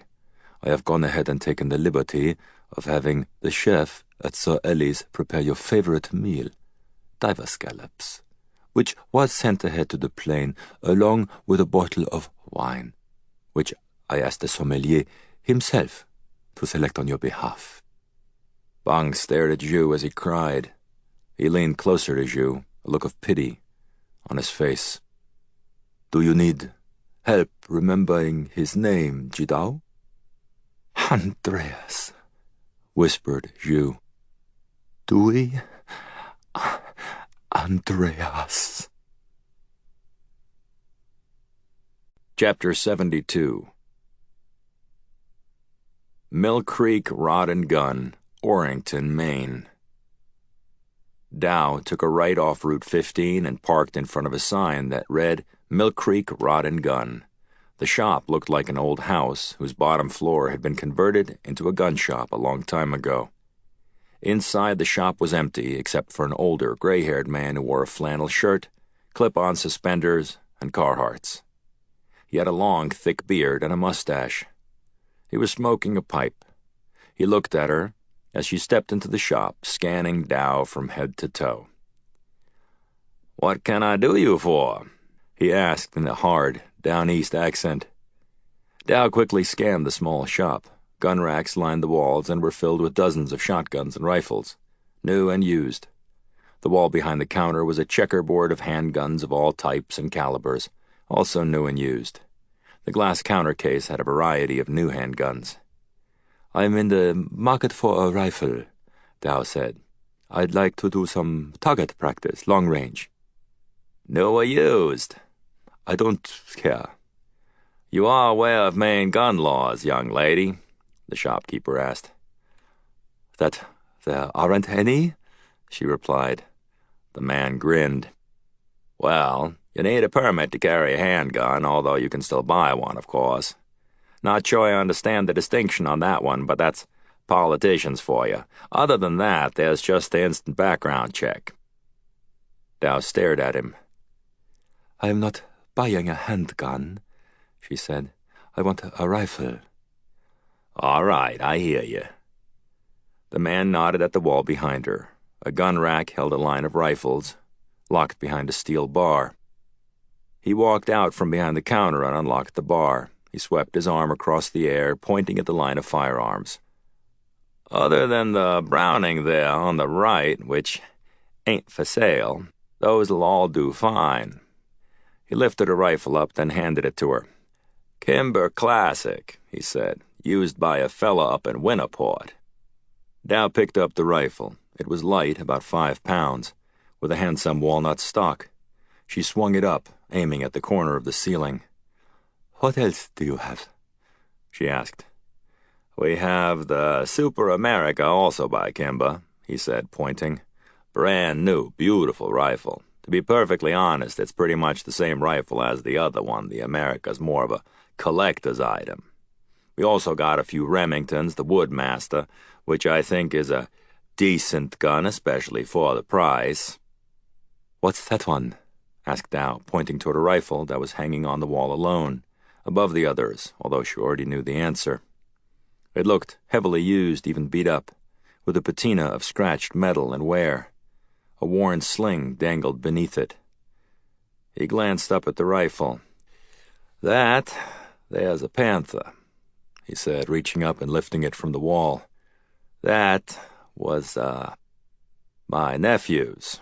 That's a military rifle right there. Great rifle. I'd have to sell you the 10-round mag. Lawman won't let me sell you the 19, which is what it was designed for." He handed the rifle to Dow. It was heavy, but Dow already knew that. The DPMS Panther LR-308 was the rifle she'd been trained on. It was an easy-to-use, incredibly reliable sniper rifle, ideal for medium-range precision shooting that required speedy setup and pickup. Dow took it to the counter. She made sure it wasn't loaded, then quickly field-stripped the weapon, shutting the bolt assembly, pressing the rear takedown pin, and pulling it out the other side, pivoting the upper receiver and barrel assembly away from each other, pressing the front pin, pulling it out the other side, separating the upper and lower receivers, pulling the charging handle back, removing the bolt assembly, then removing the charging handle until it fell free. She laid the parts neatly on the counter. Dow did the field strip in exactly 5 seconds, her long fingers dancing over the steel of the firearm with dizzying speed. The shopkeeper watched her do it, his eyes bulging in awe. She inspected the weapon, then reassembled it. When she was finished, she handed it back to him. "I'll take it," she said. Chapter 73. Northern Spain. The steady rhythm of the train was familiar and comforting. Clickety-clack, clickety-clack. Feeling the slow swaying of the car beneath him was the first sensation Dewey had, and it calmed him. He tried to open his eyes but couldn't. He was still deeply groggy, drugged. He tried to move his hand, but it was fastened down. Then he slipped back into unconsciousness. A distant train horn is what awakened him the next time. How much later was it, where he was? He didn't know. The rhythm of the train soothed him, the steady bouncing of the wheels, steel turning atop steel. This time he opened his eyes. It was at first blurry and dark. It was nighttime. His eyes were trained at the window, which was black. He was lying down, his throat hurt, and he tried to move his arm up to feel it, but could not. His right arm was shackled to something. Looking down, he saw the black synthetic band of the flex cuffs, tied around his wrist. He tried the same with his left hand, but it too was shackled down. He tested his legs. They were shackled tight. He couldn't move. The light in the compartment was out, and it was pitch black. He tried to keep his eyes open, tried to achieve a level of lucidity, but without the light it was hard to stay awake. He willed himself to. The horn sounded again as the TGV approached a town somewhere, not slowing one iota. The lights from the station cast soft yellow patches into the compartment. In the wan light, Dewey looked around. That was when he saw a figure, seated across from him. Dark slacks, a striped shirt, suit coat. Dewey's eyes drifted up to his face, where he expected to find the closed lids of a man sleeping. He found himself staring into eyes as dark as blank, as angry as he'd ever seen, staring back at him. Their eyes met and locked for several still, quiet moments. The man communicating, in those moments, his anger. "Hi, Hector," Dewey said. Calabrese didn't move. He didn't respond. "Why am I cuffed?" "So you don't run away." "Where am I?" Dewey asked. "Spain." Dewey tried to turn his head, wincing in pain. "What happened to the Delta?" Dewey asked. "Dowling. He's going to live. The bullet missed his heart by 1/4 of an inch." Dewey pulled at the restraints. "Is this really necessary?" Calabrese ignored him, not taking his dark eyes away, staring at him with cold fury. "Well, if you're not going to talk to me, could you at least get me a beer?" asked Dewey. Calabrese lurched forward and slammed the back of his right hand at Dewey's face, hitting him hard enough to hurt, to jerk his head sideways. Dewey absorbed the punch, then looked back at Calabrese. "1 Delta and 1 British intelligence officer died saving your motherfucking ass today," said Calabrese. "Athanasia, you know where he's from?" "Well, I do. I spoke with his dad tonight." "Montana. The British kid Farber from a little town outside London called St. Albans. They had nothing to do with this. You're a selfish son of a fucking bitch." Dewey let Calabrese burn through his point, his anger, listening. "I didn't ask for your help," said Dewey. "I didn't want it. I didn't ask for it. You sent those men in, not me." Calabrese's nostrils flared, then he lurched out again, hitting him in the same exact spot, harder this time. Dewey absorbed it again. "It was your fault, and you know it, Hector. You would have died. So what? That's not your choice. You think you're so fucking tough, don't you? I don't care if I live or die, I'm Dewey Andreas.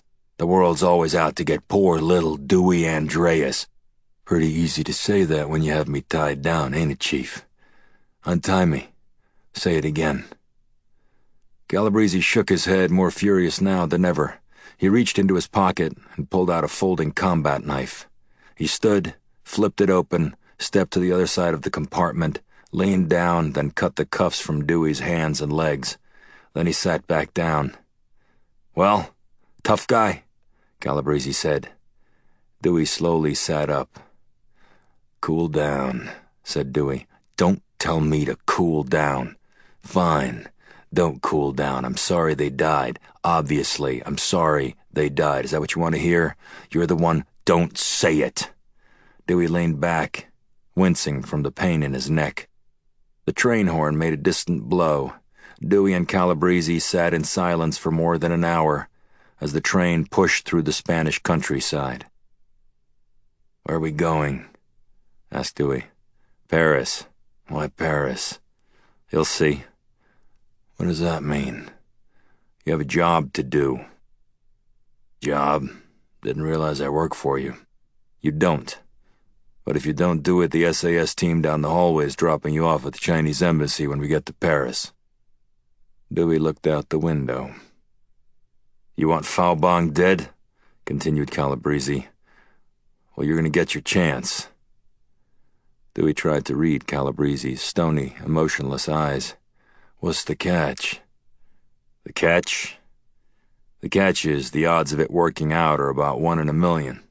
Oh, and after it's done, whether it works or not, you're either going to spend the rest of your life in a Chinese prison or more likely you're going to get a nice slug right between those blue eyes of yours." Dewey nodded. "Sounds like fun," said Dewey. "And please remind me, why would I do this?" "'Cause you don't have a choice." Chapter 74. Castine Golf Club, Battle Avenue, Castine, Maine. 11-year-old Reagan Andreas clutched the roof of the golf cart as it barreled toward a large grass-covered knoll at the side of the fairway. Reagan wore cut-off khaki shorts, a white polo shirt, and was barefoot. Her knees were green and brown with dirt and grass stains. Reagan was seated in the passenger seat. "Not again, Sam," she implored. "Your ball isn't anywhere near here." The golf cart was speeding along as fast as it could go. Its driver, 13-year-old Sam Andreas, had a devilish smile on his face as he ignored his younger sister for the umpteenth time that day. Sam's only thought was that he hated the fact that the cart couldn't go faster. Sam had on his favorite shirt, a blue Lacoste polo shirt with a large rip across the back, a hand-me-down from his Uncle Dewey. He wore bright red Madras shorts and flip-flops. Sam had curly blonde hair, which he hadn't brushed or washed since the beginning of summer, letting the salt water of the ocean do the job for him.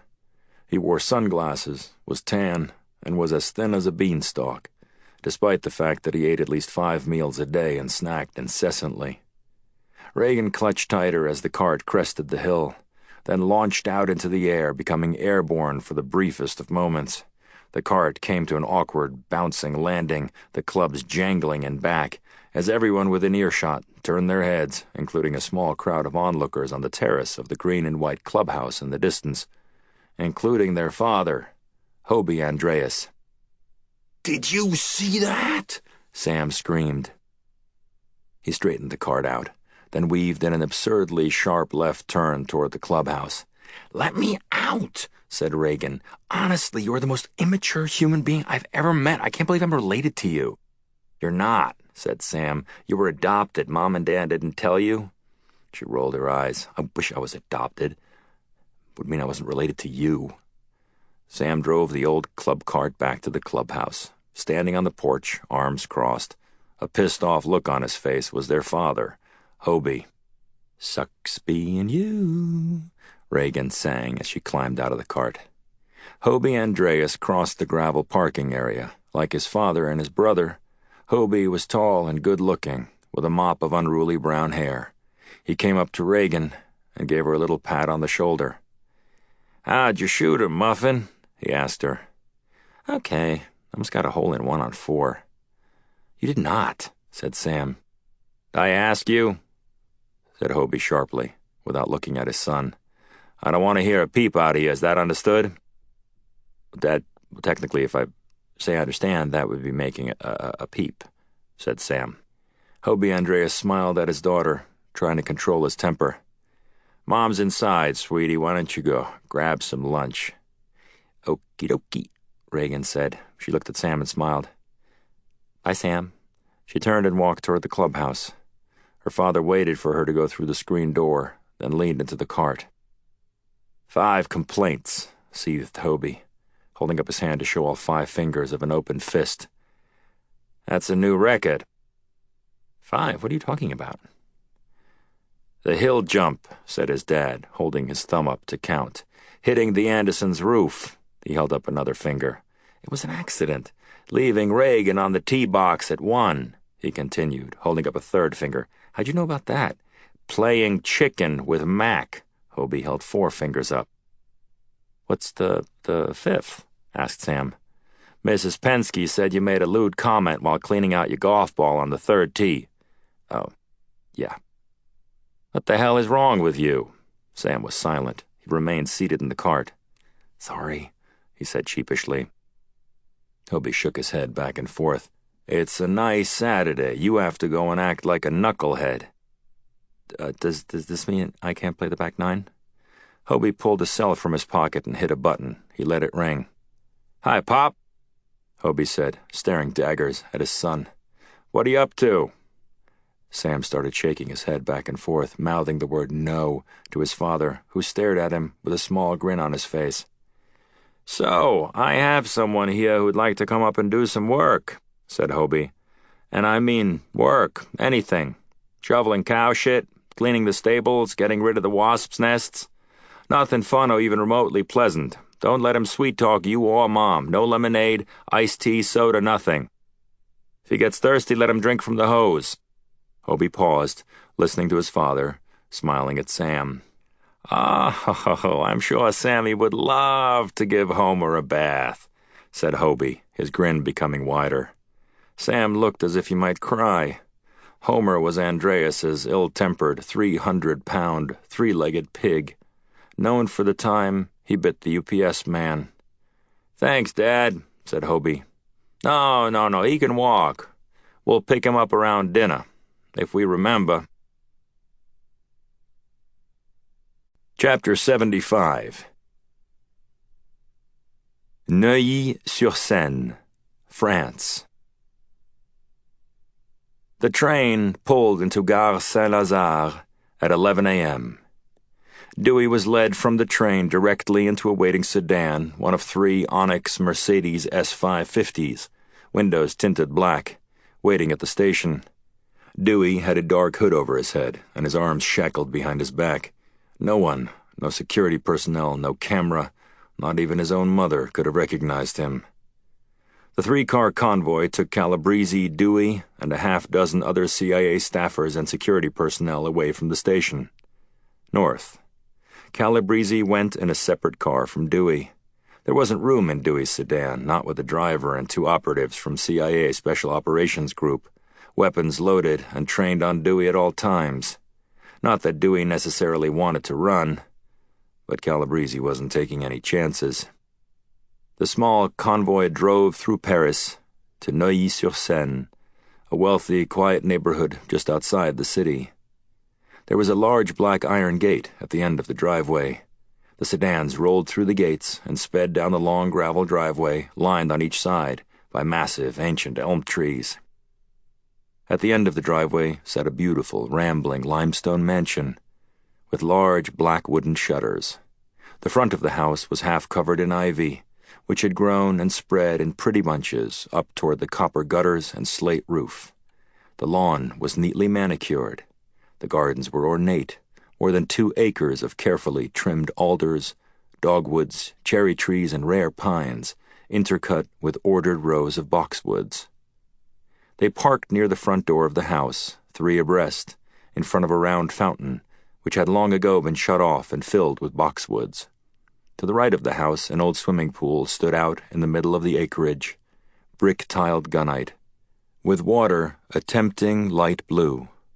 A helipad sat just beyond it, with a black chopper at rest, just before deep woods that bordered the land. The Neuilly safe house was the epicenter of what would be an MI6-designed operation to assassinate Fao Bhang. When the 3 cars emptied, Calabrese made a quick hand signal to one of the agents, instructing him to remove Dewey's hood and cuffs. When the hood was removed, Dewey's hair was messed up, his face sweating and red, his expression emotionless and blank. As Dewey followed Calabrese toward the front door, it didn't take much to guess the general mood in regards to him. He already knew Calabrese's state of mind. His slightly sore cheek was testament to his anger. Dewey already understood CIA paramilitary from experience.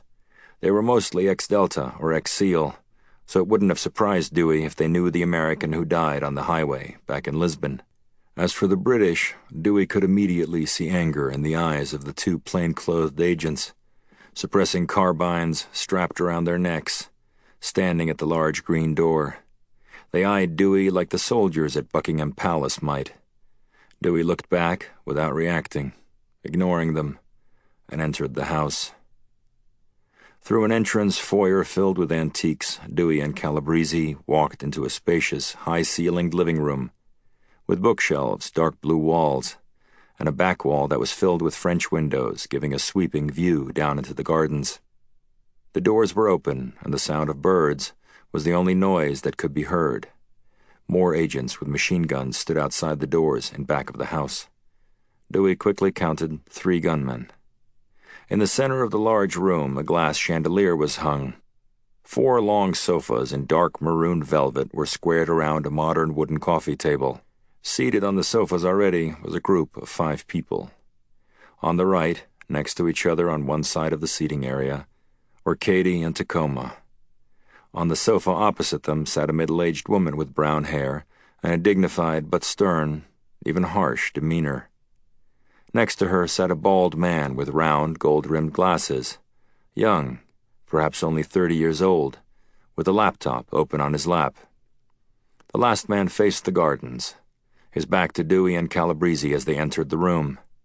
The man saw the heads of the four others look up when they walked in. He stood up and looked at them. He had slightly messed up, slightly long, blonde and gray hair, an angular nose, and was the only person, other than Calabrese, wearing a tie. He eyed Dewey without saying anything, scanning him head to toe, then back up. "Hi, Hector," he said. "This must be Dewey." "Dewey, this is Derek Chalmers," said Calabrese, introducing him. "He runs British intelligence." Chalmers extended his hand, but Dewey ignored it. He looked at Chalmers icily, then glanced at Katie and Tacoma. Katie revealed nothing, said nothing, and didn't move. Tacoma had a poker face as well. "Sit down," said Chalmers, looking at Dewey, nodding at the far sofa. Calabrese took a seat next to Chalmers. Dewey walked to the far sofa and sat down. "What do you want?" asked Dewey calmly, looking at Chalmers, then Calabrese. Chalmers spoke first. "The first thing I'd like to do is apologize," said Chalmers. "It was my idea, not Hector's, not anybody else's, that resulted in the death of Jessica Tanzer. There's an unwritten code in this line of work. People who are innocent bystanders should be left alone. Fao Bhang crossed that line. That said, it was my operation that brought him there. And all I can say to you is that I am sorry." Chalmers looked at Dewey for several tense moments. "I'm not looking for an apology," said Dewey. "What do you want?" "It's not what we want," said Chalmers. "It's what you want. You want Fao Bhang dead, am I correct?" Dewey didn't answer. "Is this going to be a one-way conversation?" asked Chalmers. "I didn't ask for this meeting. Tell me what you want me to do, and I'll tell you if I'm willing to do it." Dewey looked around the room. "Yeah, sure, I want Bhang dead, but I don't need your help." "That is where I beg to differ, Dewey," said Chalmers. "I can tell you there's no man who can single-handedly take down Fao Bhang. It can't be done. I know what you are, Dewey. I know what you're made of. You're programmed to act alone, to improvise. Theoretically, you're the best. But there are some mountains that are quite simply too high to climb. Even for you." "You're entitled to your opinion," said Dewey. "But I don't really give a fuck what you think, Derek. I was minding my own business. You're the ones who dragged me up here." "Minding your own business?" asked Calabrese. "You were dangling upside down in a fucking car. You'd be dead." "That's my choice," said Dewey, calmly.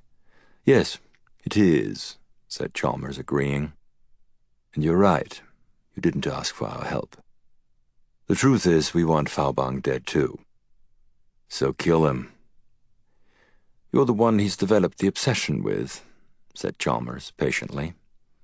"That obsession is the only reason he's vulnerable right now. Inserting ourselves into that obsession is the only way anyone is going to get within 100 miles of Fao Bhang. So you're right.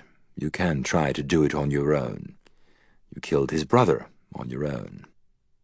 I would imagine Bhang might be slightly more difficult, but yes, you might be able to pull it off. Let me say this.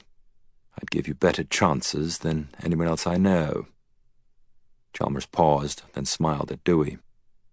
"But in the end, we both know if you step foot out of this house, you're a dead man," said Chalmers. "I'd give it a day, maybe 2. You know it, and I know it. What occurred in Lisbon is simply a taste of what awaits you. Not just here. Everywhere. That's my choice. Let 'em try. And if they succeed, then I'll wait for that motherfucker in hell." Chalmers shook his head. "Okay, for the sake of argument, let's say you do manage not to get killed. Bhang hasn't left China in 10 years. How would you infiltrate China? Then once you were there, how is it you'd get close to him?" Dewey stared icily at Chalmers. "Why don't you worry about protecting Queen Elizabeth, and I'll worry about killing Fao Bhang," said Dewey. Chalmers shook his head in disbelief. That's brilliant, said Chalmers. Do you want to fail? To die trying? Do you think there's some sort of nobility in that? And is that what Jessica deserves? Doesn't she deserve more? She deserves to be alive, which she isn't. The room went silent. I need a break, said Chalmers, struggling to maintain his composure. He stood up and walked behind the sofas to the French doors. He walked out onto the terrace and stood looking out at the gardens. Calabrese stood up and walked out of the room. He was followed by Katie, then by the two Brits on the couch. Only Tacoma remained in the room. He was seated on the sofa. He had removed one of his shoes and was scratching between his toes. "Dewey," asked Tacoma after a while, quietly clearing his throat. I'm not good at saying stuff, so, I'm just gonna say it. I'm sorry for what happened. It sucks, man. Dewey stared at the coffee table for several moments. Finally, he looked at Tacoma. Tacoma's long hair was a disheveled mess. He looked more like a hippie than a highly decorated former Navy SEAL. He had on a flannel shirt with paint stains on it, and a prominent rip on the right shoulder. His face was covered in stubble. Their eyes met. "But are you so fucking selfish you'd rather die than forgive the people in this room?" continued Tacoma. "You so fucking selfish you'd rather die than kill that son of a bitch? The one who actually did kill her?" Dewey didn't quite know why. He'd served along many men, but for some reason he couldn't explain. Tacoma was like the little brother he never had. He had an older brother, but not a younger one. And it was different.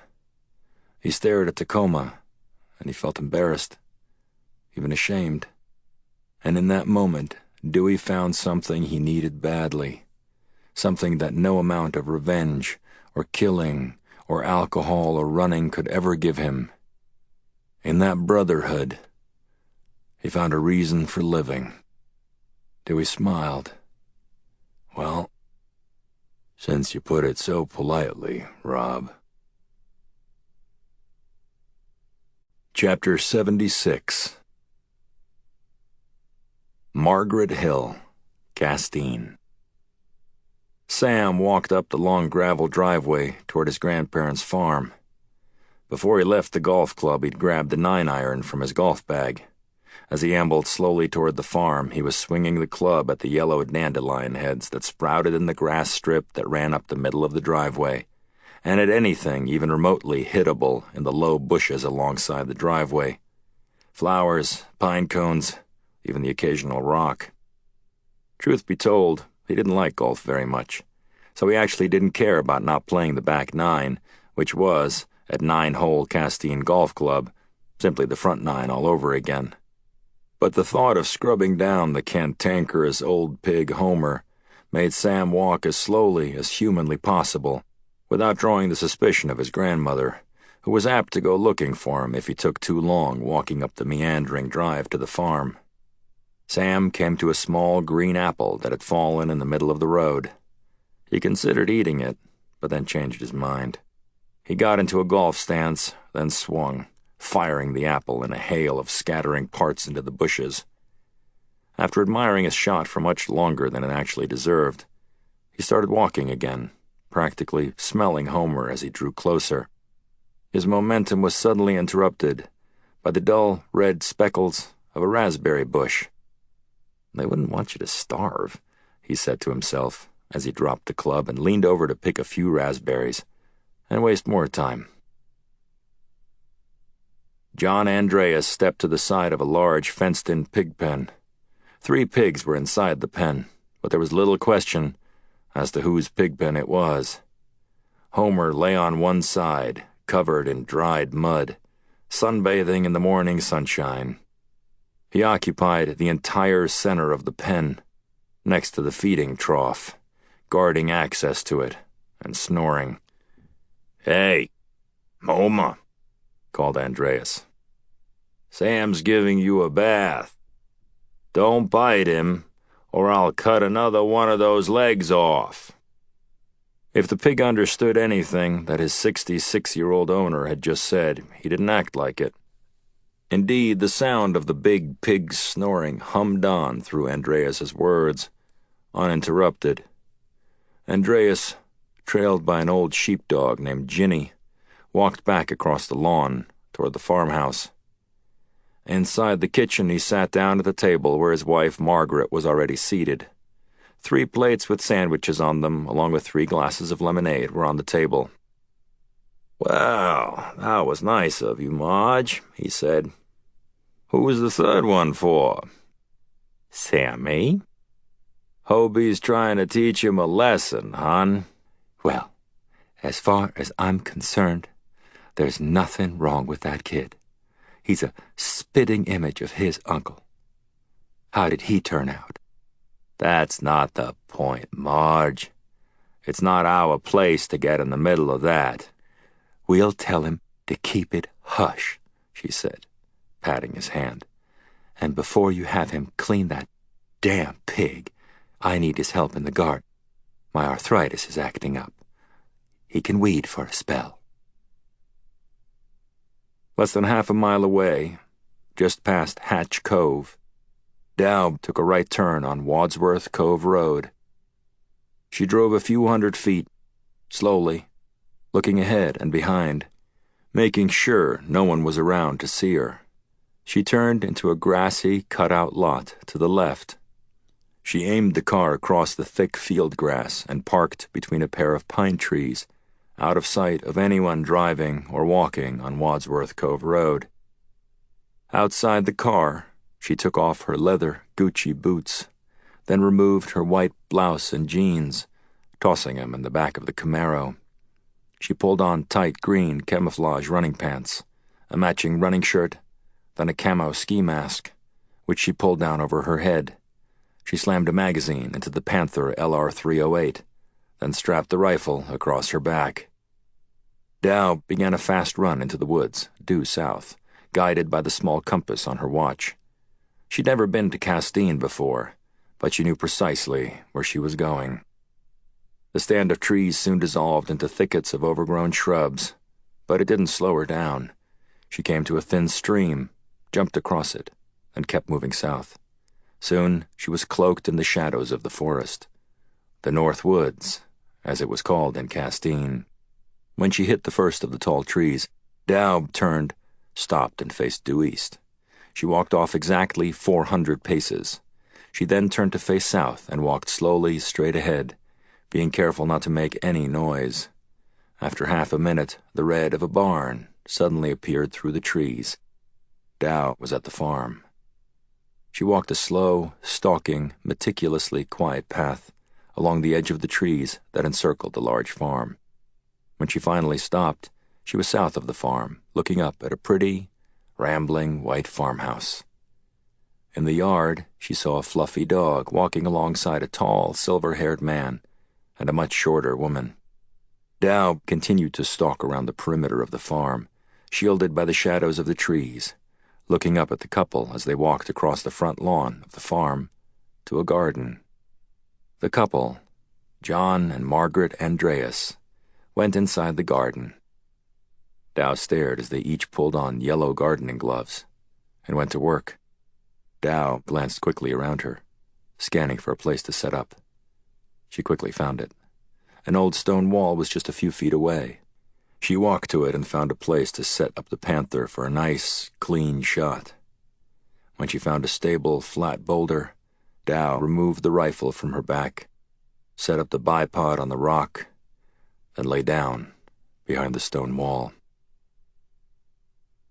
30 feet up in the air, Sam sat on a branch of a massive maple tree. He stared down at the camouflaged figure on the ground. Sam's heart was beating so quickly and so loud he feared the person might hear him. He looked in front of him. Carved into the bark of the old maple tree were brown letters, carved many years ago, long before he was born. Hobie. Then just below it, Dewey. Sam tried to focus on the letters, looking at them as if they might give him some sort of guidance. When Sam had first heard the sound of someone walking on dried leaves below, he'd been halfway through the letter A of his own name, a few inches below Dewey's. Sam was about to yell at the person, "Hey, who is that?" when his eye caught the sight of the long, black rifle strapped across the person's back, and he caught his words. Now Sam tried to keep from fainting, from screaming, from moving, as he watched the camouflaged figure set up the rifle on a rock below him. Straight ahead, through the trees, Sam watched as his grandparents walked across the green front lawn. Ginny was between them. "Oh, God," Sam whispered, shutting his eyes as tears welled up and he fought against them. "Please help me." He finally opened his eyes as the figure set the weapon down on the stone wall and lay down on the ground behind it. It was aimed at his grandparents up in the garden. He looked back at the tree. "Dewey." Sam took a deep breath, then put his left foot gently down on a branch below where he sat. His tears abruptly stopped, and he felt a warmth that he'd never experienced before, invading his body. Silently, he stepped down onto the branch as, with his other foot, he searched for another branch even lower, a branch he knew by heart, a branch one step closer to the mysterious figure. Chapter 77. Paris. In a small apartment near Luxembourg Gardens, Coes finished toweling off, then went to the bedroom. His clothing was laid out on the bed. Next to his clothing, a nurse's outfit was laid out. Coes didn't get dressed. Instead, he walked downstairs. Tammy was in the kitchen reading the newspaper. "Good morning," he said. Tammy smiled. "Why are you not dressed?" "I don't have to work until this afternoon," he said. She smiled and slowly put the paper down, then followed him back upstairs to the bedroom. There, they climbed into bed and made love. Afterward, she watched from beneath the covers as he got dressed. "I was thinking of inviting Sam and Kelly for dinner tonight," she said. "I could make chicken and 40 cloves your favorite." Coes pulled the heavy white t-shirt over his head. "That would be wonderful," he said, without looking at her. "I'll pick up a bottle of wine." "My shift ends at 8. I'll invite them for 8:30, all right?" "Sounds perfect." By the time Coes finished getting dressed, Tammy had fallen asleep. He reached into the drawer and took the QSZ 92 from beneath a pair of pants, sticking it into his shoulder holster. Coes walked to the side of the bed, then leaned down and kissed his wife on the forehead. "I love you," he said. Then in Mandarin he whispered a Chinese proverb. "How lucky I am to have known someone who was so hard to say goodbye to." As he lifted his head, his wife's eyes opened. She stared at him without moving. "Must it be?" she whispered. Coes stared at her for several moments. He said nothing. Finally, he averted his eyes from her, turned, and left. In Beijing, General Qing Chen was dressed in his green khaki uniform, a gold rope sash from right shoulder across his waist. A block of colors was over his left breast, gold stars atop both shoulders, and a beautiful red and gold neck ribbon, reserved for the highest-ranking military leader in the People's Liberation Army. At 74, General Qing Chen was not the oldest man in the room, but he was the only one not dressed in a black or dark blue suit. He was seated on a gold-colored damask couch in a room called the Gold Sunroom, on the grounds of Chongnanhai, the palace that was the home of China's paramount leader, Qishan Li, as well as headquarters for China's Communist Party and its governing state council, both of which Qing Chen was a member. Qing Chen was one of 12 members of the state council invited to the meeting, which had been called by Premier Li, who was seated on the sofa across from Qing Chen. The others, Qing Chen had realized as soon as he sat down, were Lee's closest allies. For the preceding hour, Ching Chen and the others had been listening to a detailed briefing by China's foreign minister regarding Portugal and a series of violent killings in Lisbon that had occurred the day before, involving men that the president of Portugal believed were Chinese agents, 4 of whose corpses were being held in a Lisbon mortuary. This is the second incident in a week involving the Ministry of State Security, said Lee, looking around the room. Making eye contact with every man in the room, Ching Chen noted, but him. First, America's National Security Advisor dies in some sort of botched operation, and now this thing in Lisbon. Bhang's missteps are becoming a deep embarrassment to us all. I didn't want to have to do this, but I must insist we consider Bhang's removal. We all know he's a capable and talented man, but he's beginning to harm China's reputation posture abroad. "What would you like from us?" asked one of the members of the council. You are my most trusted circle, said Lee, again glancing around the room, and again, either consciously or unconsciously, avoiding Ching Chen. I know already that I have your loyalty. I would like your support with the broader membership. It is time for action. Bhang must be removed. Lee flashed Ching Chen a look. "He is a powerful self-advocate," said another council member. "He has many allies." "He is not the paramount leader," snapped Lee.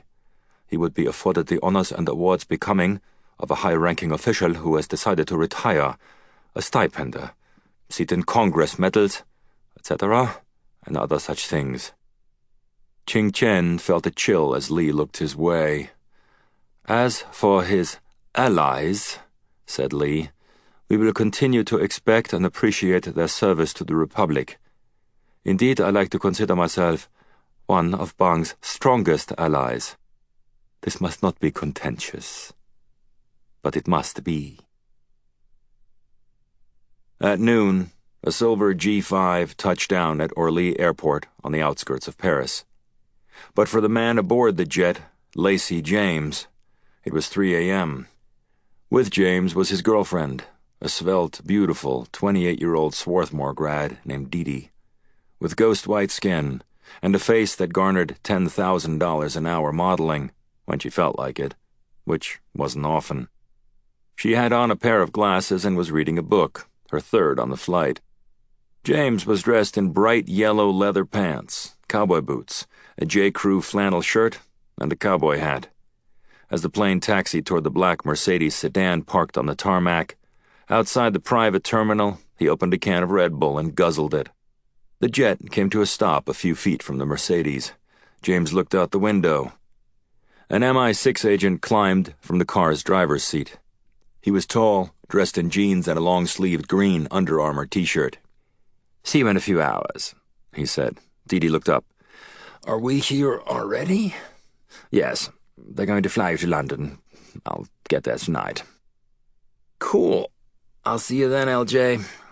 James smiled at her nickname for him.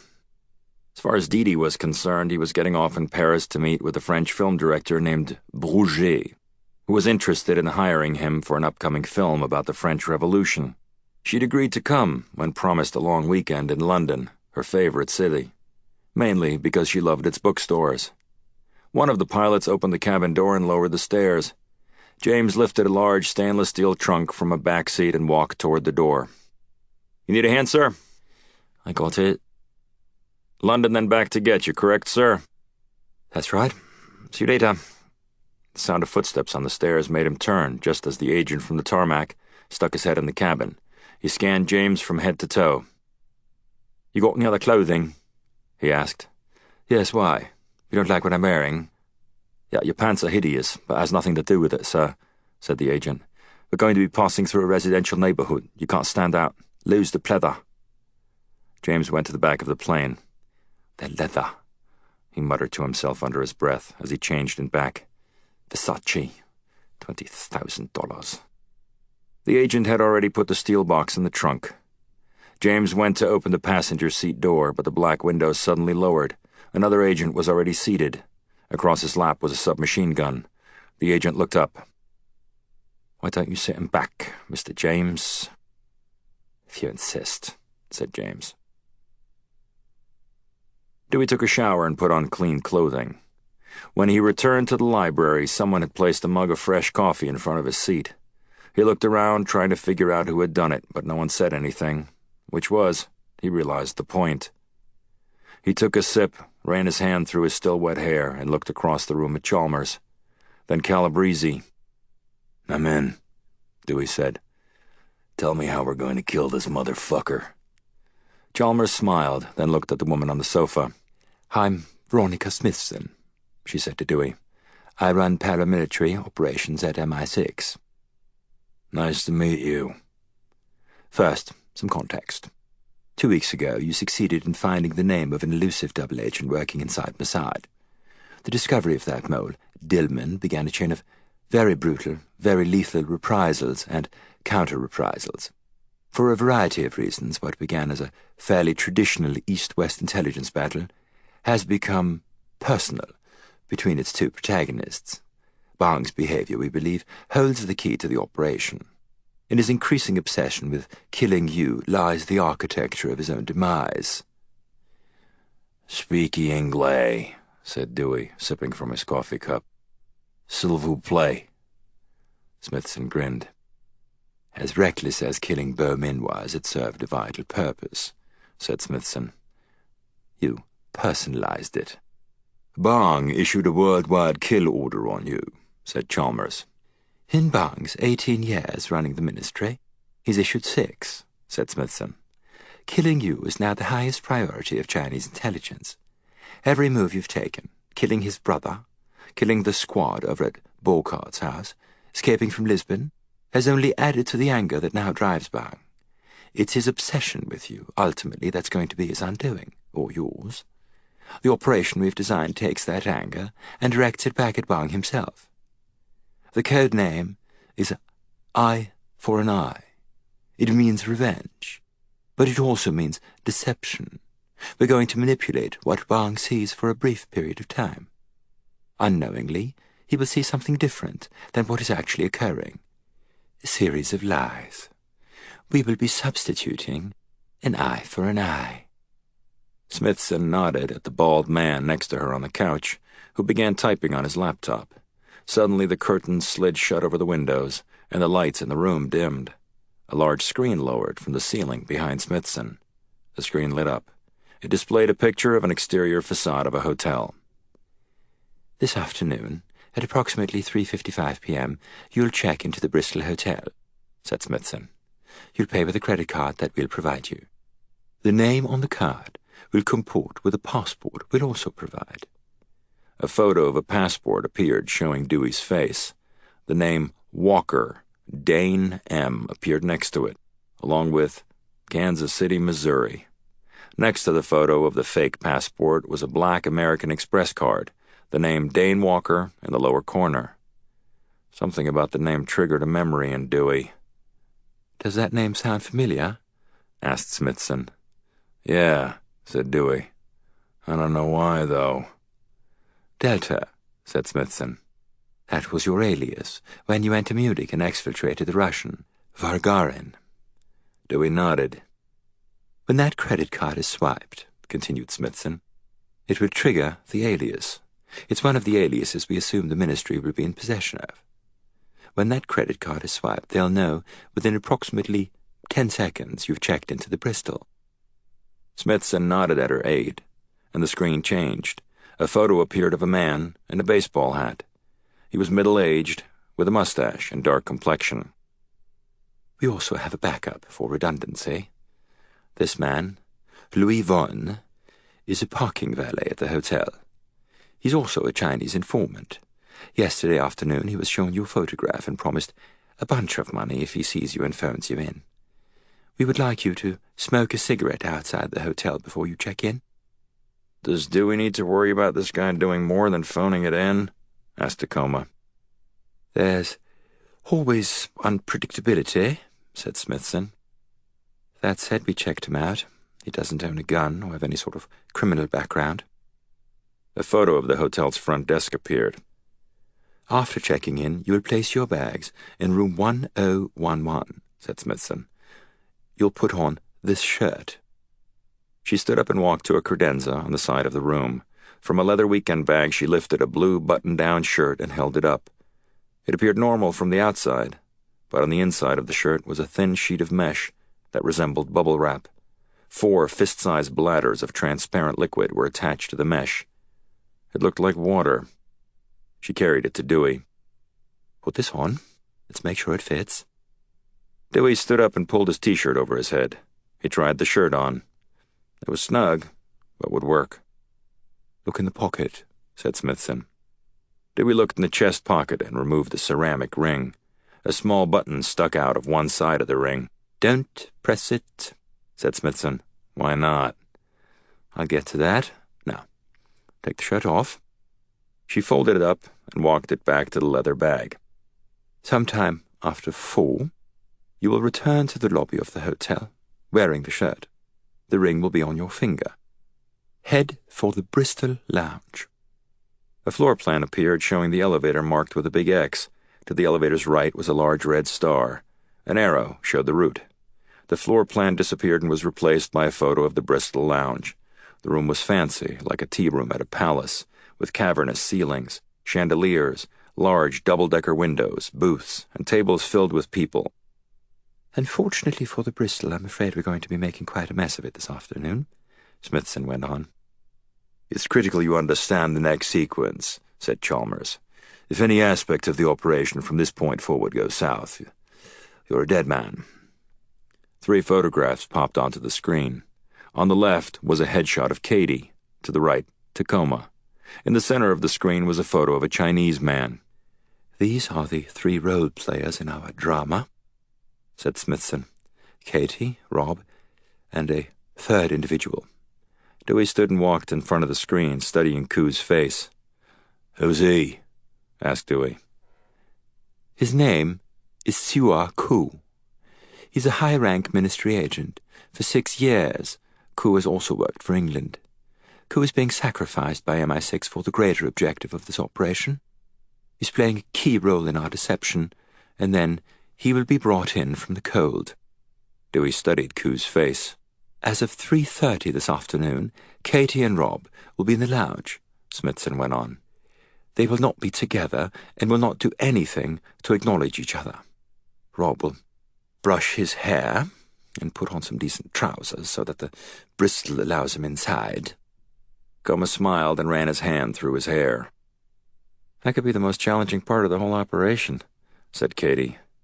When you emerge from the elevator, Dewey, you'll go to the lounge. You'll be provided a table near the front. You'll take the seat facing the entrance. By my estimates, time will be approximately 5 after 4. The screen flashed to a handgun.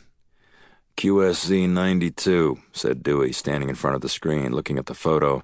9x19, under mount red dot laser. Correct, said Smithson. The screen zeroed in on the muzzle. At the end of the barrel, where the sight was located, was a small silver object. Dewey thought it was a smudge on the photo, or a nick on the sight. When the shot came into sharp relief, it looked like a tiny ball bearing. Dewey, this is the most important part of the briefing. What is it? A camera, said Smithson. From the moment Koo walks into the hotel, everything will be watched live. Back in Beijing. Everything. Assume Fao Bhang will be watching. No flipping him off, said Calabrese. That little camera is what this entire operation is about. That is our eye. Do you understand? Yeah, I get it. Siwa Koo will enter the hotel at approximately 4:10, said Smithson. He'll be wearing a tan trench coat. You will be in the lounge, sitting, perhaps having a spot of tea. When he sees you, he'll pull the QSZ from the coat. Koo will then fire at you from close range, like this. Smithson pretended to pull a sidearm from her coat, then stepped toward Dewey. aiming the invisible weapon at Dewey's chest. "Bang, bang," she said. "That's when you press that little button on the ring. Twice. You need to time it so that the second time you press it is right when he fires. It should also be helpful if you fell backward and pretended to be dead." "So obviously the QSZ will be loaded with blanks," said Dewey. "Unless, of course, he has a change of heart, or Bhang gets to him. Then what happens?" "Then you won't need to press the button," said Tacoma. Dewey smiled and shook his head. "Coe is trustworthy," said Chalmers. "That's easy for you to say." "If it was just about him, I would understand," said Chalmers. "It's not. If you die, some people Coe cares about will also die." "What if those people have already been exfiltrated by China?" asked Dewey.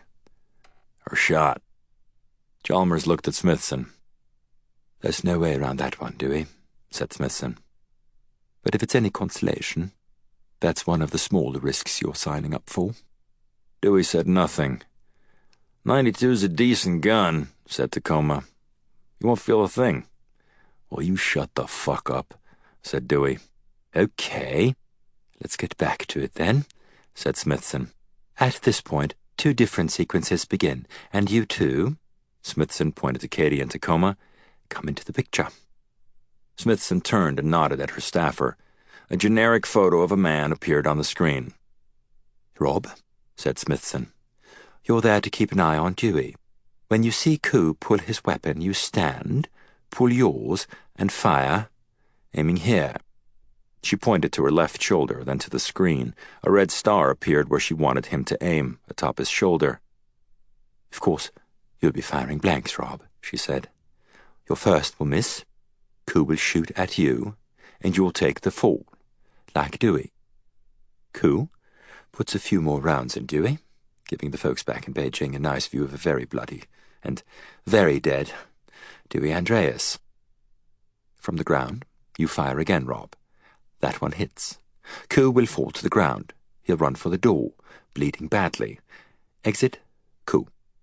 Katie, at the same time this is happening, you are watching the door to the hotel in the lobby. At some point, sooner rather than later, we have to anticipate the arrival of more ministry agents. Your firearm will be hot. You need to take them down. Otherwise, this will all be for naught. If any tertiary assets get into the firing zone, Dewey will die. What will I be carrying? Anything you want." "MP7A1, said Katie. Glock 30, also." "Done," said Smithson. "Now, this is important. There will be witnesses. Also, you should assume 1 or more of the Chinese agents have cameras. People in the lounge might have cameras, even the hotel. We should expect that all of it will be examined by MSS. What this means, Dewey, Rob, Katie, is that you need to play your parts, even after Coe is gone, even after Katie has taken down whatever comes her way. Katie, you should tend to Dewey. Then what? At this point, I should expect full-out pandemonium, said Smithson. Police, ambulances, you name it. Dewey and Rob, you'll be taken away in ambulances that we happen to own. Katie, guard Dewey the entire way to the ambulance in case there are any more agents. You'll have identification there if necessary. We'll let you pass any French police. Get in the ambulance with Dewey." Smithson looked at Tacoma, then Katie, and finally Dewey. "Everyone got it?"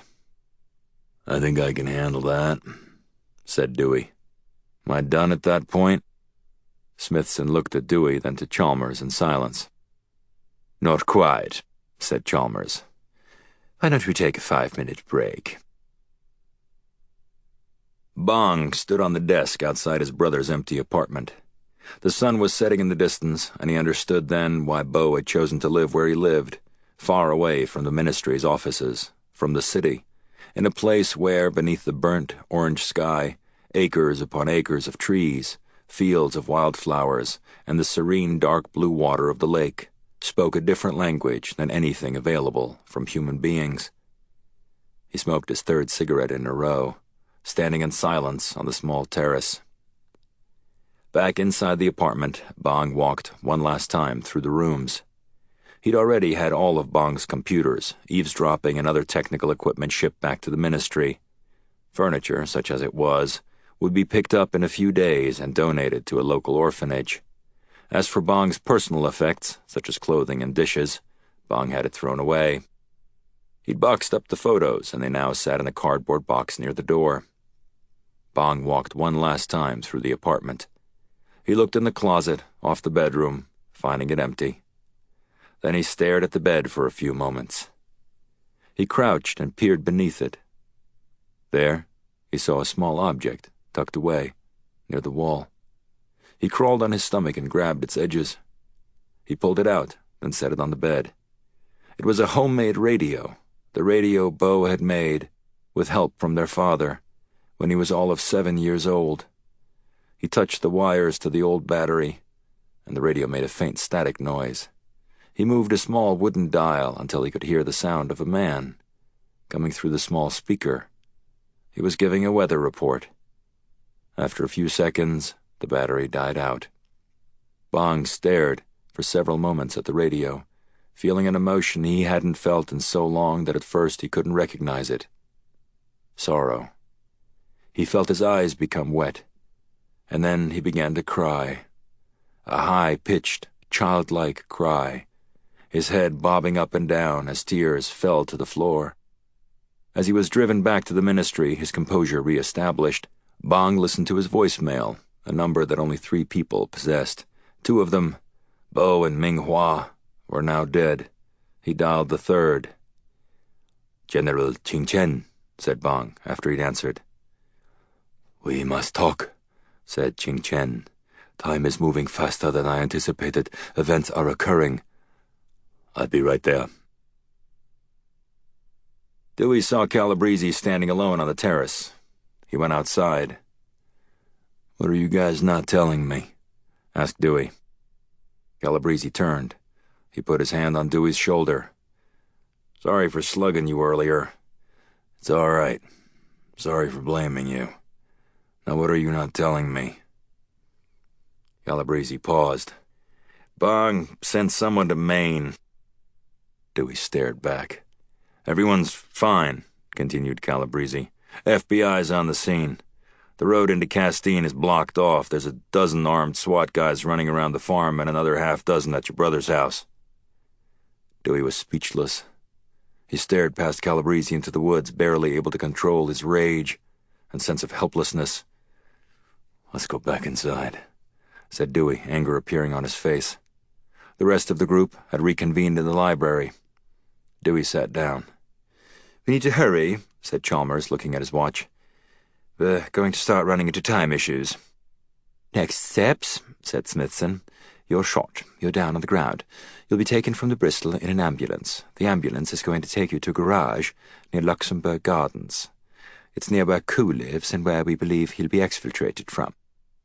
Dewey listened without reacting. "I'll meet you there," continued Smithson. "Your hair will be dyed and cut. Then a cast of Siwa Koo will be attached to your face."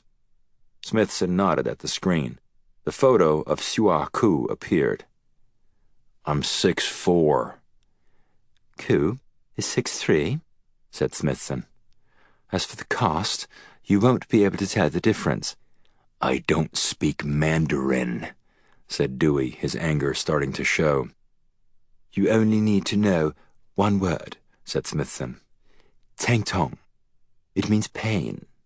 Remember, you just got shot. Everyone will understand if you don't say anything for a while." "They'll examine my shoulder," said Dewey. Smithson looked at Dewey, then to Calabrese and Chalmers. Dewey's eyes followed hers. "That part will be real." Dewey sat back, saying nothing. "You take the place of Siwa Koo," said Smithson. "You'll be exfiltrated today and flown to China. That's the part of the operation you'll have to design yourself. It is our belief that soon after your arrival, either at the airport or when you get to the hospital, Bhang will visit you. Of course, he'll think he's visiting Koo, the ministry hero who killed his nemesis. What you do at that point, what tools or weapons you may or may not improvise.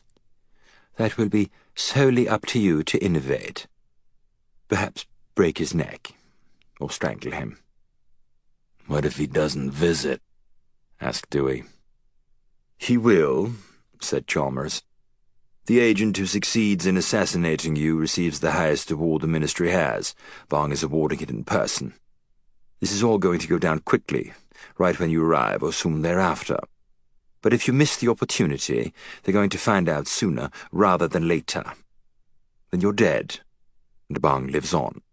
Dewey leaned back. "Sounds like I'm dead no matter what." "You wanted your shot at Fao Bhang," said Calabrese. "Now you've got it."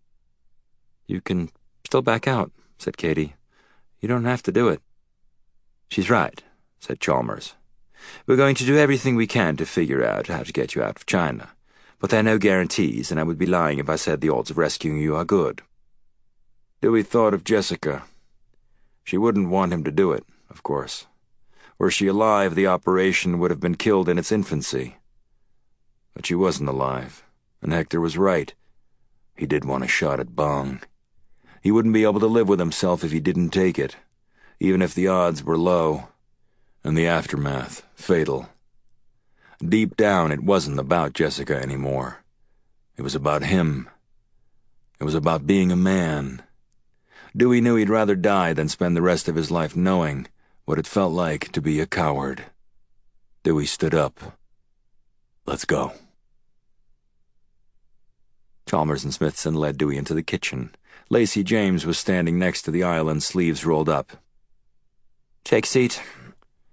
James' steel trunk lay open on the ground. Inside it was lined with bottles and canisters of various sizes, shapes, and colors. "What are you doing?" asked Dewey. "We need to make a mold of your face," said James. James reached into the trunk and pulled out a see-through polycarbonate case. Inside was a mask of a Chinese man. Other than the fact that it had no eyes, hair, ears, or teeth, it looked exactly like Koo. "We need, something to adhere the life cast of the Chinese agent to," said James, holding up the mask of Koo. "Otherwise it will fall off. The cast of your face lets me build a positive of your features. Then I attach the mask to it. It's the same thing as wearing a mask on Halloween, only this time the mask looks and feels like it's real. We glue it to your face and voila! You'll be Chinese, at least for a few days." "What's it made of?" "Silicone," said James. "We use a medical adhesive. It's safe, and perhaps more important, has the same texture as skin. Now sit down." James pulled out 2 gallon-sized canisters, both labeled Body Double. He unscrewed the lids. Inside the first canister was a thick, gooey pink liquid. The other held a similar-looking liquid, only it was blue. He poured equal amounts into a bowl and mixed them. The liquid turned purple. Next, James immersed a small stack of damp plaster strips in the purple liquid. He waited a few seconds, then lifted a strip into the air. "This is going to feel somewhat disgusting," said James. "I apologize in advance." He leaned over and wrapped the wet strip across Dewey's forehead. Working quickly, he covered Dewey's entire face with wet purple plaster strips. James then removed a pair of specially designed blow-dryers, plugged them in, and blow-dried Dewey's face until the color was gone, indicating the strips were dry, replaced by a dull, translucent hue. He took a small plastic tool that looked like a spatula and inserted it between the dried cast and Dewey's chin. He gently worked the end of the tool around the edge of the cast. When he finished a full circle, he popped the cast from Dewey's face. Smithson nodded to Dewey. "Let's go. We don't have a lot of time." Chapter 78. Washington, D.C. The limousine carrying Jidao Zhu sped quickly along the Rock Creek Parkway. It exited at Connecticut Avenue, then moved up Connecticut until it was in front of a large Art Deco apartment complex called the Kennedy Warren. Zhu's driver pulled into an underground parking garage. Zhu climbed out the back of the limousine alone and took the elevator to the top floor. He walked to the door, marked 1809. Zhu rang the doorbell. When no one answered, he rang it a second time. Finally, he heard footsteps. The door opened. Standing in the doorway, dressed in a blue bathrobe, wearing a pair of worn-out Timberland construction boots, his curly blonde hair in a wildish afro, was Wood Ulrich. "They're 2 hours early," said Ulrich. "The plane was faster than I anticipated, Mr. Secretary," said Jew. "May I come in?" Ulrich opened the door. "Why not?" Jew followed Ulrich into a spacious, light-filled apartment, its windows overlooking the treetops of Rock Creek Park. "I'll be right back," said Ulrich. "Do you want coffee?" "No, thank you. I won't be here long enough to enjoy it." Ulrich disappeared into the kitchen, where he poured himself a cup of coffee. He returned to the living room. Jew scanned Ulrich's outfit as Ulrich stood staring at the much shorter Jew, who was neatly attired in a plain-looking black business suit and tie. "You, gonna say something?" asked Ulrich. "Thank you for seeing me on such short notice," said Jew. Ulrich took a sip of coffee, but didn't say anything. "This concerns our last conversation," said Jew. "Yeah, I figured that. The one where you told me and the United States to go to hell." "That's not exactly what I said, Wood. I said that China will not lend you any more money." "It's the same thing," said Ulrich. "And you know it." Jew smiled, then looked out the window. "Such a nice view, Wood. I'm very jealous. It must be such a joy to wake up every day and see the trees." "Cut the bullshit." "I said we'd be in touch. The conditions for China's continued lending to the United States. Remember?" Ulrich sipped, staring at Jew with a blank stare. "What do you want?" asked Ulrich. "There is an American citizen," said Jew. "He is wanted by my country. He has committed certain crimes against my country." "What the fuck does this have to do with the United States Treasury or People's Bank?" said Ulrich, turning red. "Nothing, except that unless he's handed over, we will not lend America any more money. So I suppose it has very much to do with you and me. Yes, Wood?" Ulrich stared into Jew's eyes for several pregnant moments. "He's a criminal," added Jew, smiling. "A common criminal. A thug. You will be happy. I'm quite sure to be rid of him." "What's his name?" asked Ulrich. "Andreas. Dewey Andreas. Have you heard of him, Mr. Secretary?" A smile crossed Ulrich's lip as he nodded to Jew. "I've heard of him."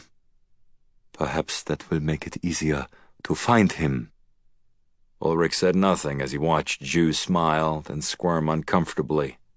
Finally, after taking another sip from his coffee cup, Ulrich pointed to the door. "Get out," said Ulrich calmly. "America doesn't sell our heroes." Chapter 79. Castine. Sam descended the tree in silence, each step a delicate, slow-motion progression toward the forest floor. He needed to act before it was too late. In his hand he held his red Swiss Army knife, blade out. Could he stab someone? He couldn't imagine actually doing it, and yet it was the only option he had. The knife abruptly fell from Sam's hand. He watched it as it plunged toward the ground, but it didn't make a sound. The knife handle jutted up in the air. The blade had stabbed straight into an exposed root of the big tree. His temporary relief was ruined, however, by the realization that he didn't have a weapon. He kept going. When he reached the bottom branch of the tree, Sam was at the point of no return. His next step would be on the ground, atop dried leaves. Noise was inevitable. Sam arched his head around the trunk, spying. The gunman was no more than 10 or 12 feet away, motionless, clothing blending perfectly into the green and brown forest floor.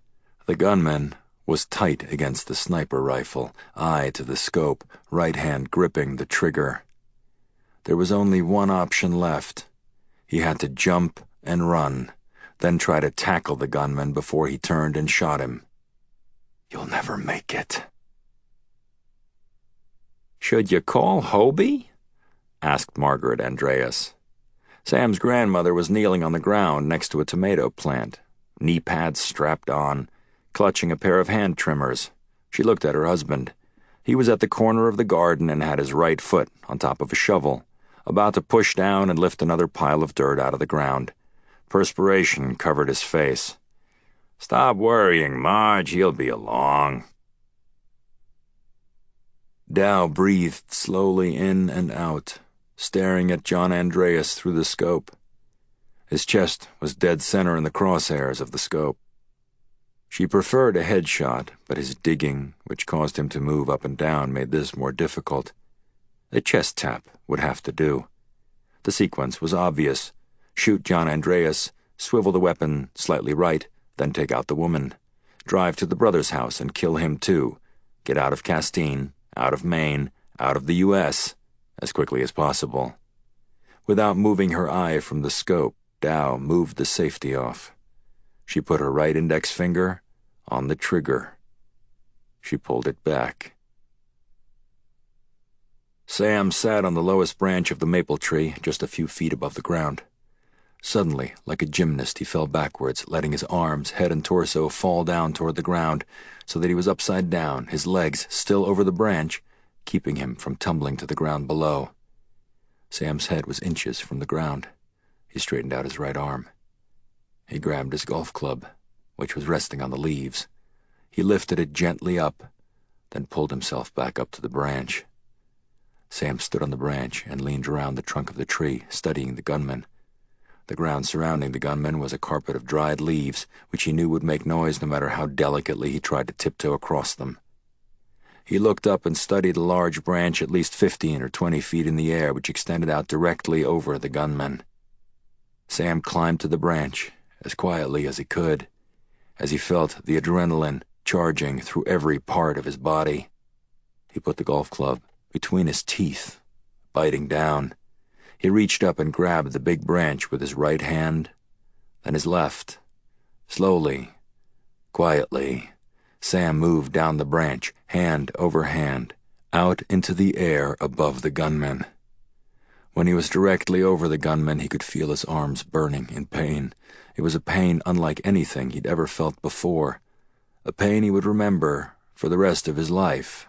It was the pain of the fight, the pain that came when you risked everything, when you challenged death itself.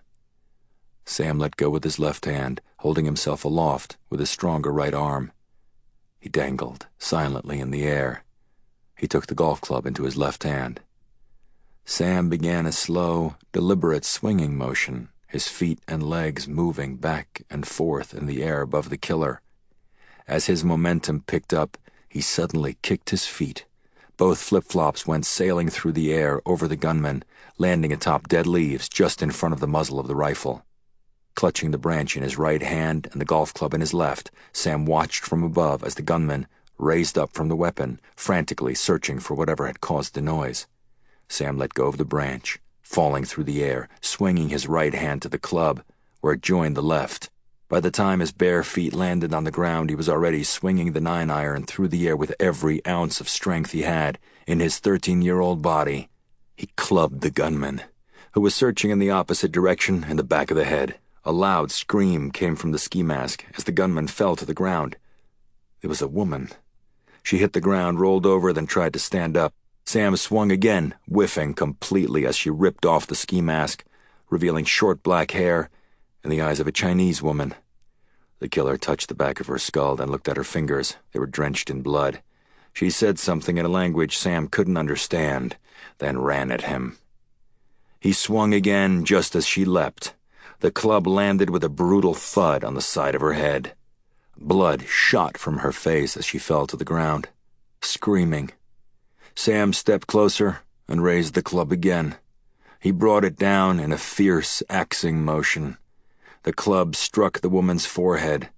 Her eyes shut as she went limp, blood suddenly gushing from a small crack in her skull. Sam stood, drenched in sweat, staring at the woman. He raised the club again but didn't swing. He stared at her limp body for almost a minute, club raised over his head, in case he needed to use it again. "Sam?" Sam's eyes glanced right. Standing at the edge of the woods was his grandfather. "We heard screaming. What the hell is going on?" His grandfather ran toward him. His eyes bulged as he saw the blood-covered skull of the Chinese woman lying on the ground. Then he registered the rifle on the rock, aimed up at the farmhouse, and did a double-take. He followed the trajectory of the muzzle and realized it had been aimed at the garden. He turned to look at Sam. They were both quiet for a few seconds. Then the older man spoke. "That was very brave of you, Sam." Chapter 80. Hôtel Le Bristol, Rue du Faubourg Saint-Honoré, Paris. Dewey climbed out of the taxi in front of the hotel. He walked a few feet from the door and pulled a pack of cigarettes from his coat.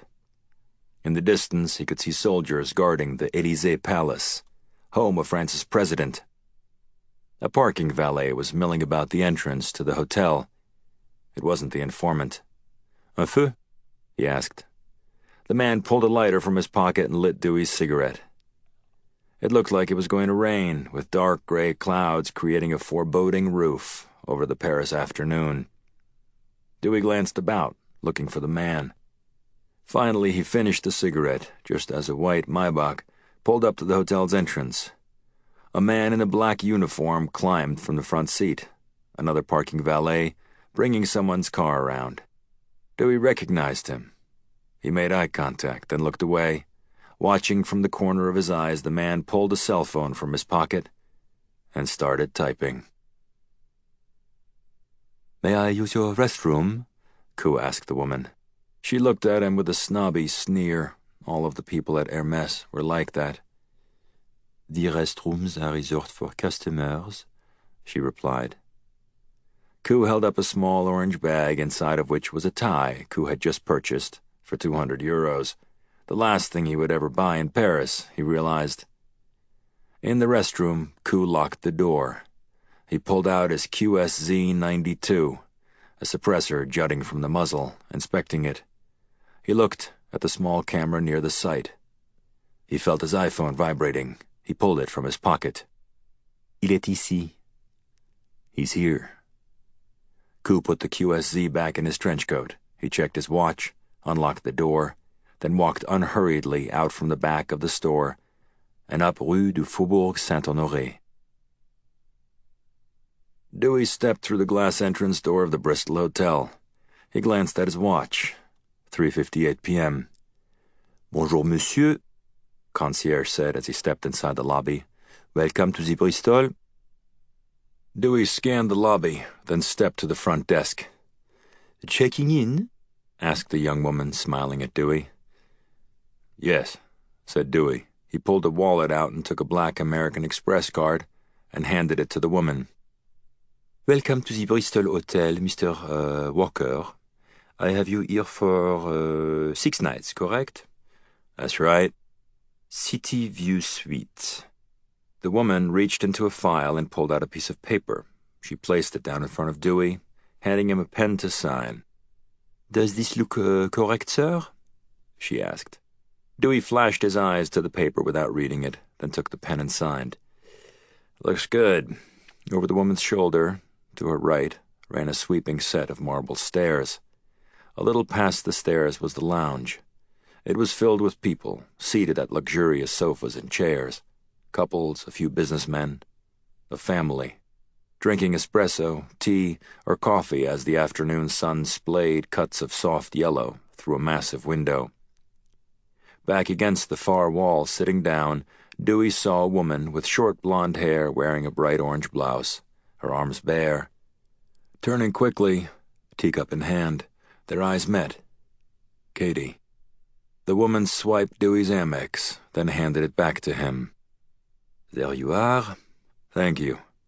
"How many keys would you like, Mr. Walker?" "1." Premier Lee was using me as a messenger. said Ching Chen, looking at the ground but speaking to Bhang. They were seated in their usual place atop the roof of the Ministry of Defense. He is savvy enough to know I'm an ally of yours. He is also savvy enough to understand I will deliver a message, which I am doing. That I am to be pushed into retirement? Asked Bhang, calmly enraged. He was extending an olive branch. The next time it won't be an olive branch. So what are you saying, General? Asked Bhang. Is this what you think I should do? I would never resign. Li and his minions will have to kill me first. You misunderstand me, said Ching Chen. You are still too impatient. No, I see today's meeting as a grave error on the part of our leader. Today he revealed his weakness. He let us know that he has become aware of the impending transition away from him to you. He is less worthy an adversary than I had expected. He abandoned politics today, his field of expertise, and now would like to engage us on the battlefield of deception and power. In my opinion, power is now yours. All that's left now is for you to take it. How long will it require? Asked Bhang. Hours. I'm ready when the PLA is ready. Good, said Ching Chen. I would ask one favor of you as I move ahead with the preparations. Please, whatever happened in Portugal, as with London, the sloppiness of your activities only makes it harder. Understand, Fao, you are but a vehicle for a change which must take place no matter what. I would like it to be you, but it doesn't have to be. I understand, General, said Bhang. Just then a steady beeping noise came from Bhang's phone. Emergency. Bhang pulled the phone from his jacket, then read the coded text. 16/3392 G1Y. Andreas had been found. He triggered an alias using a credit card in Paris, and every ministry asset in the city had been notified. 9 in all. Bhang put the phone away. That little problem is about to go away, said Bhang, trying to contain his excitement. I can promise you there will be no further interruptions. Now, if you'll forgive me, General, I must go. Dewey opened the door to room 1011. He went inside, bolted the door, then threw the leather bag to the bed. He pulled off his sweater and t-shirt. He put on the blue button-down from the bag. He took the small ceramic ring and put it on his left thumb. Dewey went to a large mirror. He stared for a moment at his week of stubble, coating his cheeks and chin. His heart was starting to beat faster. He could feel that now for the first time. He stared into the mirror, into his blue eyes. The man who looked back at him looked tired, sad, but mostly just blank and emotionless. Inside, Dewey felt a combination of emotions: anger, grief, nervousness, fear, excitement, which he had allowed to build, pool up, to grow into a single feeling. Desire. Desire for vengeance. He shut his eyes, took a deep breath, then moved to the door. Katie held a newspaper, a copy of Le Figaro, as she scanned the lounge with trained calm. Her legs were crossed in front of her. On the blue-green chintz sofa cushion next to her, her slightly worn, toffee-colored Hermes Birkin bag sat on its side. For all pretenses and purposes, she looked like any other young, stunning, wealthy Frenchwoman, out for an afternoon espresso. Inside the bag was an MP7A1. It had been sanitized by MI6 in case the operation went south. A snub-nose suppressor jutted from the muzzle.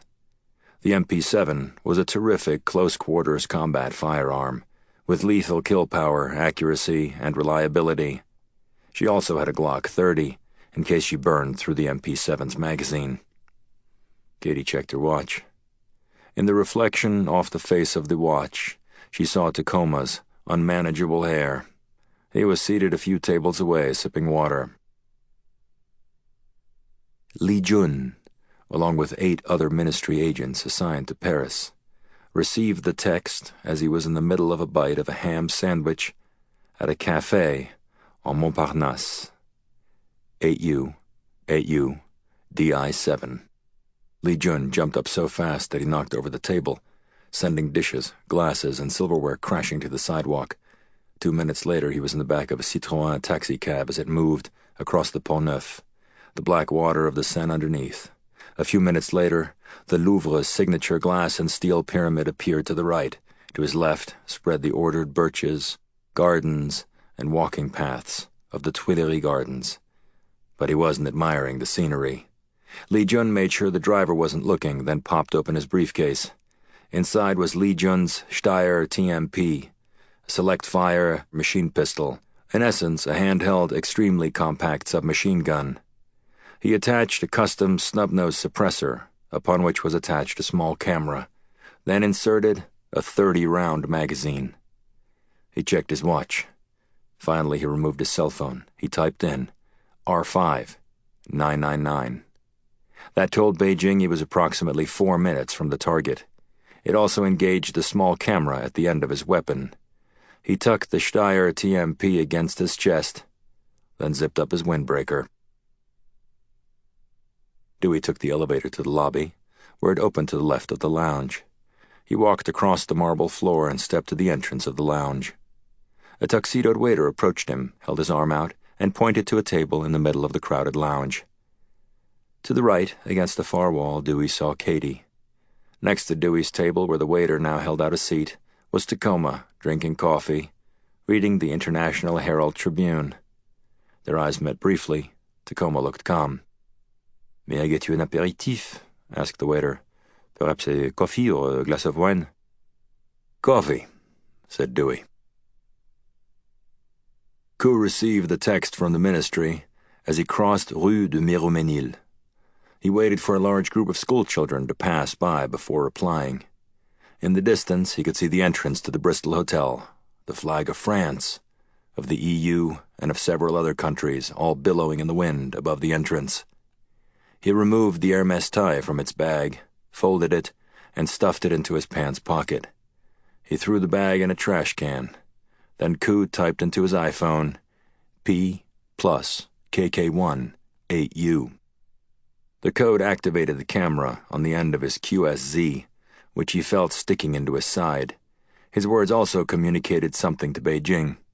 "I am within 1 minute of target." Coes put the iPhone back in his coat pocket, crossed Miromesnil, and walked toward the Bristol. As the cab moved up Avenue Matignon, Li Jun was sweating, his body a live wire, filled with tension and nervous energy. In the distance, he saw soldiers standing at the gates of the Élysée Palace. The taxi turned onto Faubourg Saint-Honoré. To the left, a short line of cabs sat waiting in front of the Bristol. Multicolored flags, tossed by a breeze, waved above the majestic entrance canopy. Then Li Jun saw someone he recognized, Cao Chong, another agent, running down the sidewalk from the opposite direction toward the hotel door. In Chong's hand, swinging in the air, was a black steel handgun, a suppressor sticking from the end. Li Jun did not wait for the taxi to get to the hotel. Instead, he ripped the door open and leapt from the back, leaving the briefcase behind, going into a hard sprint toward the hotel entrance. The waiter walked toward Dewey with a tray in his hand. As he was about to arrive at the table, Dewey's eyes were drawn across the lobby to the glass door at the hotel's entrance. Through them walked a man with dark hair and a tan trench coat. He was tall. His eyes scanned the lobby. There was no question. It was Coes. "Monsieur?" I changed my mind," said Dewey, raising his hand to stop the waiter. A glass of wine." From the corner of his eye, Dewey watched as Coes crossed the lobby quickly, moving like an athlete. As he descended the marble steps near the lounge, his arm reached inside his trench coat. He ripped his sidearm from inside the coat, walking with it at his side as he approached. Dewey felt the small button on the thumb ring. "Very good, monsieur," said the waiter. "What kind of wine would you like?" Anything." said Dewey impatiently. "Red." Koo came to the lounge entrance. His dark eyes scanned the room. In his right hand he clutched a suppressed QSZ-92. Bordeaux, monsieur, Beaujolais? "Anything," said Dewey. "I trust you." Very good. As the waiter moved from in front of Dewey, Koo's eyes scanned a moment longer, then found him, then locked. Koo's arms flew up, the black suppressor swung in line, and found Dewey. Bhang stood before the plasma screen, which was divided into 3 separate views. The live shots from the cameras on the weapons of Koo, Chong, and Li Jun. Bhang's suit jacket was removed, as was his tie. His sleeves were rolled up to the elbows. He was smoking a cigarette. The room was filled with at least a dozen other men, all transfixed on the plasma. On another screen was a map of Paris with live GPS locations on all 9 ministry agents in the city, indicated by flashing green lights. Bhang studied the map quickly. The 3 green lights, Koo, Chong, Li Jun, were clustered in and around the Bristol.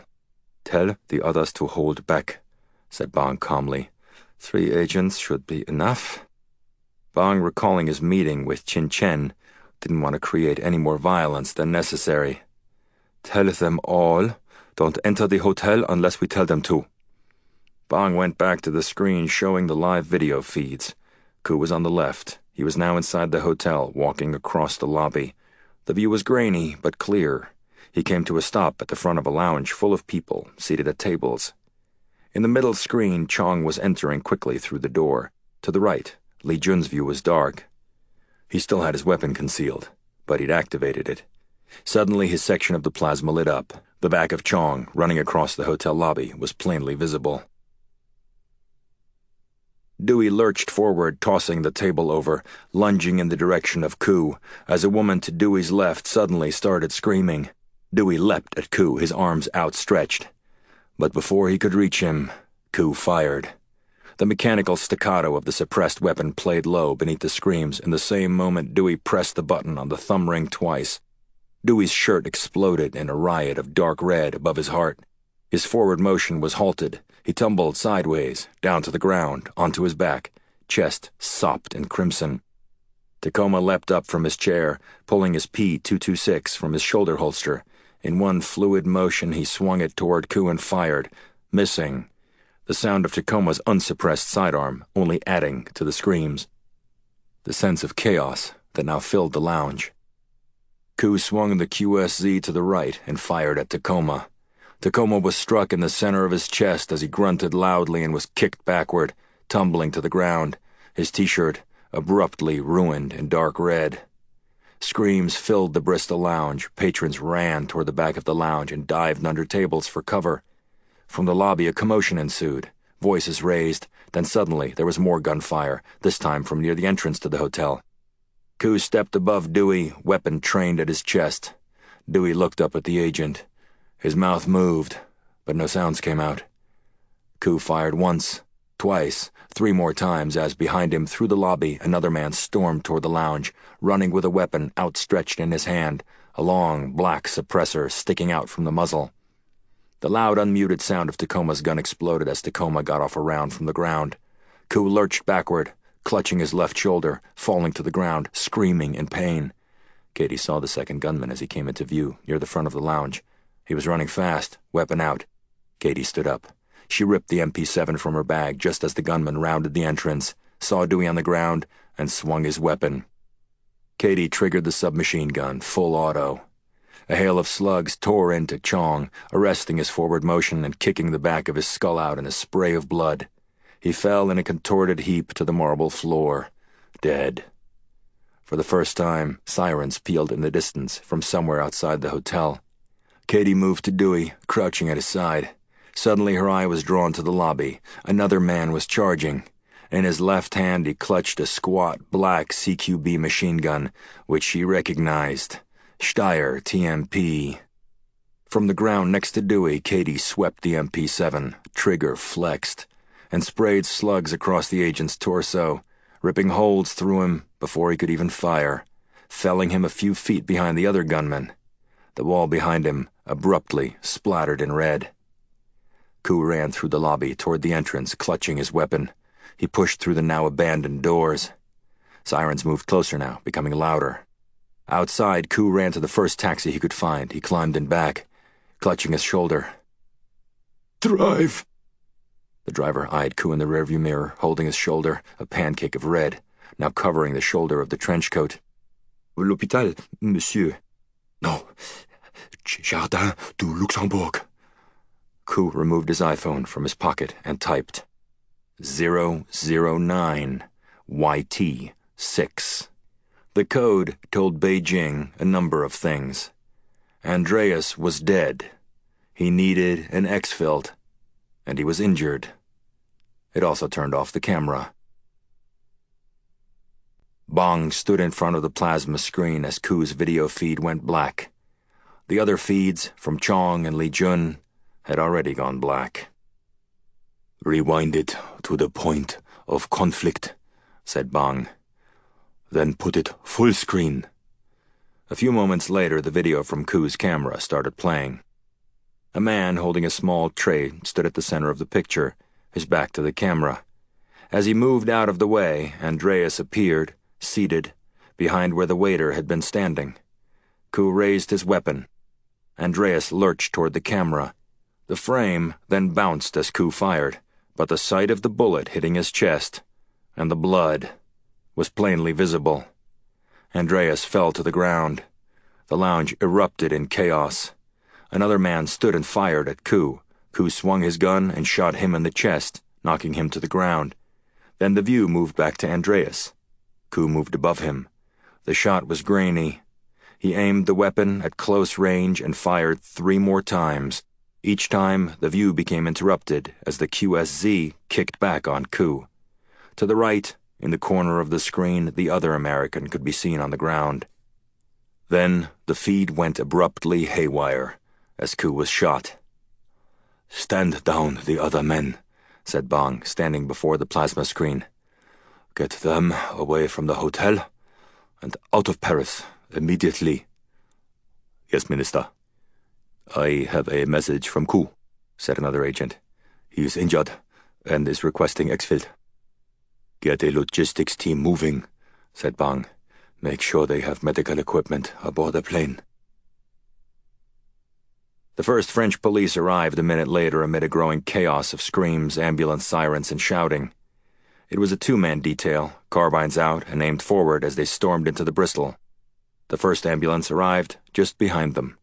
2 EMTs sprinted through the open doors, pushing a gurney across the lobby toward the blood-soaked lounge. Blood was splattered all over the place. A woman was dead at the foot of the marble stairs. She'd been gunned down by Chong as he ran through the lobby. Chong lay in a growing miasma of blood outside the lounge entrance, his head destroyed. Li Jun, the third man on the scene, was just behind him, contorted on the ground, lying in a growing pool of blood, eyes staring up at nothing.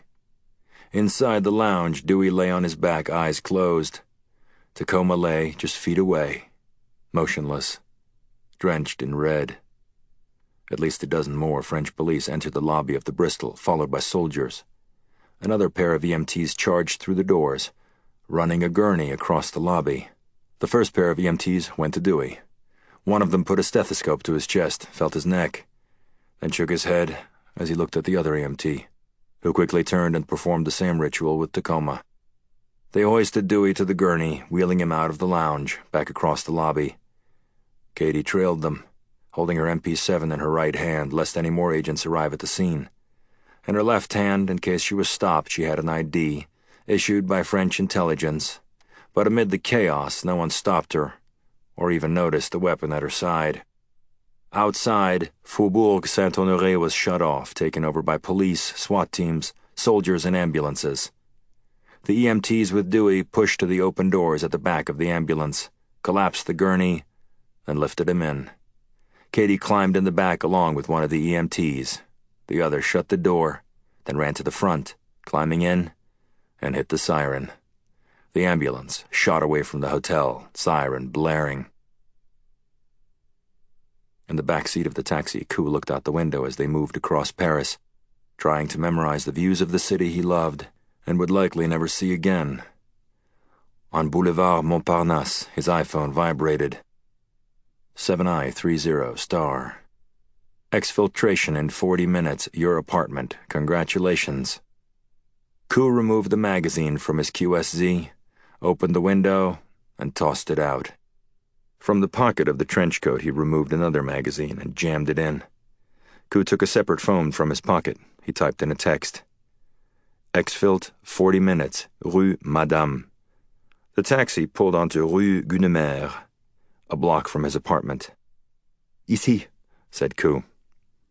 He climbed out at the curb, removed the trench coat, folded it so that the red area wasn't visible, then laid it atop his shoulder to conceal the red. Coe walked around the block past his apartment building. He glanced around, making sure he wasn't being followed. On Rue de Fleurus, a large green garage door went ajar as he approached. He slipped inside.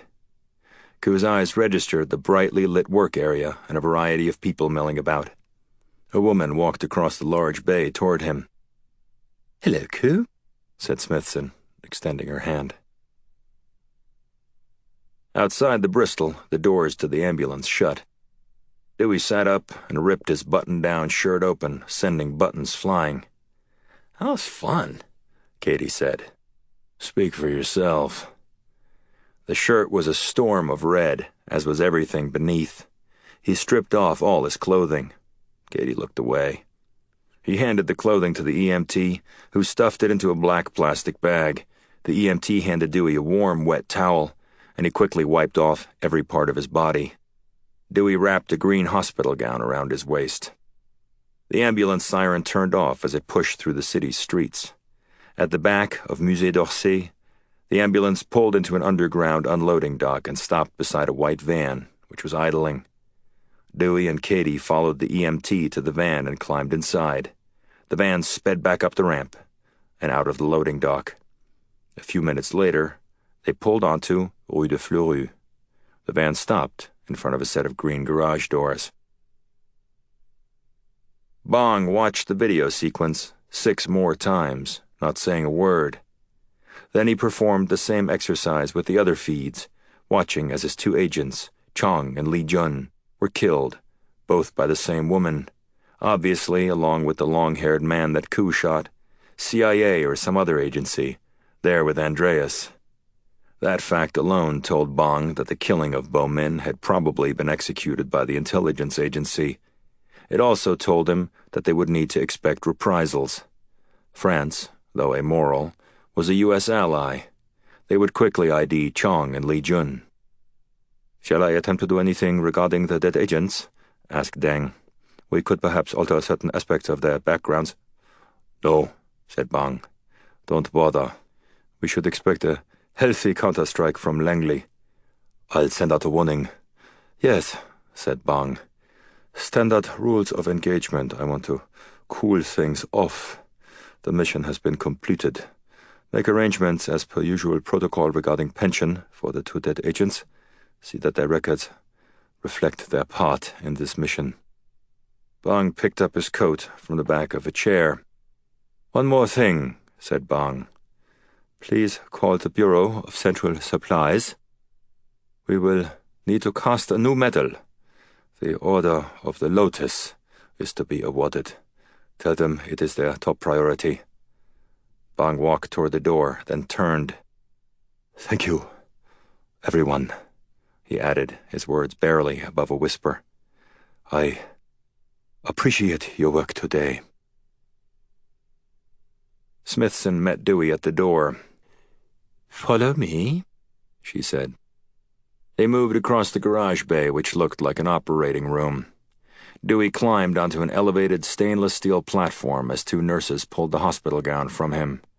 He stood, naked, atop the table. Dewey wasn't shy. Everyone there knew it was business.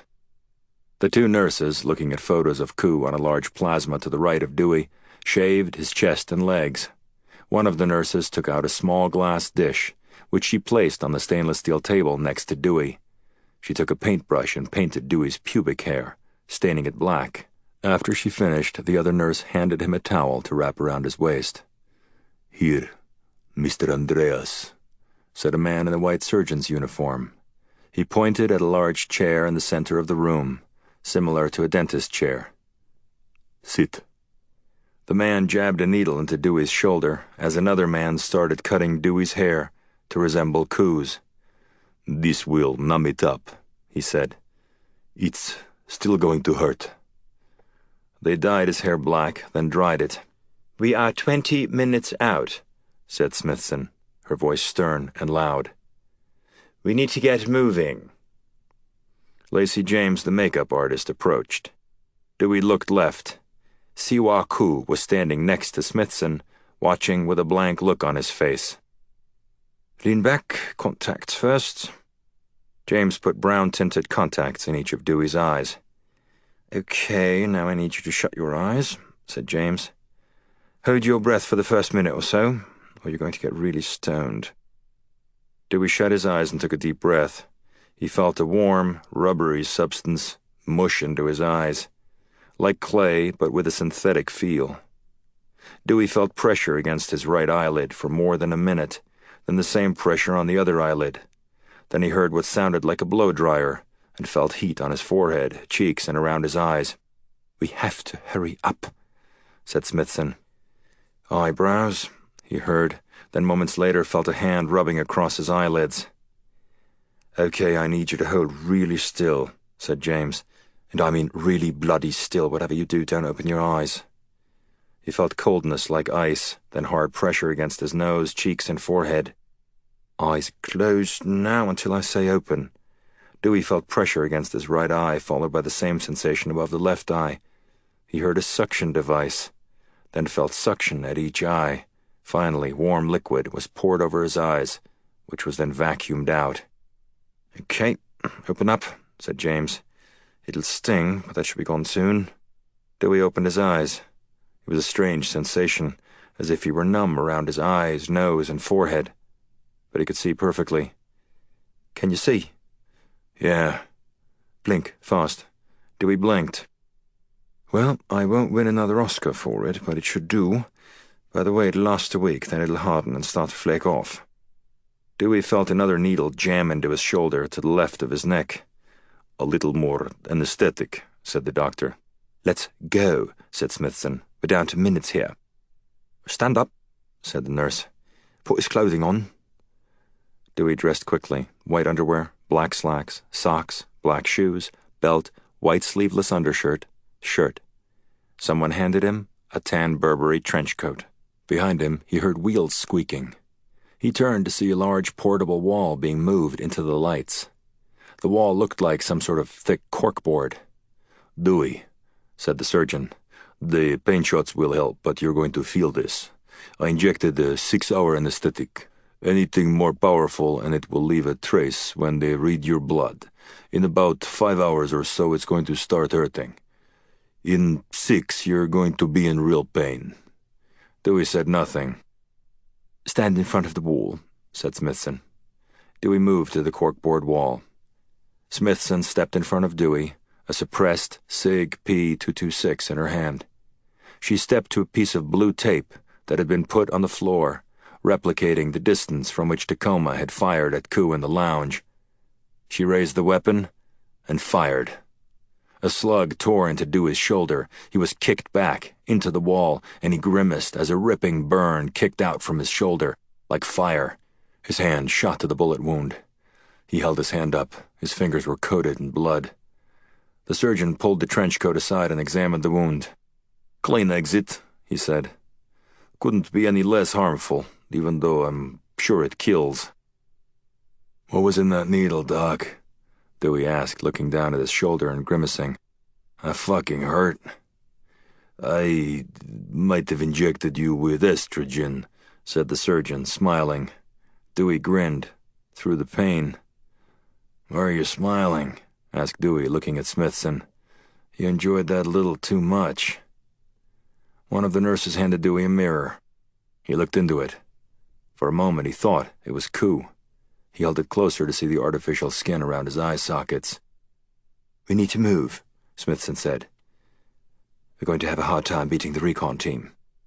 Smithson showed Dewey a map, telling him where the apartment was. She gave him a key. Dewey was having a hard time concentrating as his shoulder racked him in waves of sharp pain. 3rd floor, Unit 12.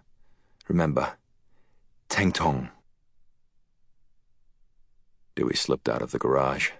His shoulder hurt badly. He remembered the feeling in Cali when he'd been struck by the cartridge from the Kalashnikov. That slug had remained inside him. He was grateful for that experience now. The 9mm from the Sig Sauer was smaller. It was embedded in the cork back at the garage, not inside him. Still, the pain was excruciating, making him breathe hard and fast. The trench coat was covered in blood. Dewey stepped into the apartment building, climbed the stairs, then entered the apartment. He felt thirsty. He went to the kitchen and drank a large glass of water. The screech of brakes came from the street below.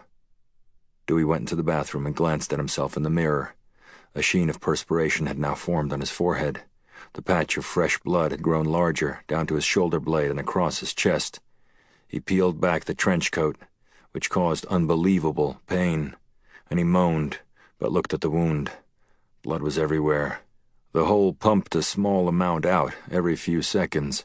He felt nauseous as chills ran through him. Most of all, he felt pain. In some ways, however, it wasn't a bad thing. He hurt too much to be nervous. He stumbled back into the living room, feeling dizzy. He sat down in a leather armchair. He shut his eyes, just as the recon team put the pick gun in Coes' lock and opened the door. Chapter 81. Oval Office, the White House, Washington, D.C. Dellenbaugh was seated at his desk. In front of him stood Wood Ulrich, the Treasury Secretary, and Adrian King, his Chief of Staff. Ulrich had just finished briefing Dellenbaugh and King on the visit by Jidao Zhu, the head of the People's Bank of China, and Zhu's ultimatum: hand over Dewey Andreas or China stops lending the United States money. Dellenbaugh and King were incredulous. "What did you say?" asked Dellenbaugh. "I used some words which may not have been in the spirit of China-U.S. relations," said Ulrich. "What'd you say, Wood?" "I told him to go to hell," said Ulrich. "You reacted emotionally," said Dellenbaugh.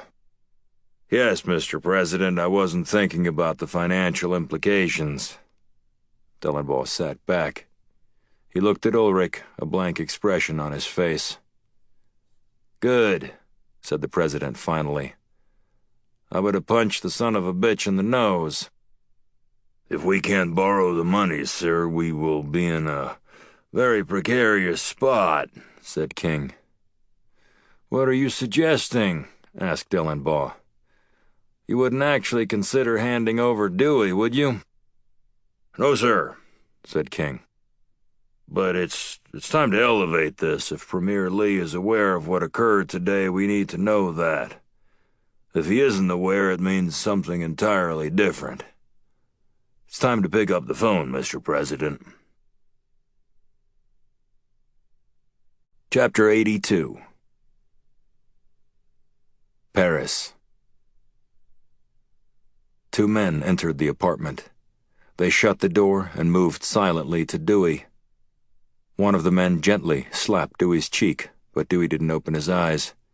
He heard a zipper. Then his nostrils were abruptly stung by smelling salts. He opened his eyes and looked at the two men. Both were Chinese, one in a suit, the other in jeans and a dark windbreaker. One of them said something to Dewey in Mandarin, but Dewey didn't respond. The two men looked at each other, then whispered back and forth, speaking rapidly. "Thing, Tong," whispered Dewey. The man in the suit pulled the trench coat aside and stared at the wound. He leaned down and patted Dewey's head, then said something in Mandarin. But Dewey knew it was something along the lines of, "It'll be okay," or "Good job." Dewey shut his eyes. They lifted him up and wrapped his arms around their shoulders. Dewey acted as if he could barely move, though the truth was, it wasn't much of an act. The wound was increasingly degenerating his ability to function and think properly. He groaned, and it was a real groan. He was losing a lot of blood. They moved through the door, then step by step as fast as possible down the 3 flights of stairs. Both men were smaller than Dewey, but they were strong and athletic. In the lobby stood a third man. He was also Chinese, with dyed blonde hair.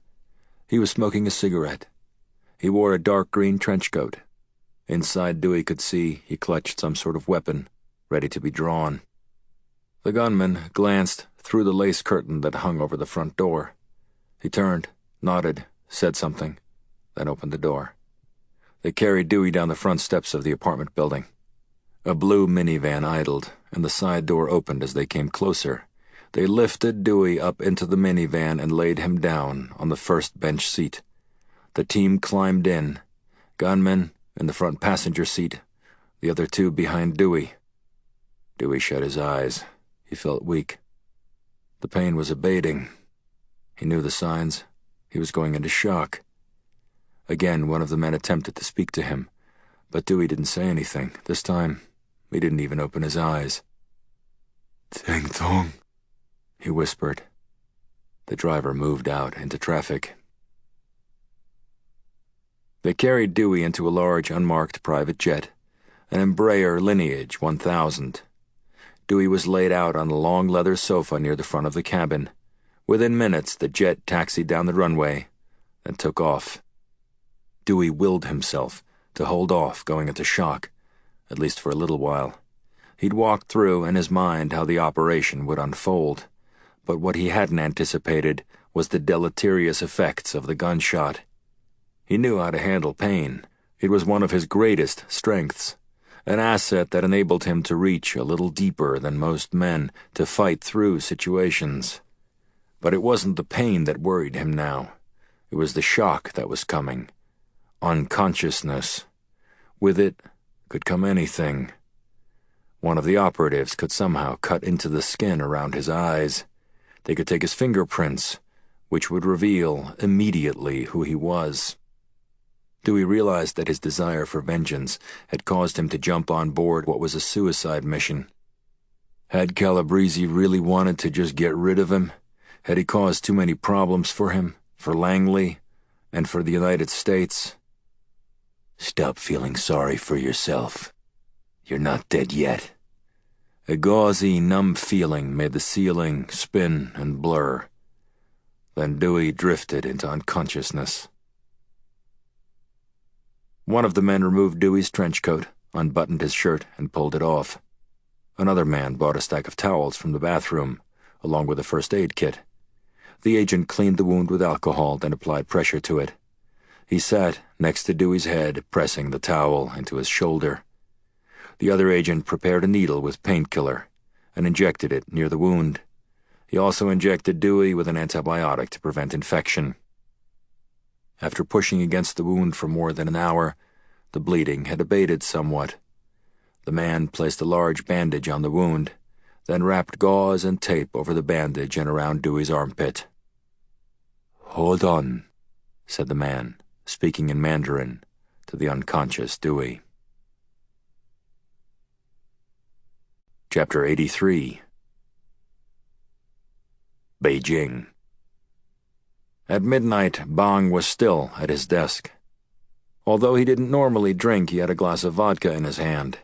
He'd been sitting and staring out his large window at the Beijing evening, thinking not of Andreas, but of his father, his mother, but mostly of Bo.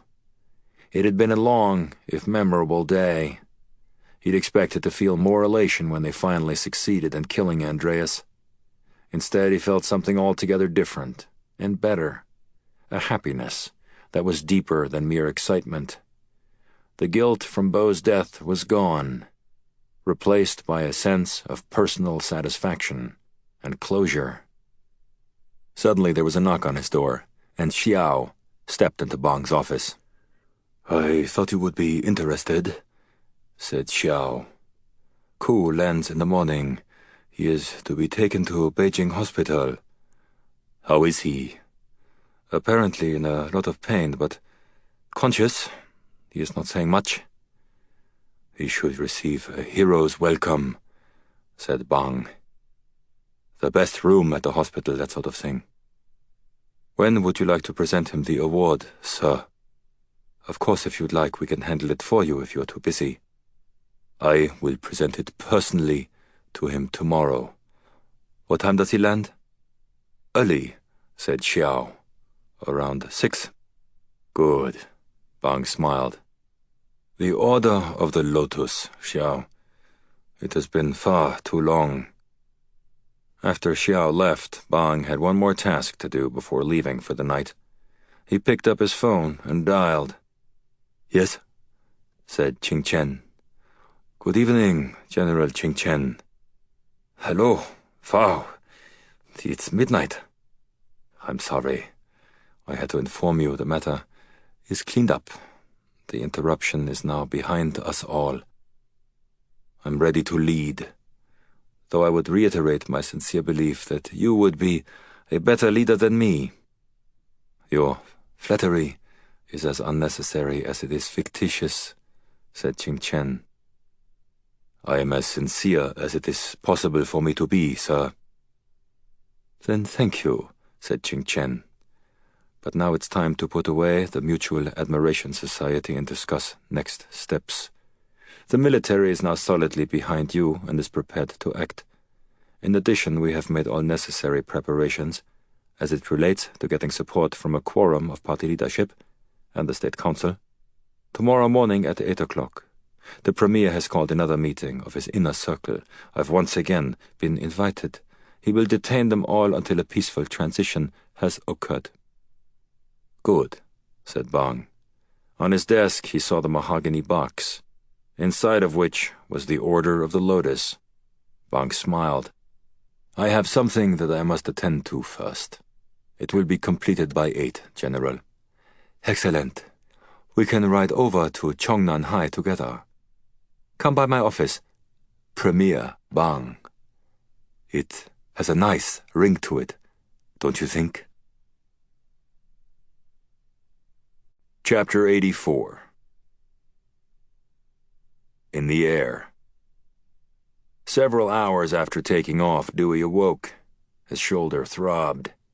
He looked up to see the blonde agent seated across from him. Dewey looked around nervously. Part of him expected to see a gun aimed at him. But the agent simply smiled. When he saw Dewey wake up and stir, he said something in Mandarin. "Tang Tong," said Dewey. The man reached to his left and opened the first aid kit, removing a needle. Dewey held up his hand, shaking his head no. As much as he wanted more pain medication, he needed to wake up, to become sharp again. Now, more than ever, he had to endure the pain. You wanted your shot at Fao Bhang. He would have at most one chance to take that shot. He stood and went to the restroom. He examined first his face. It was remarkable, even scary, to see how much like Koo he looked. He pulled aside his blood-soaked shirt. Just doing that caused him to moan loudly. He examined the wound. It had sealed up, but he needed stitches. A large diameter radius encircled the wound, its color black and blue, bruising from the trauma of the bullet. Dewey went to the bathroom, then returned to the seat. As he sat down, the 3 agents all looked at him.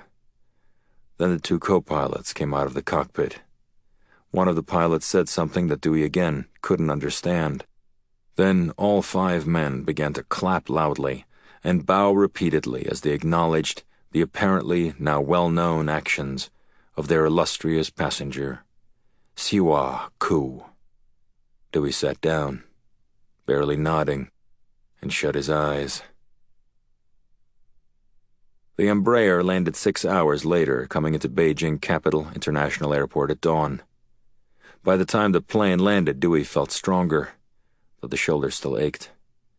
An ambulance, 2 police cars, and 2 black sedans with agents were waiting on the tarmac at the airport when the jet touched down. A steady rain fell from the gray clouds overhead. At least a dozen people were standing on the tarmac. As Dewey descended the stairs, the group started clapping and cheering. A wheelchair was waiting for him at the bottom of the jet stairs, but Dewey chose instead to walk to a waiting ambulance. Inside, he lay down on a gurney as a female EMT strapped an oxygen mask to his face.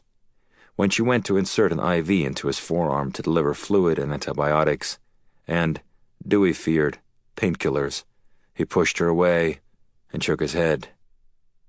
They drove to Beijing Hospital, through the crowded city, escorted by 2 police cruisers. Dewey remained silent as the EMT spoke in rapid Mandarin to him. The hospital was a massive complex of white concrete that spread for several city blocks. They pulled in front of the main entrance, beneath a large glass and steel canopy, adorned with the flag of the People's Republic of China. Through the ambulance window beneath the canopy, a large group of people awaited his arrival. It was happening quickly. Too quickly. The pain in his shoulder seemed to go away as adrenaline abruptly warmed him. The back doors of the ambulance swung open, and he was face to face with a crowd of at least 50 people, doctors, nurses, police officers, and others who clapped wildly as the doors opened. Bhang climbed into the back of a long black limousine. It was the vehicle reserved exclusively for special occasions. Today, there would be 2. The window behind the driver lowered. "The ministry, sir?" "No," said Bhang. "Beijing Hospital. Then the Ministry of Defense." "Very good, sir." The window lifted back up. As Bhang sat alone in the back of the large limousine driving through Beijing, he considered what was now upon him. He'd avenged the death of his brother, a death he now realized that had been caused inadvertently by his own vanity and paranoia. As much as he didn't like Premier Lee, the fact is, as paramount leader, a different set of responsibilities existed. Lee was well within his rights to be upset at the appearance of the dead double agent Dillman. Lee was also justified, Bhang now realized, in his horror at the violence in Lisbon and England. The leader of a country was supposed to set a moral example. Could he himself set a moral example? Bhang shut his eyes as he thought of Zhu. His expression had been so pathetic and sad as he watched his mistress fall to her death. He was embarrassed by what he'd done to Zhu, the cruelty he'd exhibited. Could he put aside that quality and lead a country? Could he react in a different, more measured way when faced with the sort of challenges that would undoubtedly face him as China's next leader? Bhang smoked a cigarette as he stared out at the Beijing morning. He realized how absurd his self-doubt was. It was, after all, his viciousness, his savageness, that had given him power in the first place. His willingness to kill Xianggo so many years ago was what had not only given him the ministry, but also saved his own life. Saved it from Xianggo, another man just as vicious as he. Even Lee himself had paved his way to power with the corpses of those who would have prevented it. Yes, Bhang realized, as the limousine pulled into Beijing Hospital, the very qualities that worried him most, his viciousness, duplicity, and cunning, were the only reason he now stood at the precipice of leading the world's largest country. Any self-doubt washed away as he saw his security detail waiting at the hospital door. In a way, the ceremony this morning was the very culmination of his time at the ministry. He would present China's highest intelligence award to a man who had avenged the cruelest of deaths. It would be, he now realized as a smile crossed his lips, his final act as minister. Chapter 85. Beijing Hospital, Beijing. The lobby of Beijing Hospital was a cavernous, light-filled atrium, its walls adorned with colorful murals. A large crowd had gathered, hundreds of people, nurses, doctors, hospital administrators, even some patients. When Dewey appeared at the door, the crowd started clapping enthusiastically, and many started shouting. The entire left side of Dewey's shirt was stained with blood. He walked slowly into the atrium as the crowd cheered. A photographer approached. He took several photos of Dewey as he walked to a podium that had been set up. Did they want him to say something? He walked closer, nodding politely to the crowd, who cheered his every step. A man in the suit approached him and bowed before him, then shook his hand. Dewey guessed he ran the place. There was a sudden commotion as, at the far side of the lobby, the doors opened, and in stepped 4 men in paramilitary attire, walking 2 by 2, shoulder holsters visible. One of the men held a carbine, which Dewey recognized. Beretta CX-4 Storm, with Picatinny rails, forward grip, red dot sight, and tactical light. The man had the deadly-looking firearm, trained at the ground. Dewey's eyes shot left, then right, looking for an escape route. The 4 members of the security detail parted, and a short man in a black suit emerged from between them. The man was clapping as he entered the lobby and walked toward Dewey. He was shorter than Dewey expected, thinner, older, more frail-looking. But his eyes told a different story. He stared at Dewey as he drew closer. In their blackness, their focus, their cold assessment of Dewey, he saw the man who'd murdered Jessica. Dewey's heart raced. He scanned the lobby as around him the crowd began to applaud even louder, watching as Bhang approached. He was looking straight at Dewey as he walked across the shiny white floor. A wide smile was plastered across his lips. Under his arm was a beautiful mahogany box. Bhang bowed as he stopped before him and looked up into his eyes.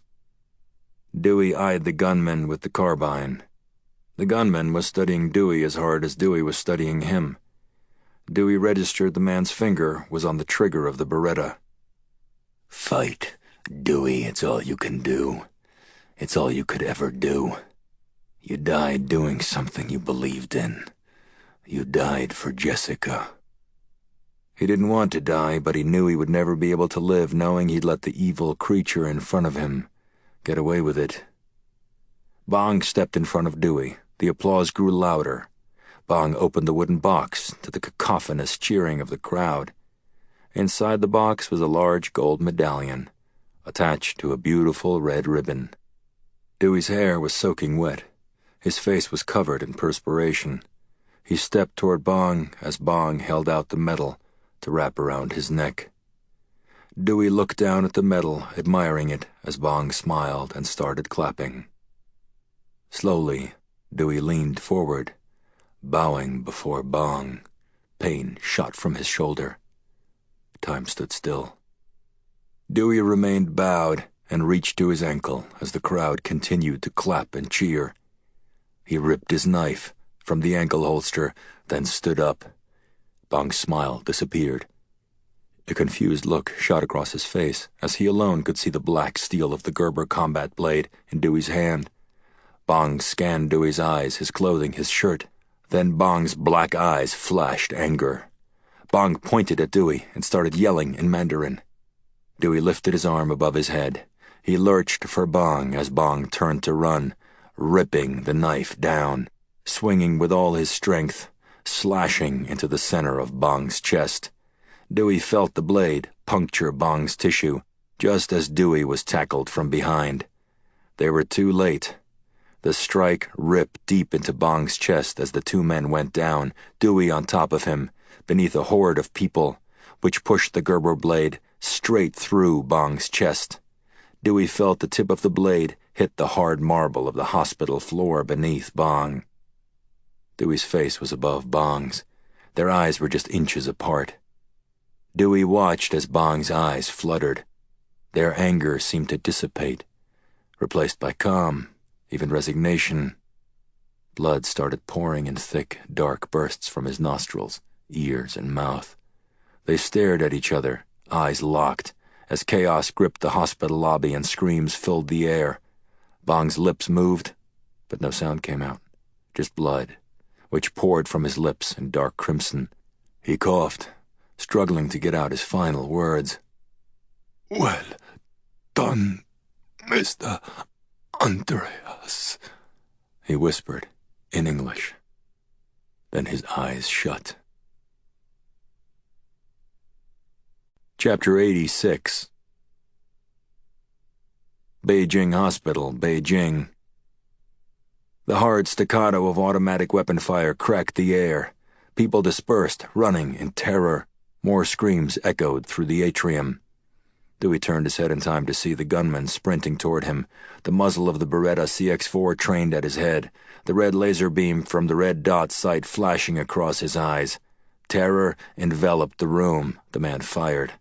Dewey ducked as slugs tore out of the carbine, but he felt nothing except sharp pain in his shoulder. He looked behind him. One of the other guards was pummeled backward by the slugs. A third gunman, to the right, charged at Dewey, pulling a sidearm from his shoulder holster.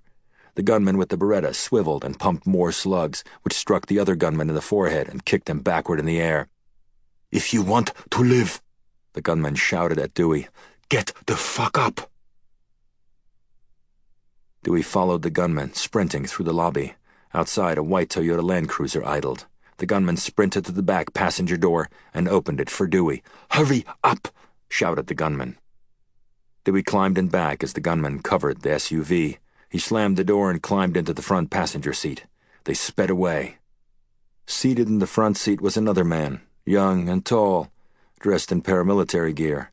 In the back seat next to Dewey was a man in a suit. He had slightly longish black hair and was smoking a cigarette. "Who are you?"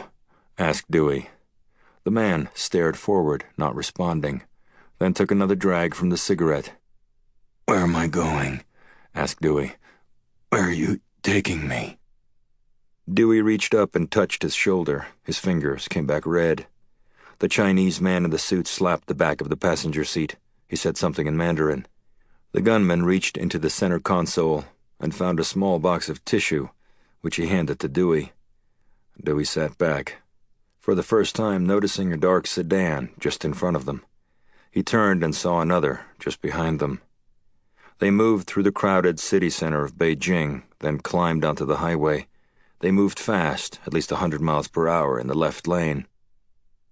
They drove for an hour in total silence. Throughout the trip, none of the men so much as glanced at Dewey. Somewhere in the country, where the highway cut through endless hills of green trees, with seemingly no inhabitants, they exited the highway. They drove for several more miles. At some point, Dewey's eyes caught the sight of tall, foreboding metal fencing, with large cables of razor wire unfurled across the top. They drove alongside the fencing for what felt like an eternity. Finally, they came to gates and passed through. Two soldiers saluted as they swept inside. Past the gates was an enormous military base that looked as if it ran to the horizon, crowded with soldiers, camouflaged troop carriers, and barracks. On a tarmac deep inside the base, the Land Cruiser stopped beneath the wing of an old medium-sized tan and blue four-prop transport plane, which Dewey knew was a Shangqi Y-8. The plane's engines were already running. A soldier opened Dewey's door. He followed him to the plane and climbed aboard the plane. Before he even had time to sit down, the Shangqi was moving down the runway. They were airborne a few moments later. Other than the two pilots, Dewey was alone. Dewey found a restroom. For more than an hour, he peeled silicone and glue from his eyes, nose, and forehead. He scrubbed his face, then sat down in one of the plane's canvas seats. It wasn't until then that he let himself try to figure out what had happened. It had to have been Calabrese or Chalmers, and yet he was brought to a military base. It didn't add up. "It doesn't matter. You did what you came to do. It's over. Walk away." Dewey didn't feel happy or satisfied. He'd killed Bhang, and yet he would have traded 1,000 Bhangs for Jessica. It was an unfair trade, but it was all he could do. It was all he could ever do. 4 hours later, the Shangqi began its descent. He looked out the window. The hills were pitched in lush, bright green jungle.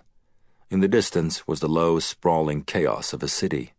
Behind it were dark blue pockets of water, which he guessed were lakes. Dewey stepped into the cockpit as the plane arced lower. "Where are we?" he asked. "Hanoi," said one of the pilots. It was humid and hot, as Dewey climbed down from the plane onto the tarmac. Standing at the base of the stairs were Calabrese, Katie, and Tacoma. "Hi, Dewey," said Calabrese. Dewey stepped toward Calabrese and wrapped his arms around him. "Thanks." "Don't thank me," said Calabrese. "Thank the captain of your hockey team." Chapter 87. The Princeton Cemetery, Princeton, New Jersey. 4 days later. More than 1,000 people were gathered at the cemetery on what was a beautiful autumn day. The cemetery's entrance had been secured. Armed FBI and Secret Service agents stood just inside the gates, checking names against a master list. Past the gates, the road ran through row after row of headstones. Near the center of the cemetery was a large meadow. 2 metal detectors stood on the lawn, just outside the rope cordon. The memorial service was supposed to begin at 11, but one of the guests, a guest deemed important enough to wait for, was running late. At 11:15, a black limousine with flags flying at each of the 4 corners of the vehicle pulled through the entrance gates. The vehicle rolled slowly through the cemetery to a reserved parking area. The limousine's red flags with gold stars arrayed in one corner ruffled lightly in the wind. 3 armed Secret Service agents, carbines out, stood guard along the perimeter of the marked-off parking area. Waiting there, dressed in a navy blue suit, was President J.P. Dellenbaugh. With him was his wife, Amy, who wore a black dress with thin white stripes. The limousine stopped a few feet from Dellenbaugh. The back door opened, and Qishan Li, the Premier of China, climbed out. "Mr. Premier," said Dellenbaugh, reaching out and shaking Li's hand. "We're happy you're here." "Mr. President," said Li, a somber but kind smile on his face. "as I told you, I wouldn't have missed it." As they crossed the grass, Dellenbaugh glanced at Li. When Li had called him 3 days earlier, Dellenbaugh didn't quite know what to expect. "Mr. President," the soft-voiced Chinese leader had said after listing out a series of transgressions committed by the Chinese government against the United States. "I'm calling for a very simple reason. I am calling to apologize for the murder of Jessica Tanzer by employees of the Chinese government, for the attempted murder of an American citizen, Mr. Dewey Andreas, as well as his parents and brother, and for the unauthorized, illegal use of the People's Bank of China in an attempt to extort your country.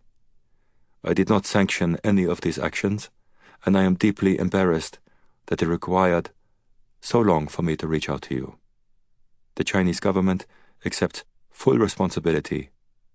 While we both know actions do occur in the world of covert operations that sometimes lead to death on both sides, I am personally, ethically, and morally opposed to the taking of innocent life as part of that effort. I am also opposed to the use of our financial resources in a way that can only be called extortion." Dellenbaugh, in his typical blue-collar manner, hadn't beaten around the bush. "What does accepts responsibility mean, Mr. Premier?" "Whatever you want it to mean." Dellenbaugh's next call, to someone who was quickly becoming his closest advisor in government, began what was to be Dellenbaugh's first real exposure to a world he only vaguely knew about. "I need to talk to you, Hector. Mr. President, I'm in the middle of a shitstorm. Dewey is 2 hours from landing in Beijing, and there's a decent chance he's dead once he steps off the plane. I have no assets on the ground there, and I'm down to begging the Taiwanese government to lend a hand, which they will only do if I promise them the first 24 F-35s to roll off the line at Lockheed. I'm sorry, sir, but I can't talk. The person I just spoke to might be able to help. Unless it's the Chinese premier, I highly doubt it." The President and Amy Dellenbaugh walked with Li to the seating area, which was quiet except for a lone violin player who played a concerto by Bach. They moved down the hushed aisle past dignitaries, business leaders, ambassadors, past congressmen and senators, governors and cabinet members, members of the Supreme Court, foreign leaders, journalists, there as attendees not to cover the story, and family members, all of them there to celebrate the life of Jessica Tanzer. As they reached the front row, Dellenbaugh stepped to the couple seated in the first two seats. "Don't get up," said Dellenbaugh. "Mr. and Mrs. Tanzer, I would like to introduce you to Premier Li of the People's Republic of China." Li reached his hand out. "I am deeply sorry for what happened," said Li. "The death of your daughter was the fault of people within my own government. Even though I abhor what these criminals did to Jessica, I cannot change what happened. What I can do is accept responsibility for it and apologize to you sincerely from the deepest springs of humility and sadness that today and always shall flow from my heart." 3 rows back, Katie sat next to Tacoma. He was dressed in a gray Brooks Brothers suit and was wearing a blue tie. It was the first time she'd ever seen the former UVA Middy and Navy SEAL wear one. He pulled at his collar, which was too tight. Katie was dressed in a simple black sleeveless dress, her tan arms clutching a small bag of tissues. Her blonde hair parted neatly in the middle. They were, like everyone else in the large crowd, silent, reverent, listening to the soft strains from the violin. Down the road from Katie and Tacoma sat Calabrese. His eyes were red and sad. Next to him was an older couple who traveled from Castine for the funeral of the woman who would have been their daughter-in-law. John Andreas looked distinguished, dressed in a new gray suit. Margaret was in a simple, pretty green dress. Beside her sat Reagan Andreas, then to her right, her mother, Hobie's wife, Barrett. At 11:30, the minister gave an almost imperceptible nod to the woman playing the violin. He stepped slowly to the dais. "Welcome to Princeton, and to a celebration of the remarkable life of a unique and special American, a daughter of Princeton, and someone I had the pleasure, some 38 years ago, of baptizing. Today we cry, we mourn, and we rejoice in the life of Jessica Cavendish Tanzer." Hobie and Sam stood just inside the gates to the cemetery. Despite the fact that the memorial service had begun, they remained at the gates, waiting for Dewey. "Maybe it's just too hard," said Hobie. "I don't blame him." "He's coming," said Sam. A few minutes later, Sam saw him first, walking down the road toward the gates. Dewey's head was shaved. As he approached the gates, he pulled out his wallet to show ID. "Please put it away," said the agent. "I'm sorry for your loss, sir." Dewey walked through the gates. He looked at Hobie, who stepped to Dewey and hugged him. Then Dewey looked at Sam, who could only stare up at Dewey. Dewey's eyes were bloodshot, red with tears. He eyed his nephew's mop of curly blonde hair and grinned through his grief. "What, they don't have barbers in Castine anymore?" said Dewey. He stepped toward Sam and hugged him. "I know," said Sam. It's a little long." "I heard what you did, Sammy," Dewey whispered into Sammy's ear. "Pretty fucking ballsy if you ask me." "Thanks, Uncle Dewey."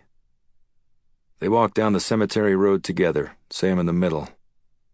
They passed a long line of limousines, SUVs, and government vehicles. Dewey was dressed in a navy blue suit, a blue button-down shirt, a gray and white houndstooth tie. It was a tie that Jessica had given him. A tie she'd picked out for him to wear to their wedding. You go ahead," said Dewey, looking at his brother, then at Sam. "You okay?" asked his brother. "No," said Dewey. "But, seeing you guys sure helps." Dewey went left, off the road. into the field of gravestones. He walked down a long line of headstones toward the funeral. He walked until he was just a few feet from a woman who was seated in the chair at the end of the last row. She glanced at Dewey. He didn't recognize her. She looked at him for several moments, then turned back to the front. Jessica's sister, Percy, had asked Dewey to speak, but he said no. Dewey shut his eyes, listening to Calabrese's normally loud, authoritative voice, softened by emotion, as he talked about Jessica. There were times, minutes, moments that etched themselves into your memory, Dewey thought, like letters carved into an old maple tree. They were carved there, and there they would remain. Sometimes those memories could be obscure and trivial.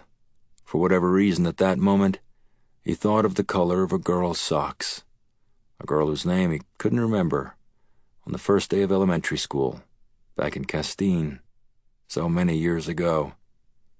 And yet that memory was a permanent marker that would never disappear. Other memories were like letters written into sand, there for only brief, fleeting moments, then gone, washed away forever by the water and the wind. As Dewey listened with eyes shut to Hector speak, as he felt the warm breeze across his face, as he smelled the fresh-cut grass beneath his feet, as he fought back tears, anger, and frustration, he finally understood that his entire life had amounted to nothing. Jessica was but a set of letters, a word, now gone.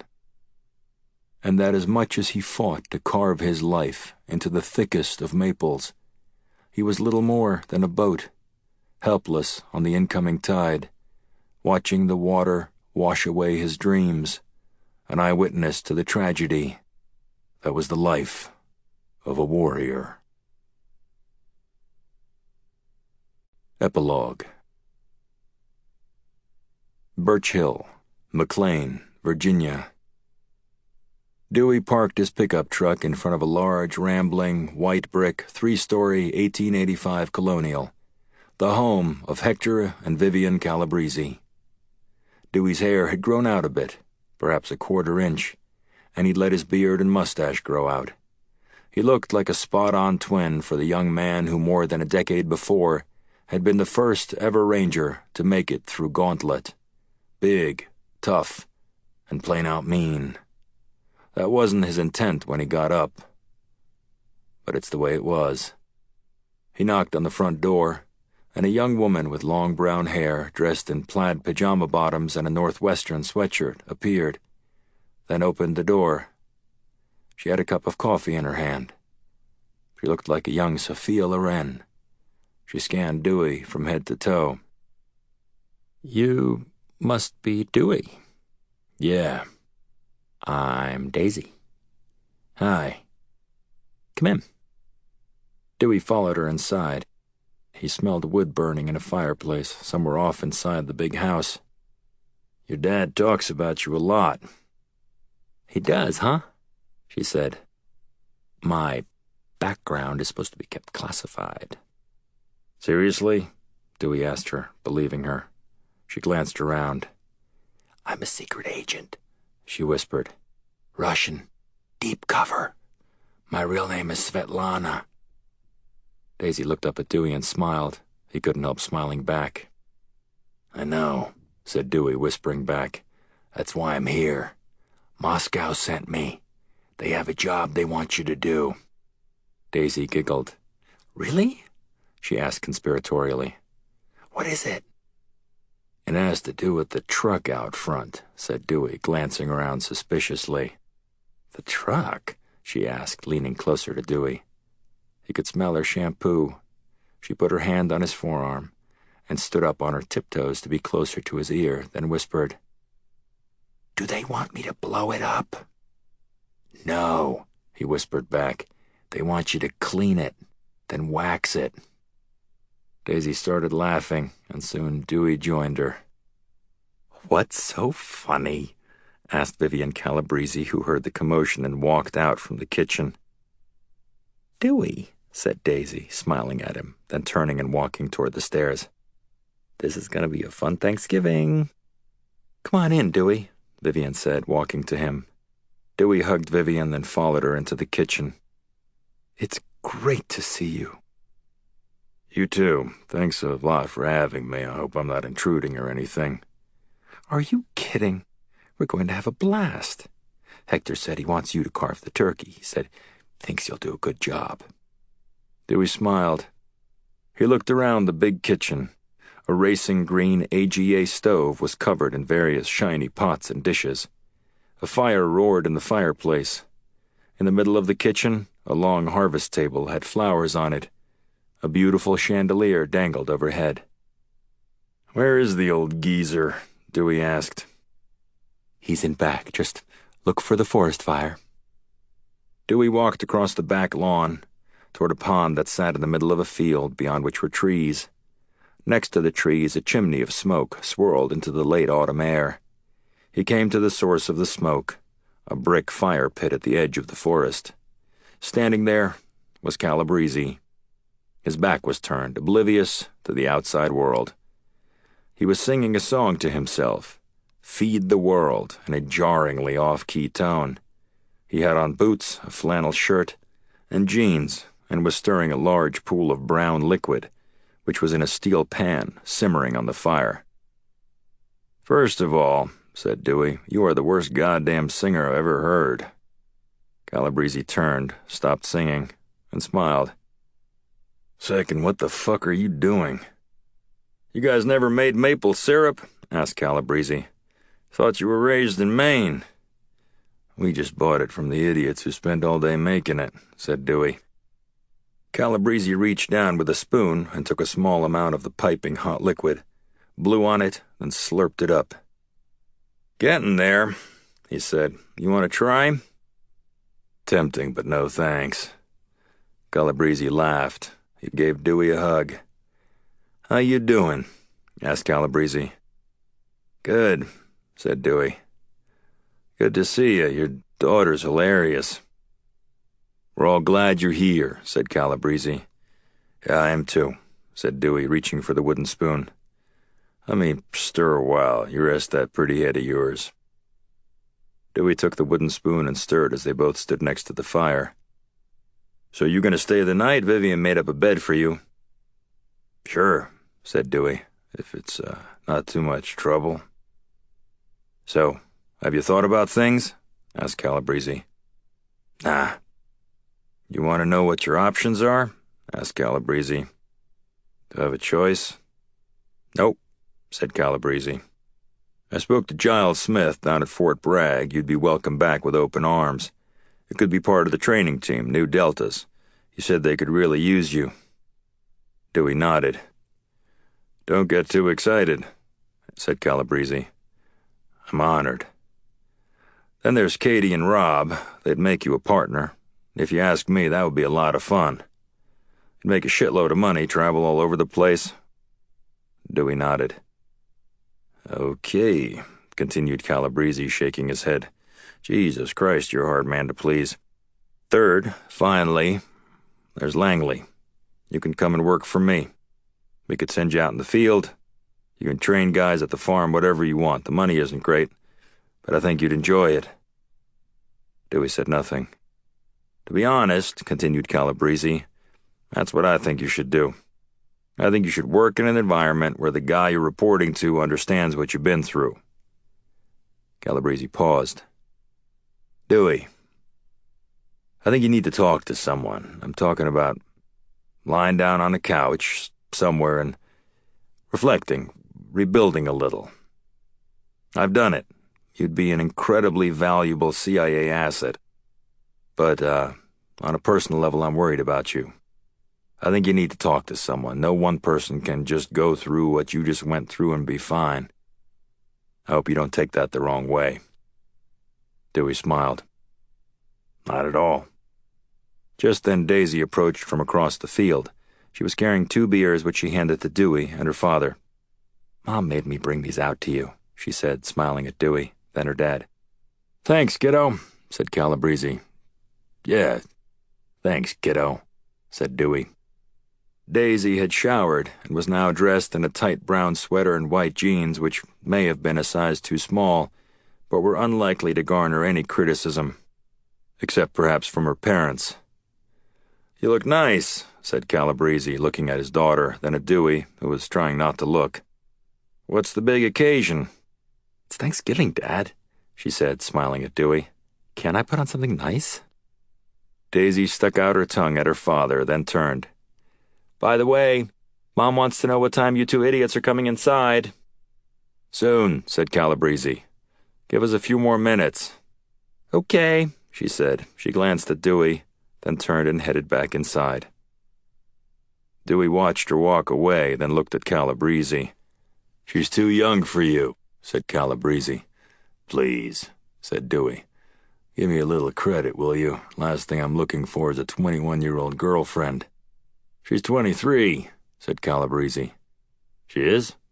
Calabrese smiled. "Anyway, back to reality. Those are your choices, at least the ones I can help you with. But I want you to know I'll do anything for you. At the end of the day, you deserve to be happy." Dewey said nothing. He picked a log and tossed it on the fire. "So, what are you thinking?" "I'm not thinking anything." "Nothing? Trust me, I've heard some weird shit over the years." "Okay. You want to know what I'm thinking?" asked Dewey. Dewey leaned down, grabbed another large piece of wood, and threw it into the fire. He crouched down and held his hands up toward the warmth of the burning wood. "I think I only have two choices, Hector," said Dewey. "And to be honest, I'm not sure which one I should go with." "Well, talk to me," said Calabrese. "Yeah, I'm not sure you're the right one to talk to. Dewey, trust me. You can tell me anything. You're not going to upset me." "I know I'm not. I just think it's a very personal decision." "Let me guess. Langley or Katie and Rob? Let's go through the pros and cons." "That's not the choice, Hector," said Dewey. "Bragg or Langley? Bragg or Katie and Rob?" No, I hate to break it to you, but I'm not thinking about any of those things you talked about." Calabrese said nothing. For a brief moment, he appeared crestfallen. He stirred the syrup. Finally, he cleared his throat and spoke. "Okay," said Calabrese. "What's the choice?" "I think the choice is white or dark meat," said Dewey. "Which one should I eat first? I like 'em both. What are you going to go with?" Dewey glanced at Calabrese, a shit-eating grin on his face. "Asshole," said Calabrese. Beijing. General Ching Chen sat in his normal position on the wooden bench, alone, atop the Ministry of Defense building. It was a rare day in Beijing, clear, without smog or clouds.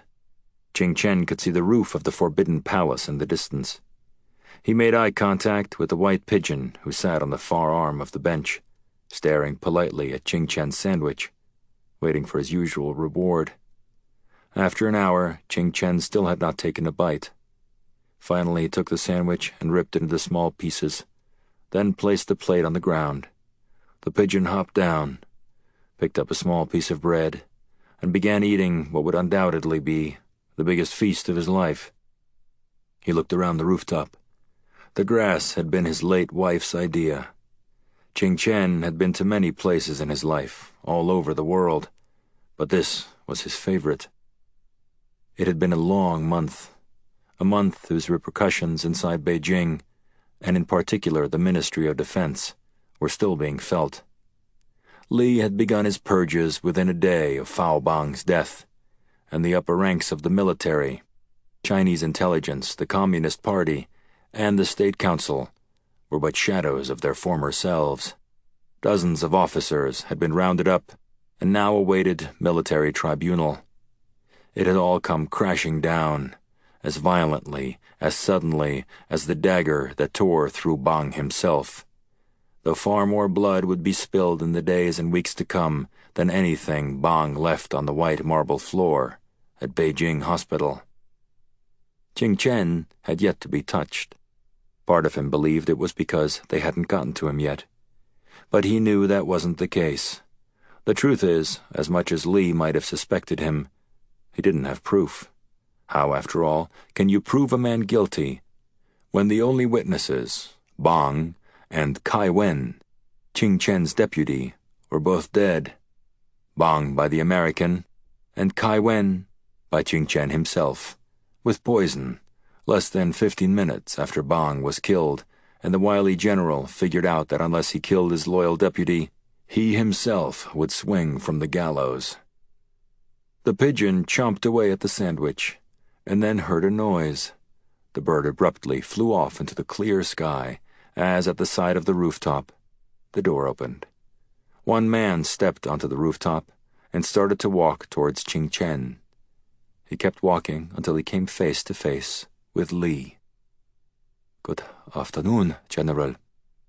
Premier Li, to what do I owe the pleasure of your visit? I would have been more than happy to make the trip to Chongnanhai. On such a beautiful day, I thought it would be nice to visit you here. I would like to speak candidly with you, General. May I do that?" "Yes, of course." Li and Qing Chen began to stroll across the lawn, toward the edge of the roof, where boxes of orange lilacs were growing. "I believe it's time to announce your retirement, General Qing Chen," said Li as they arrived at the roof's edge. 10 stories below, the city traffic teemed. "My retirement?" asked Qing Chen. "I had assumed that was a decision that would be made by the State Council. Please don't take that the wrong way, but that is not only customary, it's in fact the law." "Yes," said Li. "I assumed you would take that approach. There have been rumors, General. Rumors of your involvement. You know what I refer to?" "Ah, yes, the purported elevation of Bhang," said Qing Chen. Li put his shoe up on the knee-high brick balustrade, which ran along the edge of the roof. He looked out at Beijing. "Were you involved?" asked Li. Qing Chen paused, then, after a moment, nodded. "Yes, Mr. Premier." "Thank you for your candor," said Li. "But now I am left with the challenge of having to conduct an investigation, charge you, that sort of thing.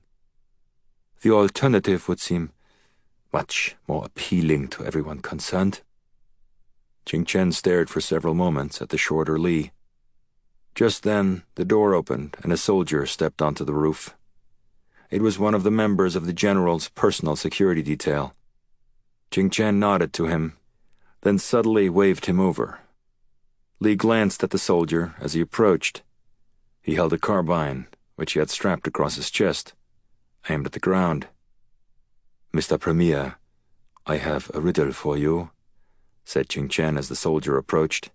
He stopped a few feet away from them, then trained the muzzle of the rifle at Li. Li was silent. "What is more powerful?" asked Qing Chen, a smile appearing on his face. "Information or strength?" "I don't know," said Li. Qing Chen's face adopted a sinister stare. "If you can't answer my riddles, Mr. Premier, what good are you to me?" asked Qing Chen, nodding at the soldier. "Wait," said Li, eyeing the muzzle of the soldier's rifle. "The answer is neither." "What do you mean, neither?" asked Qing Chen. "Neither information or strength, General, is as powerful as luck.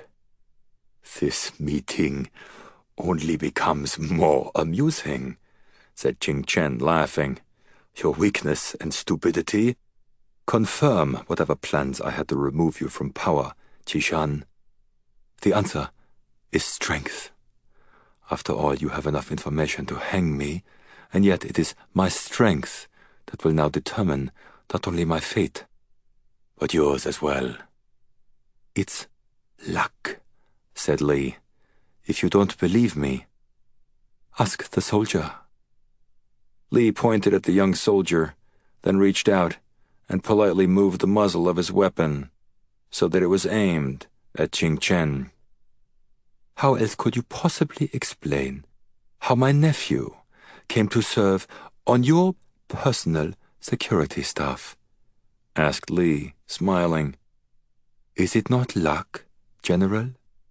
In fact, I feel so lucky, I think I'll go to Macau this weekend and play some blackjack.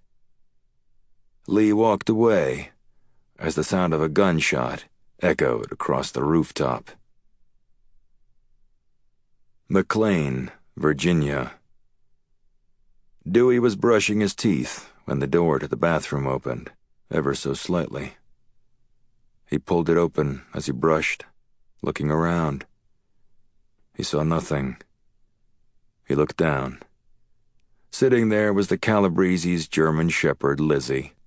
She looked up at him with a kindly look, her tongue out, a dog's version of a smile. He finished brushing, then walked down the hall to the guest bedroom. When he went to shut the door, Lizzie was standing there. Dewey leaned down and scratched her gently. She was an old dog, and some of the hair around her eyes and mouth was gray. "Ah, good dog." The old German shepherd put her nose in the crack of the door when he went to shut it. Dewey smiled and let her in. He climbed into the king-size bed. When he went to turn out the lamp on the bedside table, Lizzie was lying on the floor next to the bed, curled up.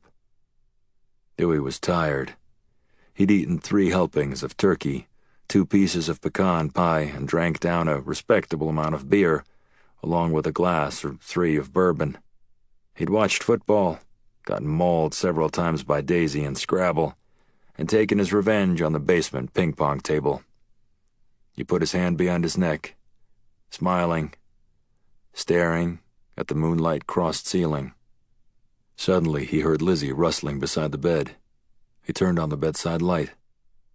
The dog was sitting obediently next to the bed, looking at him. She took her paw and reached up to the bed.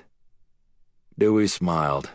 He pulled the covers aside and climbed out of bed. He lifted Lizzie onto the bed, then climbed back under the covers and turned out the light. He again lay down, his arm behind his head.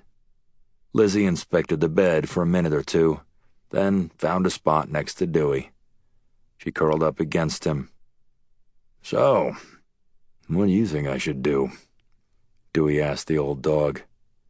He put his arm under the dog's head, patting her chest. He looked up at the white and black pattern made by the moonlight across the ceiling. Soon, he heard the soft wheezing of the old German shepherd as she drifted off to sleep. I couldn't agree more.